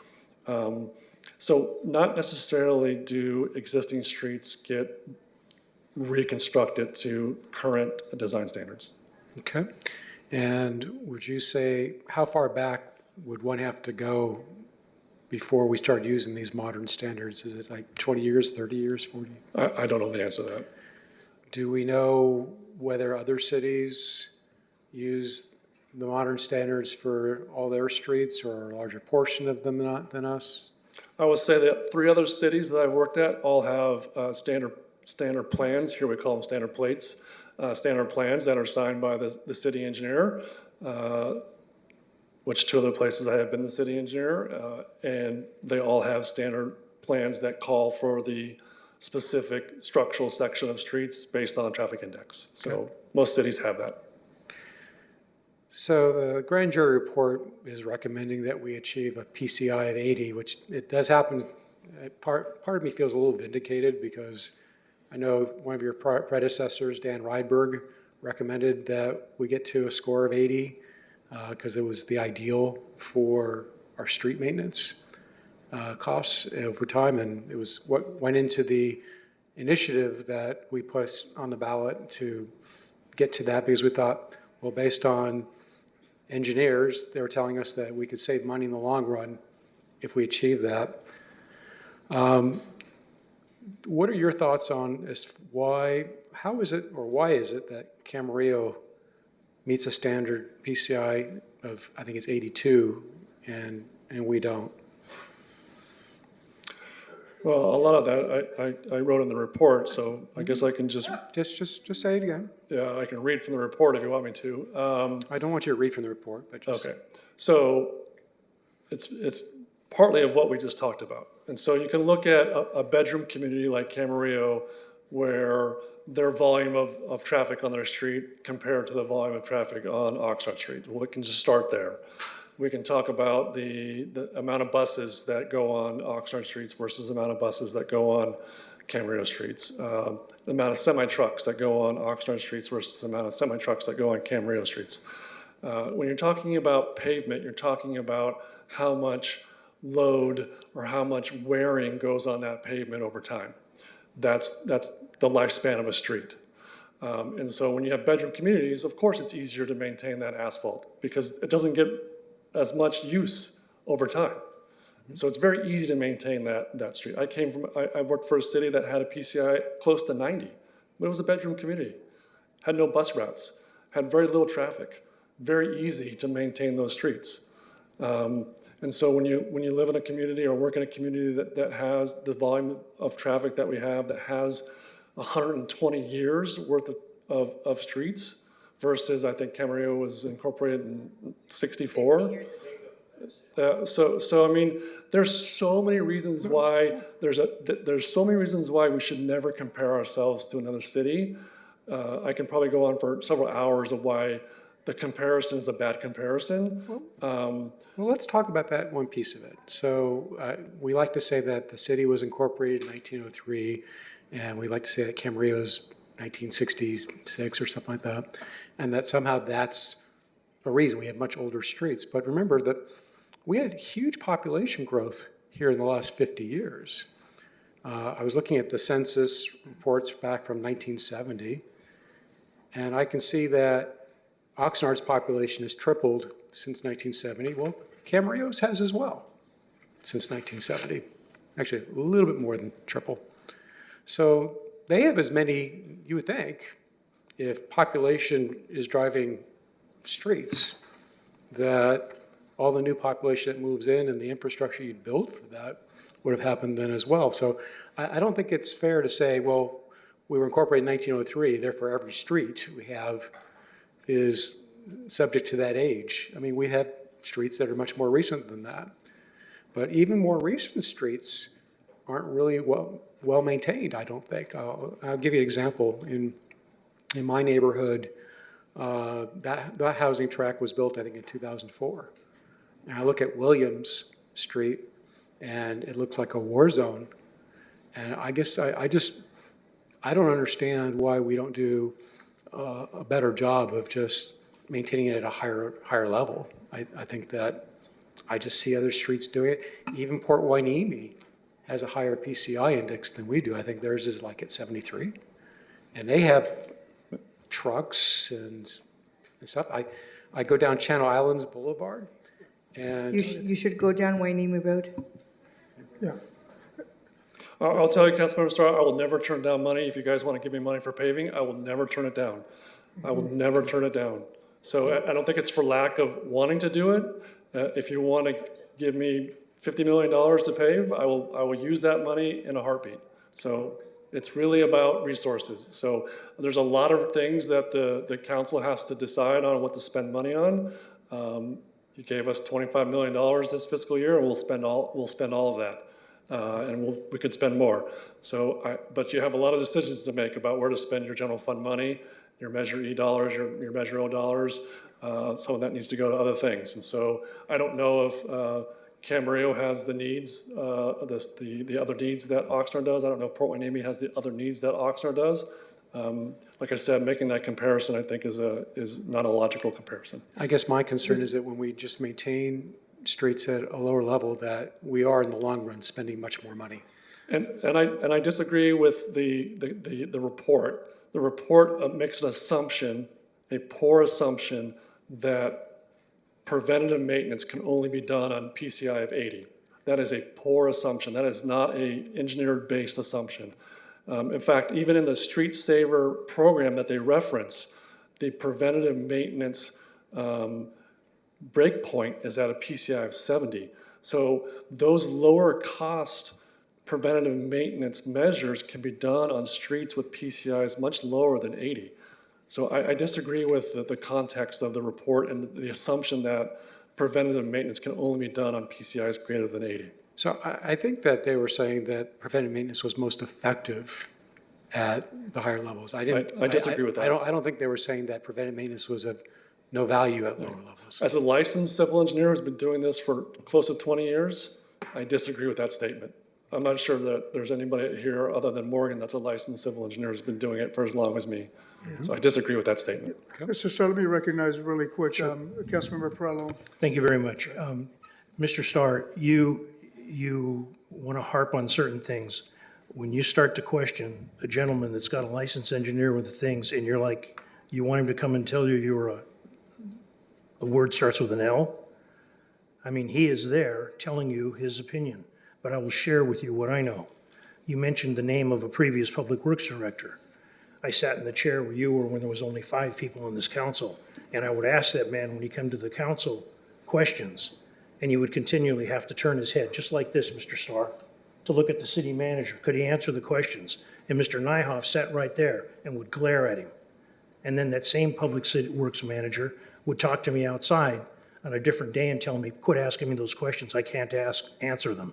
But you took his information when I'm giving you examples of him not being as truthful as he could have been, because he had a job on the line, and he worked for a first-class paying bad guy. And do you think, Mr. Starr, I'm asking you this question, I hope just a short answer, it's simply yes or no. You think if we put a brand-new street of the city of Oxnard against a brand-new street of the city of Camarillo, Camarillo's better than us? Yes or no? I'm sorry, rephrase that? Plain English, I said. Brand new street in Oxnard versus a brand new street in Camarillo. You think Camarillo's a better street than ours? If it's a brand new street, I think they'd be pretty equivalent, wouldn't they? Yes or no? I don't know the answer to that Okay, question. so that's it, you don't know. But you're questioning a gentleman who's a professional, and he's giving you his best advice, and you sit there 1, 2, 3, 4 times. The 5th time, if it was a different world, somebody'd ask you to go outside. I don't know. Can you tell me how Camarillo builds its streets versus ours? I don't know. Is it any of our business how Camarillo builds its streets? You want to compare them and you want to talk about it. And then let's get back to the bottom. I do. The quality of our streets, Mr. Starr. If there wasn't somebody who had put a lawsuit against the city of Oxnard with its bonds we would be in a little better shape. Yep, we But should that be. individual sitting on this council, And if you want his to go. name is Mr. Hold Stone. hold And on if a you- second, if guys. you wanna Let's go- let's not deviate from what we have to So accomplish those are here. my questions, my Thank you. comments. Thank you, Mr. Perlo. We'll stay on track here. Go ahead, Mayor Pro Tem. Thank you. I have a question actually pertaining to the grand jury report, if we can circle back to that. They had finding finding F-01 and finding F-06. I'm wondering if, I know there's approximately 5-page attachment for our response. Would you be willing to just summarize a little bit about finding F-01 and where staff disagrees with that particular finding? Sure. So we talked about some in the question and answer with Councilmember Starr. So the report sort of has a theme, and the theme is that you spend less dollars on preventative maintenance than you do corrective maintenance, which we totally agree with. That's kind of a no-brainer in our industry.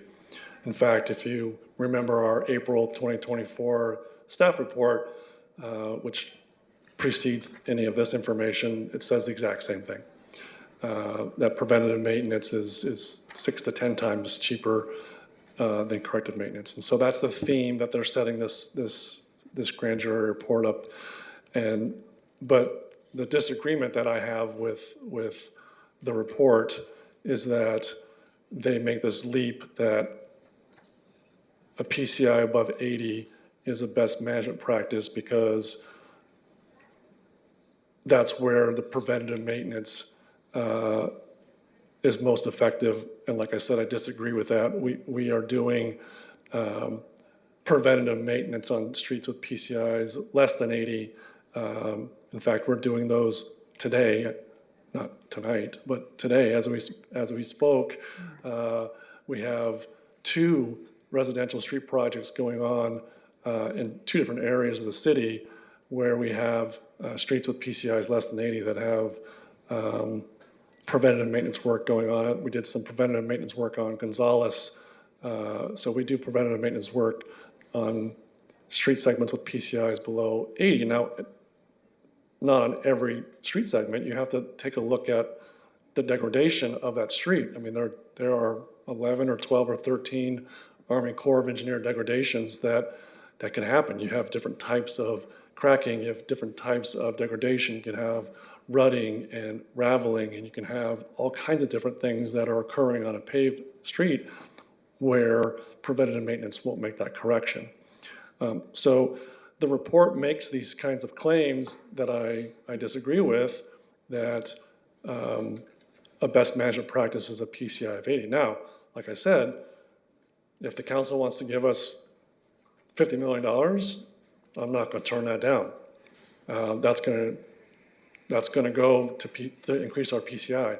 Right now, in order to just maintain our PCI at 67, our current report that we do annually, I want to say, is about $20 million. We just need $20 million just to keep our PCI at 67.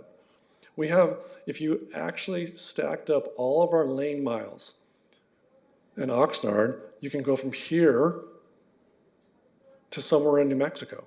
That's how many lane miles we have in Oxnard. Roswell, New Mexico. In fact, I think we figured it out, right? Area 51. Area 51. So if you have not driven that, that's a long ways.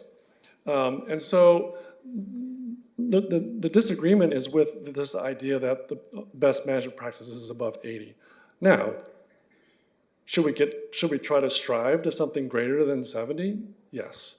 But my opinion, and I've said this, I think, at not this last budget cycle, but the budget cycle before, our goal should be to get our preventative maintenance and our corrective maintenance ratio such that we're doing much more preventative maintenance than corrective maintenance, regardless of what our PCI is, because that's going to stretch our dollars as far as possible. We're going to get to more street segments. We're going to get to more neighborhoods. We're going to get to more arterial streets, the more preventative maintenance that we can do. Now, the correlation there is a higher PCI, right? That's the correlation. Somebody arbitrarily picks an 80 PCI. I start to dismiss them by saying, well, then you don't know how PCI actually works. You don't understand how degradation of asphalt works if you just start throwing out arbitrary PCI numbers. I mean, it's a good rule of thumb. It's a good measure. It's a good place to start. But it's not somebody who actually knows potentially how to design a street. And so that's part of our response. The other thing is that they start talking about perpetual design of construction, and I think Councilmember Starr was kind of asking about that. And this perpetual design, this idea that a street was originally designed to only have preventative maintenance done. Well, that's if you built a street for a TI that assumes the current distribution of vehicles. But as your vehicle distribution changes, as potentially more buses or more trucks or larger volume of vehicles, and that road was not designed to handle that originally, then that perpetual design, bottom up concept that they showed in the report is flawed, because they only look at it from a 30-year window, and they make an assumption that if you do that properly, you don't need to do any reconstruction. And I think that is a flawed. In fact, I know it's flawed. I've worked for many cities that's a flawed philosophy. Cities that have streets that are older than 30 years old, no matter how much preventative maintenance that you do, you're eventually going to have to do some reconstruction. And whether that's local digouts, whether that's just localized repairs because the subgrade has some issue, there's still a cost to that, right? And so this idea that somehow there's a magic fairy out there that allows you to only do preventative maintenance, I think is just a fairy tale. I've never seen it happen. And maybe I've just been unlucky. The 4 cities I've worked for, I've just been unlucky, but I doubt very seriously that's the case. So they also talk about this idea that hidden cost or hidden tax, and the ownership of a vehicle. And my initial response to that is somebody who makes a choice to own something and calling a cost associated with that a tax, I think, is a flawed approach. Somebody makes a choice to do something, somebody chooses to buy a house, somebody chooses to purchase a vehicle, and to do this arbitrary calculation that somehow there's now a hidden tax on that, I think is more rhetoric than it is actual logic. And then I go through the math that they try to do. They try to base it on the number of street lane or street miles. They try to base it on how many, what's the average miles that daily commute that somebody makes. And none of that information is actually relevant to the city of Oxnard. They just pull out these averages for the state of California, and none of them are actually relevant for Oxnard. So I provide Oxnard relevant information. So they say that the average commuter in California drives 35 miles. Well, if you actually look at our recent vehicle miles traveled analysis, it's not 35 miles, it's something different than that. If you look at, they assume that the entire population owns a vehicle. Well, that's obviously not correct. And so they go through this calculation about a hidden cost, and while I disagree with it wholeheartedly, I go through a different calculation and provide a different number, assuming that we even agree with this sort of hidden cost. So that's some of the bigger things on that first finding. Mayor, if there's no further questions, I'd move the recommended action. Can we have a motion? I'll second. I'd like to still ask a question or two. Can we have a second, just allow I have some comments from one last thing Go ahead. then. I appreciate that and ready to vote as well. Since we're already have a motion on the table, I'll just make this comment that I think that numbers are perfect, people are not. To say that the population of another city has tripled, I mean, what if that population was 1,000 back then and now it's 3,000? I mean, to say that when I did the math on the estimated population of Oxnard now, if both cities have tripled, then back in the 70s, the city of Oxnard is about the size that the city of Camarillo is today.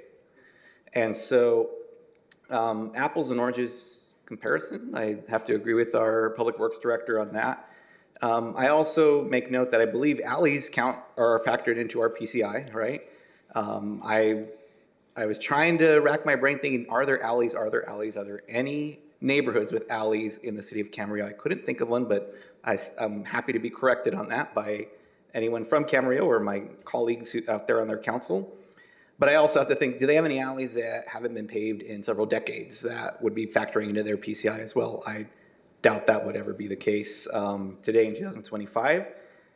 And the last part of that is that when you have a city of 69,514 people, as I can see here right now in the city of Camarillo, as you mentioned, Mr. Wolf, bedroom community, a lot of residential streets. They have some main arterials that go north and south, east and west in their city.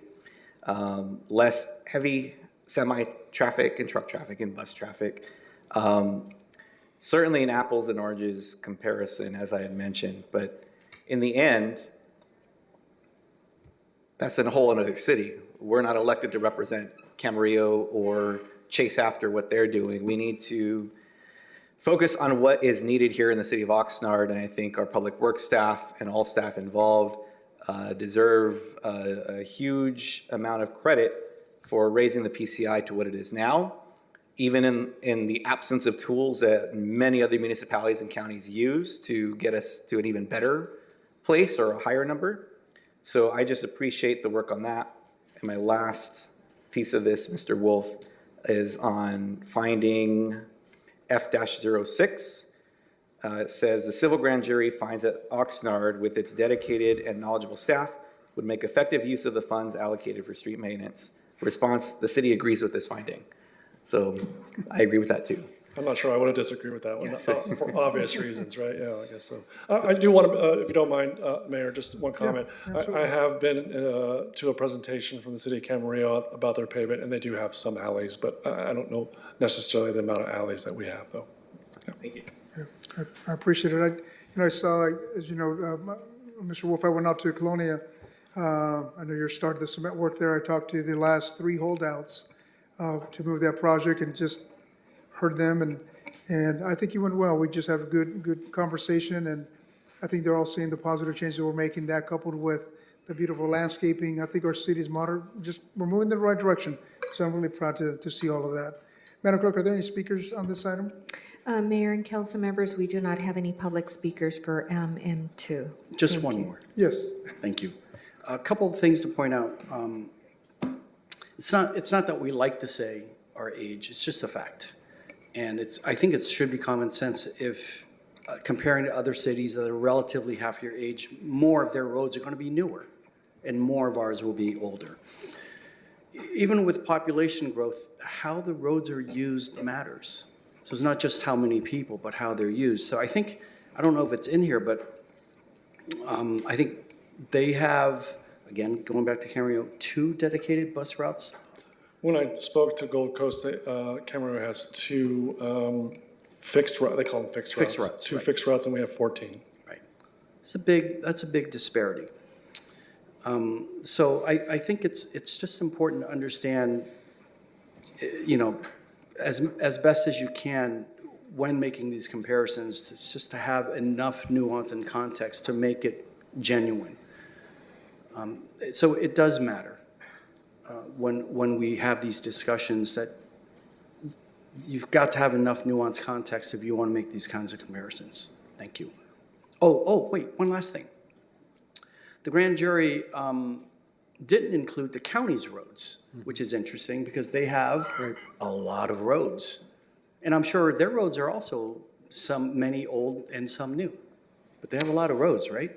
They have, I think, 540 centerline miles compared to our 450, give or take. But the more interesting fact is they get over 3 times the amount of gas tax that the city of Oxnard gets. And they only have about 20% more roads than we do. So there's some disparity there in terms of the funding source that the county gets. Thank you. Go ahead. So you disagree with the idea that 80 would be optimal PCI for the city of Oxnard. What number do you think would be roughly more appropriate for us? I don't disagree that 80 is a good number. Like I said, our goal should be to do the most amount of our annual work as preventative work, regardless of the PCI number. Again, if you're chasing a PCI number, I guess I'm looking at total cost of ownership over time. And I think we know intuitively, at least, that being at 63 or 67 isn't necessarily optimal. So there are some score higher that's optimal. I'm just wondering, do you have a professional opinion as to whether optimal in the long run, meaning total cost of ownership being the lowest, is it 70? Is it 75? Is it 80? What would a member of the public, I mean, how do you answer that for a member of the public? I answered that the same way I answered it tonight. If you're chasing a PCI number, that is not the right thought process. A PCI is a thermometer, right? So by what standard should the residents measure us? Because a lot of them have complained to me about this over the years. Were you going to finish that statement, Mr. Wolf? If no, we'll go. I think you want something to say. So that's the Public Works Director / engineer's response, which is logical and correct. Thank you, Mr. Spock. I'll give you the city manager's response. For this community, 70, I think, is a good place to sit, because more importantly is we find ways to get this community out of poverty. Because I've said this before, you can keep doing the roads to match another city like our neighbors, and you're making that weekly drive to food share a little bit smoother. So we have a lot of priorities. It's not, if we could only focus on one problem and we could pick roads, or we can, I mean, we have so many, right? Not necessarily problem, just an area of priority, right? If you only look at this, yeah, it's easy to figure out, throw more at it. But there's a lot more that this community needs to receive support and investment in. So I would say, if whatever that number is, if we reach that percentage where we're doing 75% of preventative maintenance and 25% of corrective, then we're in a sweet spot, whatever that PCI is. But beyond that, there are other investments in terms of public policy that's needed to help get the majority of our community to have a little bit more of economic independence. Thank you for that. Madam Clerk, just confirm there's no speakers on this item. If not, we'll call for the vote. I'm sorry. I know a vote is coming, and I just want to chime in as the elected official who will be asked about this. And I think that the best I can answer as an elected is we need to give the experts the tools and the support that they need to do a good job. And for me, because I'm not the expert in everything, I am very, very well versed in nonprofits and education. When we are talking about the material and the quality and the price tags, I hope we'll consider supporting getting the best quality material that we need that's going to be here for the long haul, instead of trying to cut corners and getting something that's cheaper, that in the immediate may be cheaper, but in the long run will not, give us the quality of life that we want to have. So I think that's my only feedback that I wanted to say. I do want us to move forward with today's meeting, but we do the best we can with what we have as long as we can. And I think that's my feedback for the constituents who do want to see nicer streets and clean roads and everything in between. Yeah, I think that's my feedback. And I think we're seeing that. I know that the Public Works has selected some alleyways that they've elected to put concrete as opposed to asphalt. So there's that consideration for just the long-term investment. So I think we've seen that balance. No asphalt from T-Mobile.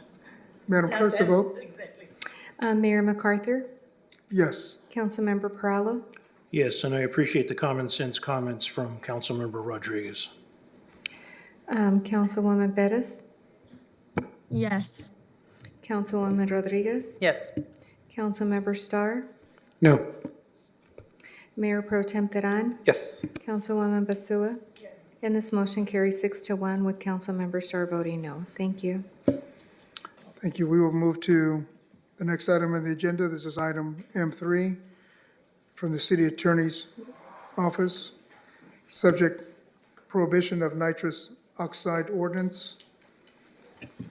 Recommendation that the City Council approve the first reading by title only and waive further reading of the proposed ordinance titled Ordinance of the City of Oxnard, California, adding articles to Chapter 7 to the Oxnard City Code pertaining to the prohibition of nitrous oxide. The Community Services, Public Safety, Housing, and Development Committee approved this item 3-0 back on June 24th, 2025. And we have Mr. Fisher here, as well as Mr. Gonzalez from the City Attorney's Office to answer any questions we may have. Do any questions have any questions of staff on this item? I think the clerk has an announcement first. Sure, go ahead. Mayor and council members, I distributed a memo with some minor changes to M3. It was capitalizing nitrous oxide on page 515 of the packet, if you're looking at it. And then on page 516, again, it was just a typo on Article 20, gosh. Anyways, it's highlighted. And then also on page 517 of the ordinance, Part 4, we're adding the word severability. And then on page 518, we're making sure that the mayor's name is properly listed. So those are the changes on M3. Thank you. And there's copies available for the public as well. Thank you for that clarification, Madam Clerk. We'll go to Mayor Pro Tem. You have any questions of staff on this item? Yes, thank you. Thank you, Mr. Gonzalez. I'm wondering if you wouldn't mind, I know we had the measure and video, but if you wouldn't mind just summarizing what this is in front of us and how we ended up here this evening with this agenda item. Yeah, happy to do so. So yeah, basically for this ordinance, there is a penal code section that is already in place dealing with nitrous oxide. However, it does not prevent possession. Specifically here, Penal Code Section 381B specifically makes the following a misdemeanor: possessing nitrous oxide or any substance containing nitrous oxide for the purpose of intoxication. That does not deal with individuals selling this to, we've seen here individuals that it's being marketed to specifically are, of a younger demographic, specifically for the nitrous oxide that's flavored. So to counter that, here to deal with the possession of the nitrous oxide in general, we've drafted this ordinance with the basis of Rialto and Orange County for both general prohibition of nitrous oxide as well as the flavored variant. We've also included inside of the ordinance exceptions, again, based off of the Orange County sample, specifically dealing with various different businesses that need to use nitrous oxide, such as dentistry. Great, thank you very much. Can you just list very quickly the other legitimate uses for nitrous oxide that's sold for consumers? Yeah, so we have a section dealing with the exceptions to the prohibition, and I'd be happy to go over those. Here, exceptions are if the nitrous oxide is contained in a food product for use as a propellant, and this is listed under 7-374. If nitrous oxide or the device is being sold, attempted to be sold, offered, or distributed in a wholesale capacity. If the nitrous oxide or device that is being sold, attempted to be sold, or offered is specifically designed for use in a vehicle to enhance the performance of the vehicle. If the nitrous oxide is being sold, attempted to be sold, offered, or distributed specifically for the purposes of providing medical dental care, which I had mentioned earlier. And also if it's being dispensed by a pharmacist intern, or a pharmacy as defined in California Business and Professions Code 4030, 4036, and 4037. Those are the exemptions that we have. And again, that goes to the various different businesses that use nitrous oxide for legitimate purposes. Great, thank you. Those are my questions, Mayor. Thank you. Councilmember Pro, you have If something? there's no other questions or comments, I'll move the recommended action. Go ahead. So I was curious, in these other cities which have this, I mean, I don't know how long they've had these ordinances in place, but what can you tell us about the enforcement and whether, and what results they've gotten as a result of their ordinances? So from reaching out to the other cities, I can't give you qualifying numbers as to enforcement, but I do know from reaching out to the other cities for the general prohibition, I have not heard, anything regarding pushback on the ordinance. I know specifically here from both my research and speaking with the other cities, the main concern here is, the demographic of individuals that would be using it. I asked the Oxnard Police Department to come, and they can elaborate on more day-to-day activities. But my understanding is there's even some tobacco retailers that have the nitrous oxide, specifically in the flavored variety, right next to balloons.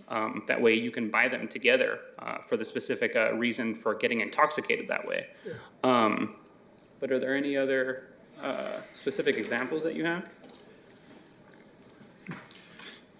Dale McAlpine, commander of the Patrol Support Division, which handles our firearms, alcohol, cannabis, tobacco compliance team. Wow. It's a mouthful, especially at 11 o'clock at night. So in addition to what Andrew's been saying is, yes, they sell, it's flavored. Only reason you would flavor it is to attract consumption. They also sell it with the balloons, which again, why would you sell nitrous oxide with balloons except for consumption? And they also sell it with flavored mouthpieces, so that when the juveniles or the youths are inhaling it, they have a flavor that's associated when they put the tip in their mouth and they inhale the substance. So, and he's right, the 381 has a component for use for inhaling it, but proving that's very difficult. So there's no prohibition for mere possession, even by a juvenile. There's a section that requires tobacco or other retailers to keep a log of selling it, but there's no prohibition stopping them from selling it to anybody. So they can market it to kids or whoever they can sell it to.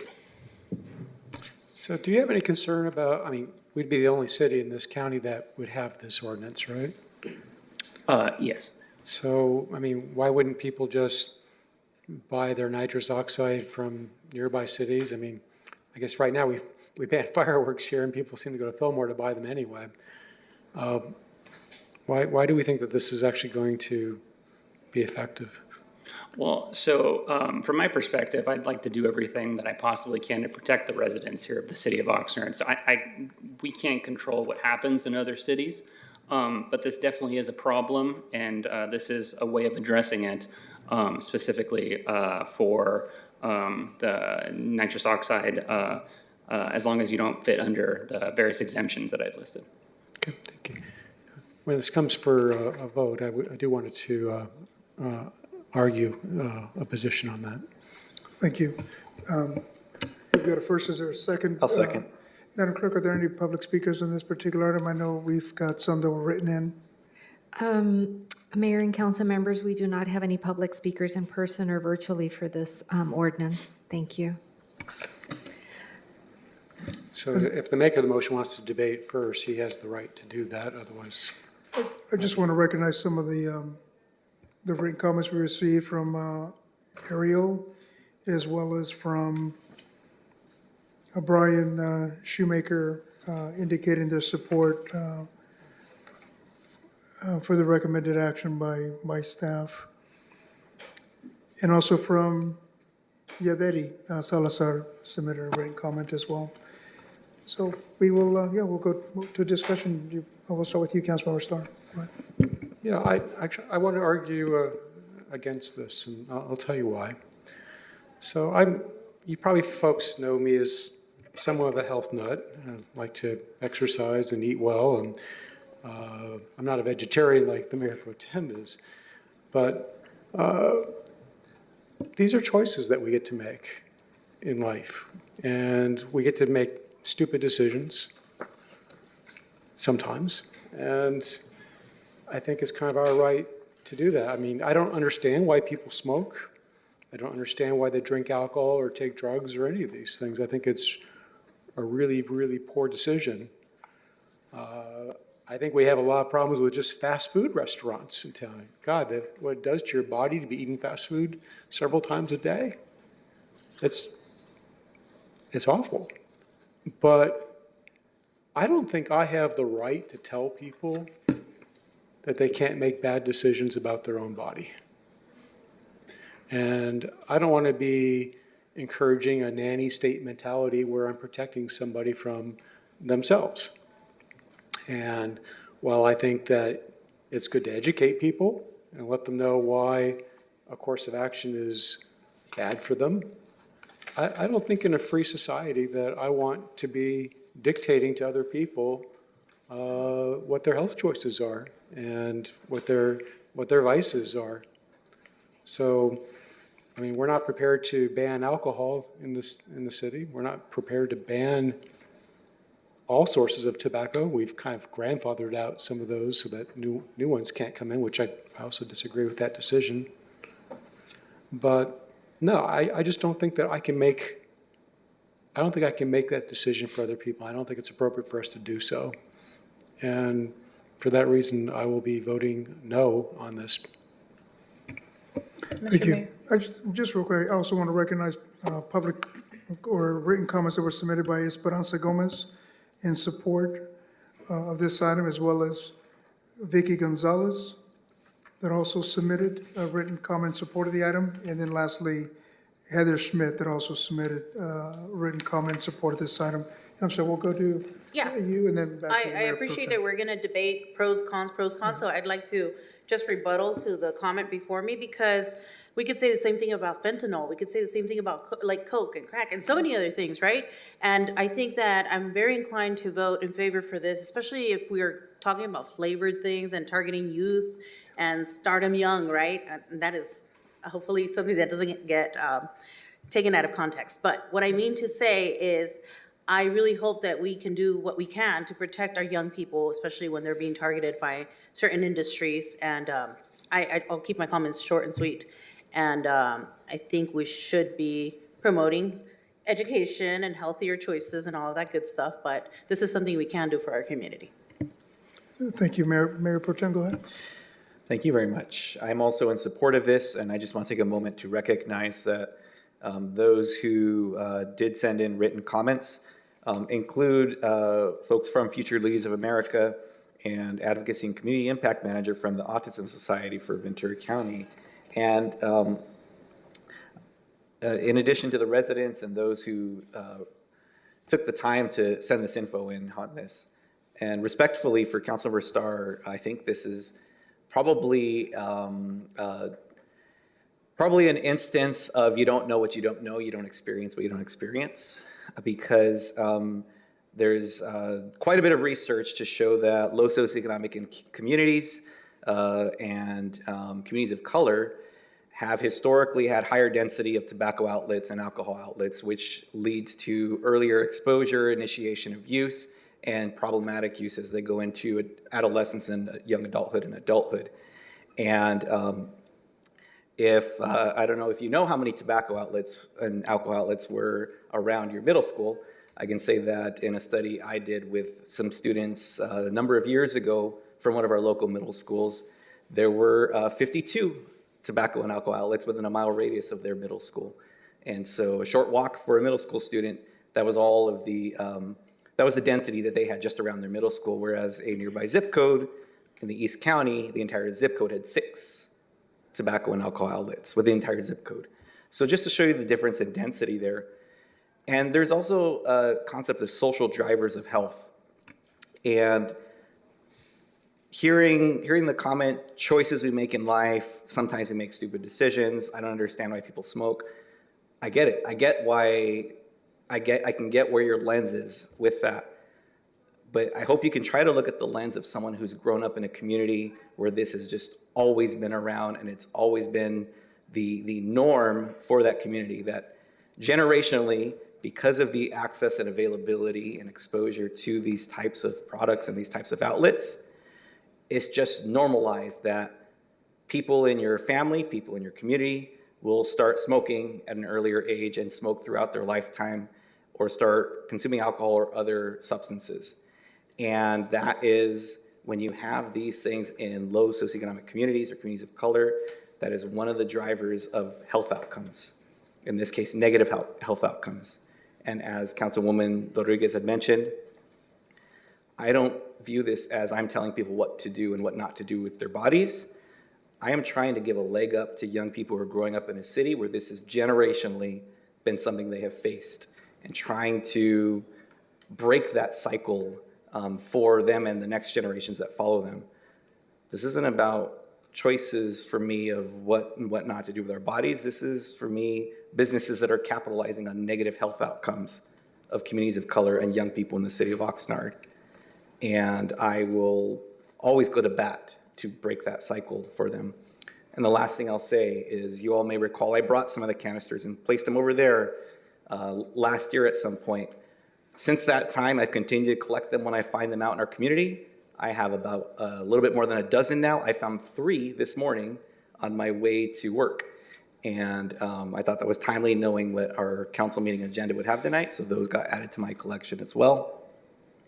And the fact that I'm finding these all over the city, just like we used to find cigarette butts, that is telling of the amount of use that's happening out in our community.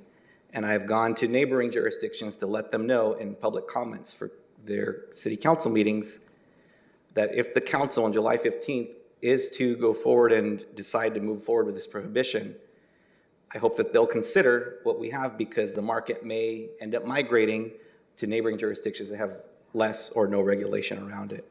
So that way, as a county, we can be a little bit more consistent in what we are being proactive about when it comes to our youth. So I appreciate the time on that, Mayor. Thank you. Thank you. And I'll just make some brief comments myself. I'm a staunch supporter, everyone knows, of public safety, and this does just that. It enhances public safety. NOx or laughing gas suffocates the brain, causes neurological problems, and frankly, has zero benefits to the consumer. So it's our responsibility to protect our young people. So I'm in favor of this. And then I'll go to Councilmember Perla. Yes, I just want to make this comment. I do appreciate Mayor Pro Tem in his background with the various things that he's done in his life and the things that he wants to stop. But I'm wondering if we will be taking up the issue of the youth diabetes, youth overweight. Mm-hmm. The fact that when we go to any soccer game or Little League, it's all candies and fried food and, chips and all this kind of stuff. Where do we draw the line? I'm in support of this, but where do we draw the line in making the city of Oxnard a better place? And I contend that it won't take very long for any of you to drive around when kids are going to school and you'll see kids drinking Coke and eating chips. And that starts at mom and dad. And some of this stuff as the city fathers can do something, but mom and dad's got to have some responsibilities. I support the item, and I do believe I made a motion. Yeah, we're debating it. So, if this proposal had been written to say to ban access to minors, I think you could win me over, because you don't have a fully developed brain until you're an adult. But I think that when you're an adult, you can make these decisions, and I don't know where do you draw the line? I mean, do we ban fatty foods for sale in Oxnard? Do we pass a law compelling people to eat broccoli because it's good for them? How about we require that everybody walk 10,000 steps a day? I mean, there's great evidence out there that we can improve people's lives and their health spans by living a cleaner life. But I don't expect everybody to live a life that I choose. I would encourage people to eat their broccoli. I actually like it. But not everyone does. And they're entitled to make that decision. So like I said, if you had approached it as a ban on minors, I think you could win me over. But not for adults. Adults get to make these decisions for themselves. So we have a first and a second. I think we're ready to call for the vote, Madam Clerk. Councilmember Perallo? Yes. Councilwoman Bettis? Yes. Councilwoman Rodriguez? Aye. Councilmember Starr? No. Mayor Pro Tem Teran? Yes. Councilwoman Basua? Yes. Mayor MacArthur? Yes, And this motion carries 6-1 with Councilmember Starr voting no. Thank you. thank you. We will now move to item M4. Thanks, Commander. Mayor, I have one correction. So on item number 4, the disposal of the confiscated, impounded, and unclaimed property ordinance, on page 529 of the packet, if anybody's looking at that, or page 1, the word regulation was changed to code. So it's highlighted in the copies that I provided. And then on the last page on 532, your name was properly corrected. Thank you. Thank you, Madam Clerk. So M4 is from the City Attorney's Department, the subject disposal of confiscated, impounded, and unclaimed property ordinance. The recommendations that the City Council approve the first reading by title only and waive further reading of the proposed ordinance titled Ordinance of the City of Oxnard, California, amending Article 3 of Chapter 7 of the Oxnard City Code regarding disposal of confiscated, impounded, or unclaimed property. The Community Services, Public Safety, Housing, and Development Committee approved this item 3-0 on June 24th, 2025. And Andrew's here from the City Attorney's Office to answer any questions of staff. Any questions of, we'll go ahead, Councilmember Starr. Yeah, I have a question. So on page 530, when I look at section 7-66 for removal procedure, A1, the paragraph that begins, if the owner or other person in possession or control of the property leaves the scene, et cetera, et cetera. I'm looking at the very, very end, and I wonder if that's just like an extraneous word at the end of that last sentence there under 1. It says, provide his or her name and contact information to the city enforcement personnel or officer off. And I don't know what the purpose of the word off is there, or if that just doesn't belong there.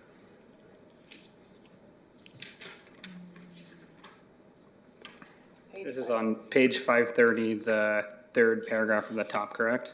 It's the third paragraph from the top, so it's 766A1. Yes. The very, very last word, is there something missing there, or is it extraneous? I believe it is extraneous. I believe it came from the original officer there, because it doesn't affect anything after that. Okay, so, all right, so we'll just cross that out.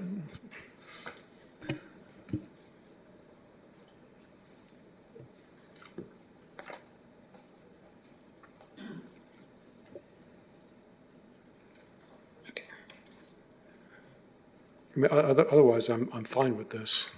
Okay.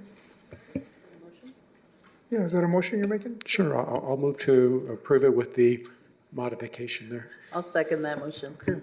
Madam Clerk, any public comments? Mayor and council members, we do not have any public speakers in person or virtually for this item. Thank you. Thank you. Good, Councilmember Peralta. Yes, I'd like to have staff, since this was, I was extremely fortunate at the memorial for the fallen police officers, to have Mr. Pengelly and Mr. Dixon explain to me the issues that have happened, and in the past, the issues that have come up, the people have burned, the fires, the car crashes, people being run over. There's an opportunity for those people that are still up at 11:18, or that'll rebroadcast this, to let the public know what's going on. And we have some of these individuals here that can share that with us, please. Yes. The details, the gruesome details are something the public in Oxnard needs to be aware of. Yes. Andrew, if you could go over that. Sure. Good evening, Mr. Mayor. Good evening. Council members. I'm Andrew Dixon, Code Compliance Manager for the City of Oxnard. Thank you for the opportunity to tell you a little bit more about what the HERO program has done. It's the hazard elimination and reduction operation to remove hazards from our sidewalks and basically under the fire code. Some of the issues that we have come across, one of the vendor vans, after leaving Oxnard, driving up the Caneo grade, caught fire, and the propane tanks inside the van then exploded, shot through the roof, and shut down the freeway for multiple hours. We had a propane tank at an unpermitted restaurant, off gas, and burned up a 14-year-old female that was working the grill. She was transported to Children's Hospital. Her uncle was also burned, trying to rescue her. And just, excuse me, just for the council members that are unaware, Grossman Burn Center, that's where seriously burned people go. This girl was sent to, according to the staff report, Grossman's Burn Center. November of 2023, a customer in an unpermitted food vending operation was struck and killed by a hit-and-run driver as he was crossing Wainimi Road at Perkins. He had gone to the stand to get food and was returning home. November 2023, March 24, drunk driver collided with an unpermitted food vendor stand on a sidewalk at Channel Islands Boulevard at the bus stop at the Centerpoint Mall. If it weren't for the vehicle striking a utility junction box, she would have hit the stand head on at about 50 miles an hour. There were multiple injuries, but they all refused transport. January 25, traffic collision over here at Ruby's Cafe. Driving through the intersection, driver lost control, hit 4 people, including the operator of an unpermitted food cart in front of the nightclub. I can keep going on. We've had multiple reports to health department of our residents getting sick from unrefrigerated, unhygienic, contaminated food being served on the side of the road. And that's why we're out there. We're out there to keep our residents safe, educate them, educate the vendors, or at least try. We've had a couple success stories of vendors that have actually gone through the process and have gone the legit route of getting their environmental health certificates and getting a business tax certificate from the city of Oxnard. And we no longer have to deal with them from an enforcement standpoint. They're now contributing members and providing healthy, safe food to our residents. And Mr. Dixon, can you explain, because some people have the perception these are just a simple mom and pop, just somebody trying to make a buck. What size are these organizations?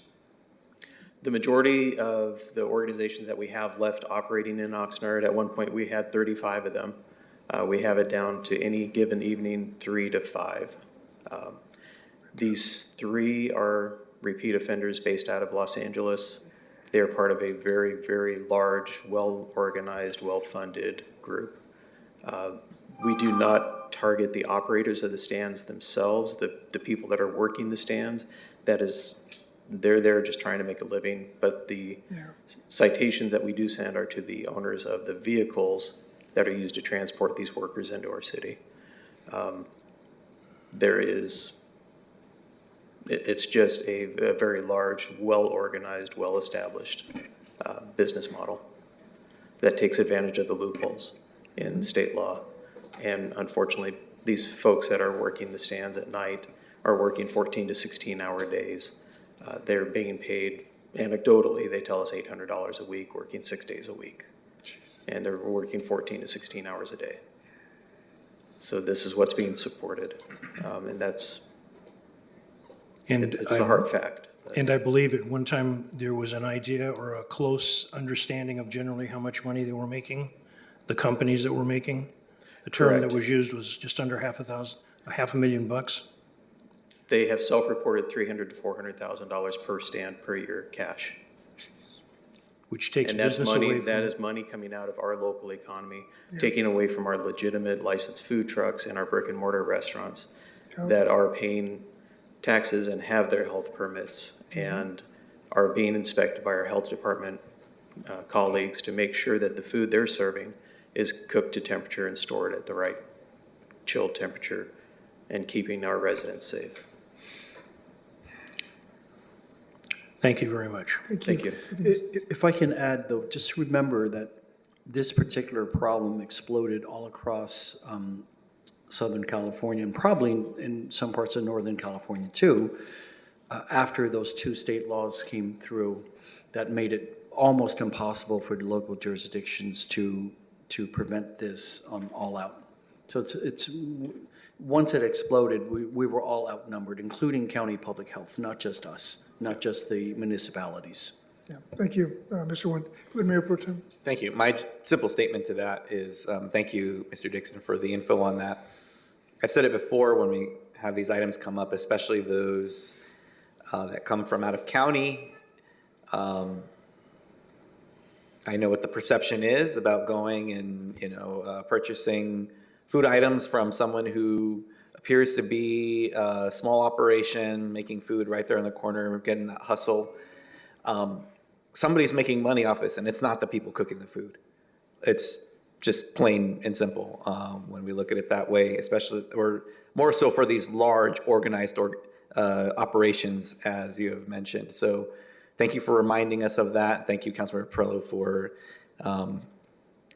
giving us the opportunity to hear from the front lines on what we're seeing out in our community. And as the city manager mentioned, it's not unique to the city of Oxnard. It's throughout Southern California, but we have mitigated it significantly. So thank you for your work. Thank you. Thank you. Thank you, Andrew. Go ahead. Yeah, Mr. Dixon, I don't know if this is correct or not, but I've heard some people tell me that some of the folks working these operations are victims of human trafficking. Do you have any insight to that? Anecdotal only, yeah. It's, they have told staff that they don't have a choice of being there. I mean, they're doing this to pay off the coyotes. The coyotes that brought them over. Brought them here. Okay, thank you. Okay, we have a first and a second. Is that correct? Do we have a motion on the table? It was Yes. you? A motion by Councilman. And then we have a second by Councilmember Rodriguez. So call for the vote if there's no further discussion on this item. Councilwoman Bettis, Yes. Councilwoman Rodriguez, Aye. Councilmember Starr, Yes. Mayor Pro Tem Teran, Yes. Councilwoman Basua, Mayor MacArthur, Yes. Councilmember Perallo, Yes. and this motion carries 7-0. Thank you.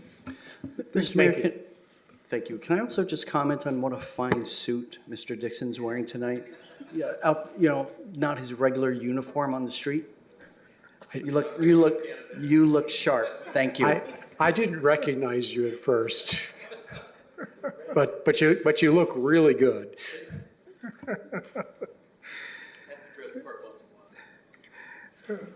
We'll move to the last item on our agenda. This is item M5 from the City Attorney Department. The subject, regulation of skateboard parks.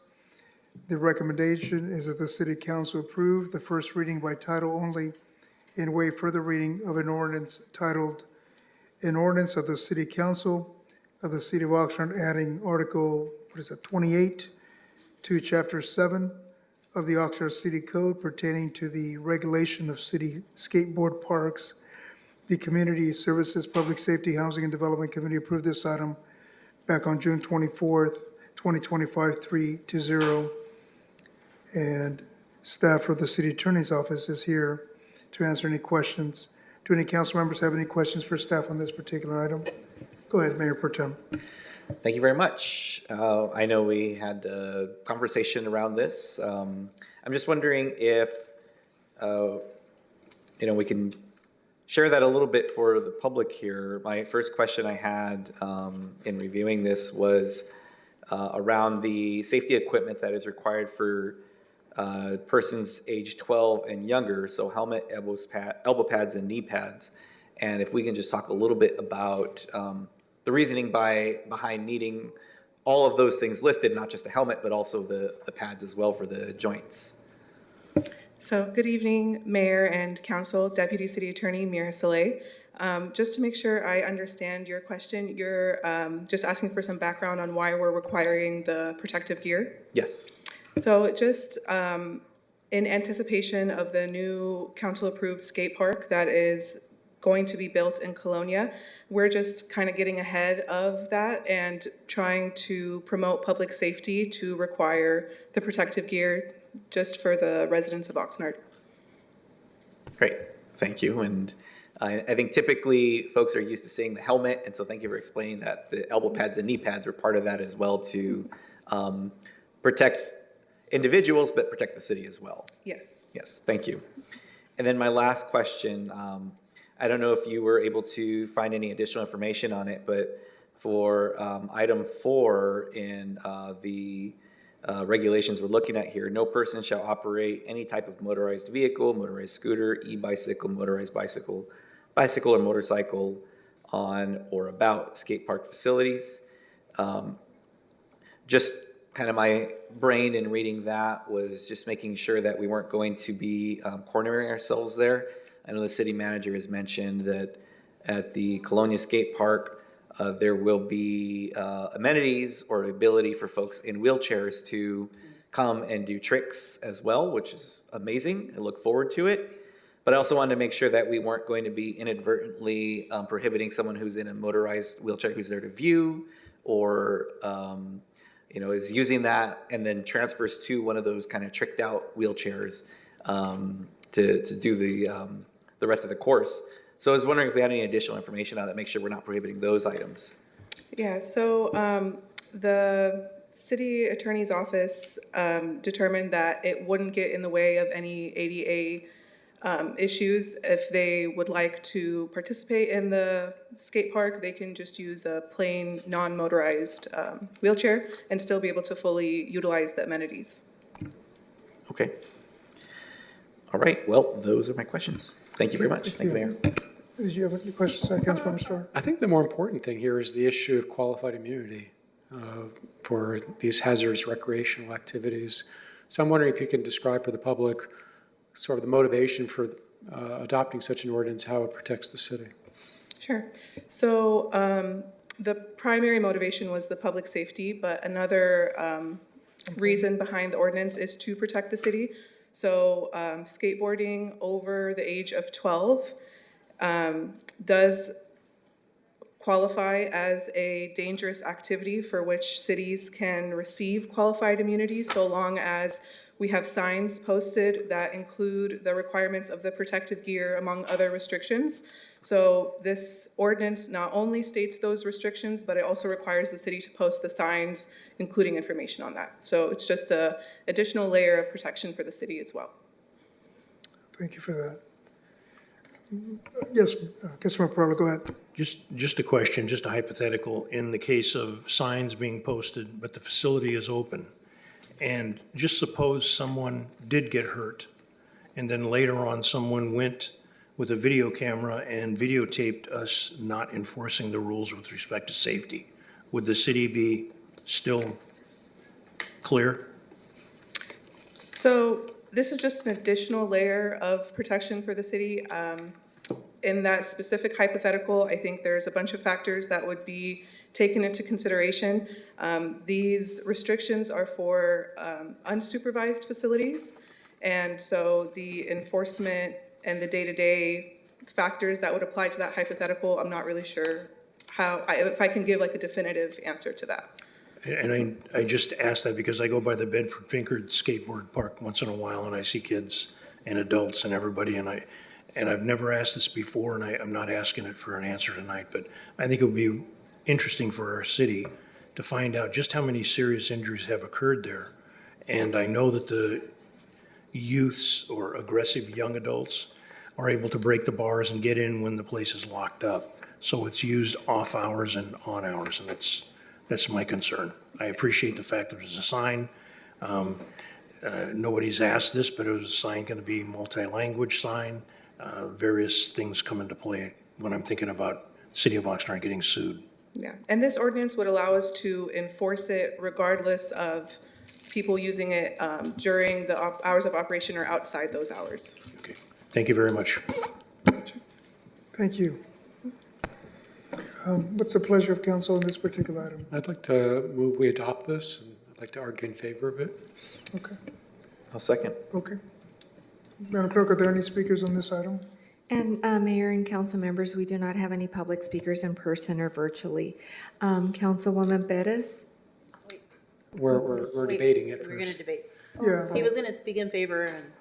That's okay. Yeah, he wanted to have a discussion after the motion second, so we'll go with you, Councilmember. Thank you. Starr. I just really see this as a, kind of a no-brainer for us. We have really very little choice if we want to protect the city, because eventually we're going to get sued over this.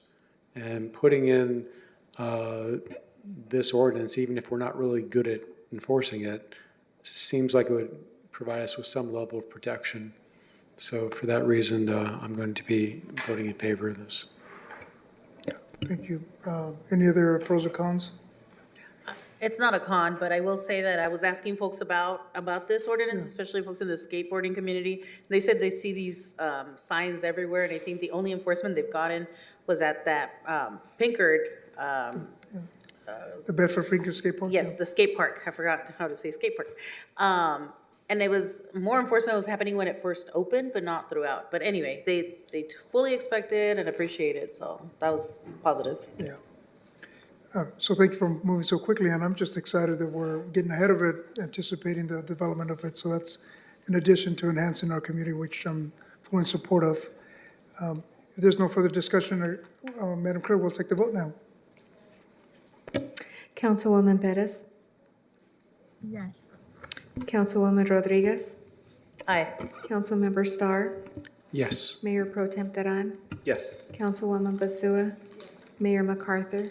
Yes. Councilmember Perallo? Yes. And this motion carries 7-0. Thank you. Thank you. There be no further business on the agenda, and with that objection, we are adjourned. Thank you.